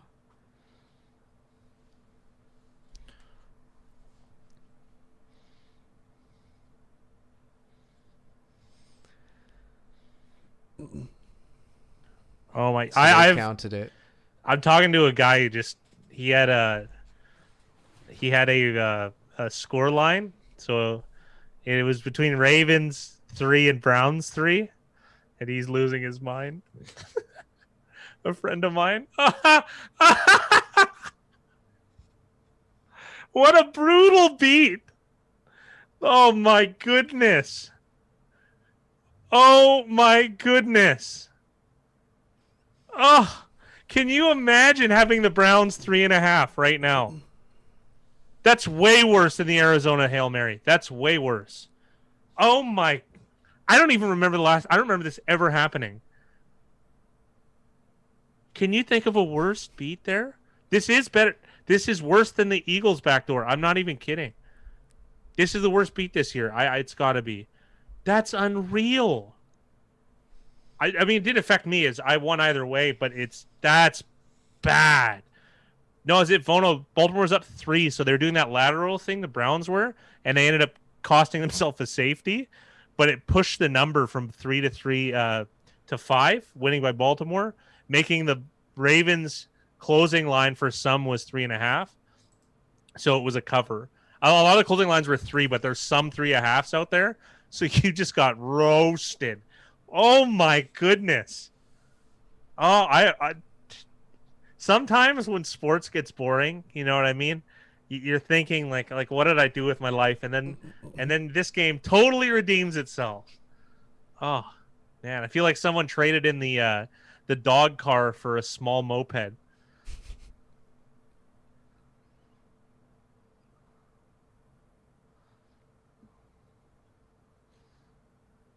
Oh my goodness, Jackson, that's got to be college. I can't imagine how bad that would be. That has got to be icing on the cake bad. 3 or 3.5, mostly 3s at Vono, but there was a 3.5 window, and those guys pushed it back down to 3. So, oh, that's hilarious. It was in the NFL. I can't remember. That's brutal. Oh yes, I think that was Redskins Chiefs.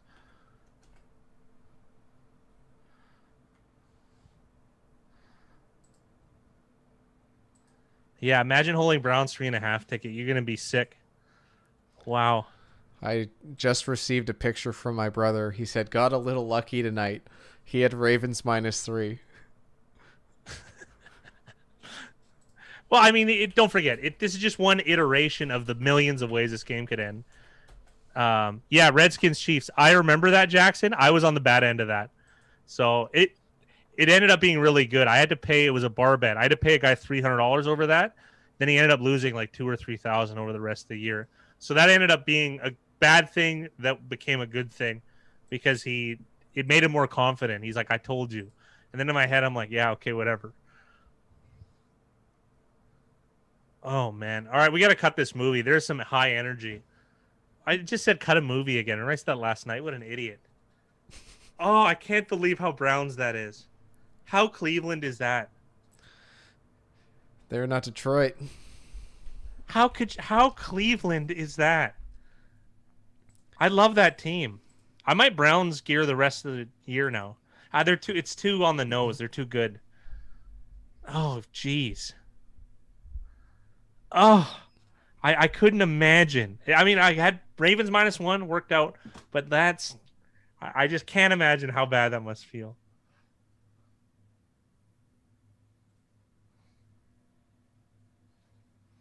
Yeah, Jake, I kept bringing up the under. Like, I couldn't believe you could bet the under and somehow the over still hit. I can't even. That's unbelievable. Oh, what a day. What a day. Entertaining, enjoyable. What was I think it was done at like half Zitvono. I think what was it, 40 what?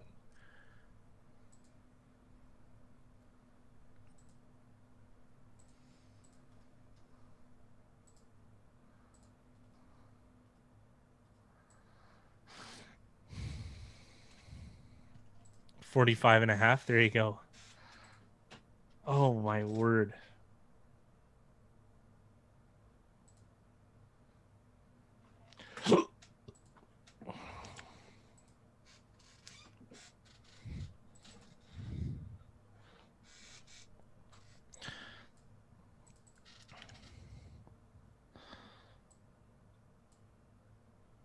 Jackson's tied for second. This is impressive.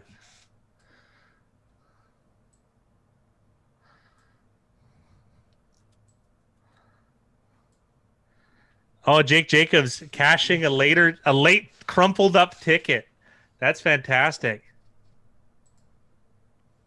Oh, SVP is gonna totally do his bad beat segment. Oh, and how could you not? Oh, sorry, I don't know why I'm reveling in someone else's misery, but it's just amazing.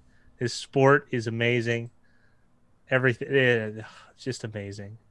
And the best part is, think about in your real life, nobody would care or understand what the hell you were talking about if you explain to them what it is, and they'd be like, "What's a point spread?"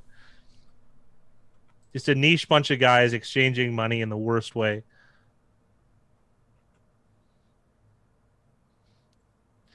Maybe not their house, but they're eating out of I always call it Campbell soup months for some people.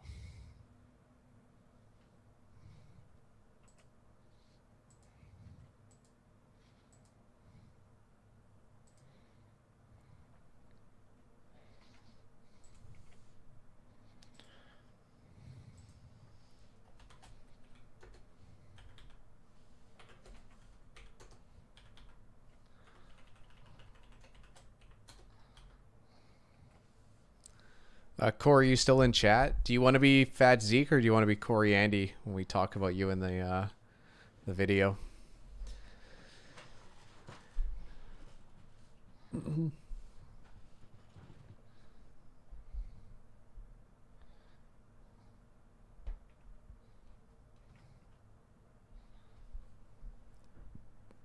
All right.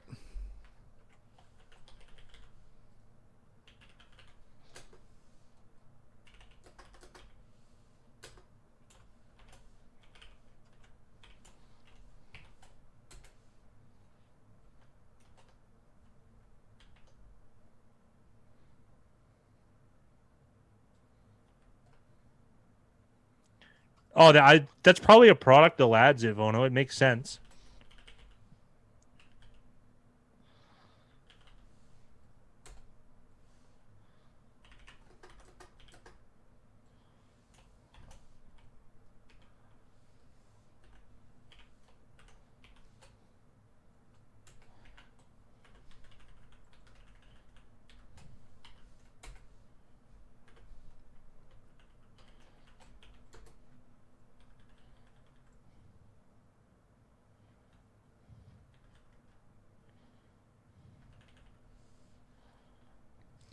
Yeah, that game was awesome.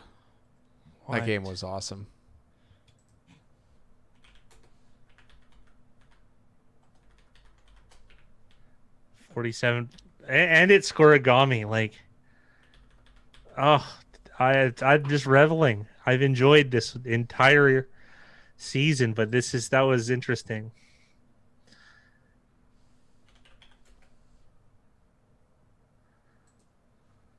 How many numbers are like? There can't be that many combinations. I guess there's a million combinations. There's tons. There's Yeah. tons. Have a good night, Jackson.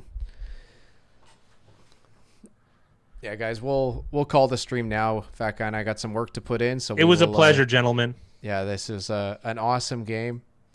Thanks to everyone for joining us for the live stream, and the picks video is going to be out 5 a.m. Pacific time tomorrow, 8 a.m. Eastern. So make sure you guys check that out. We will catch you guys later.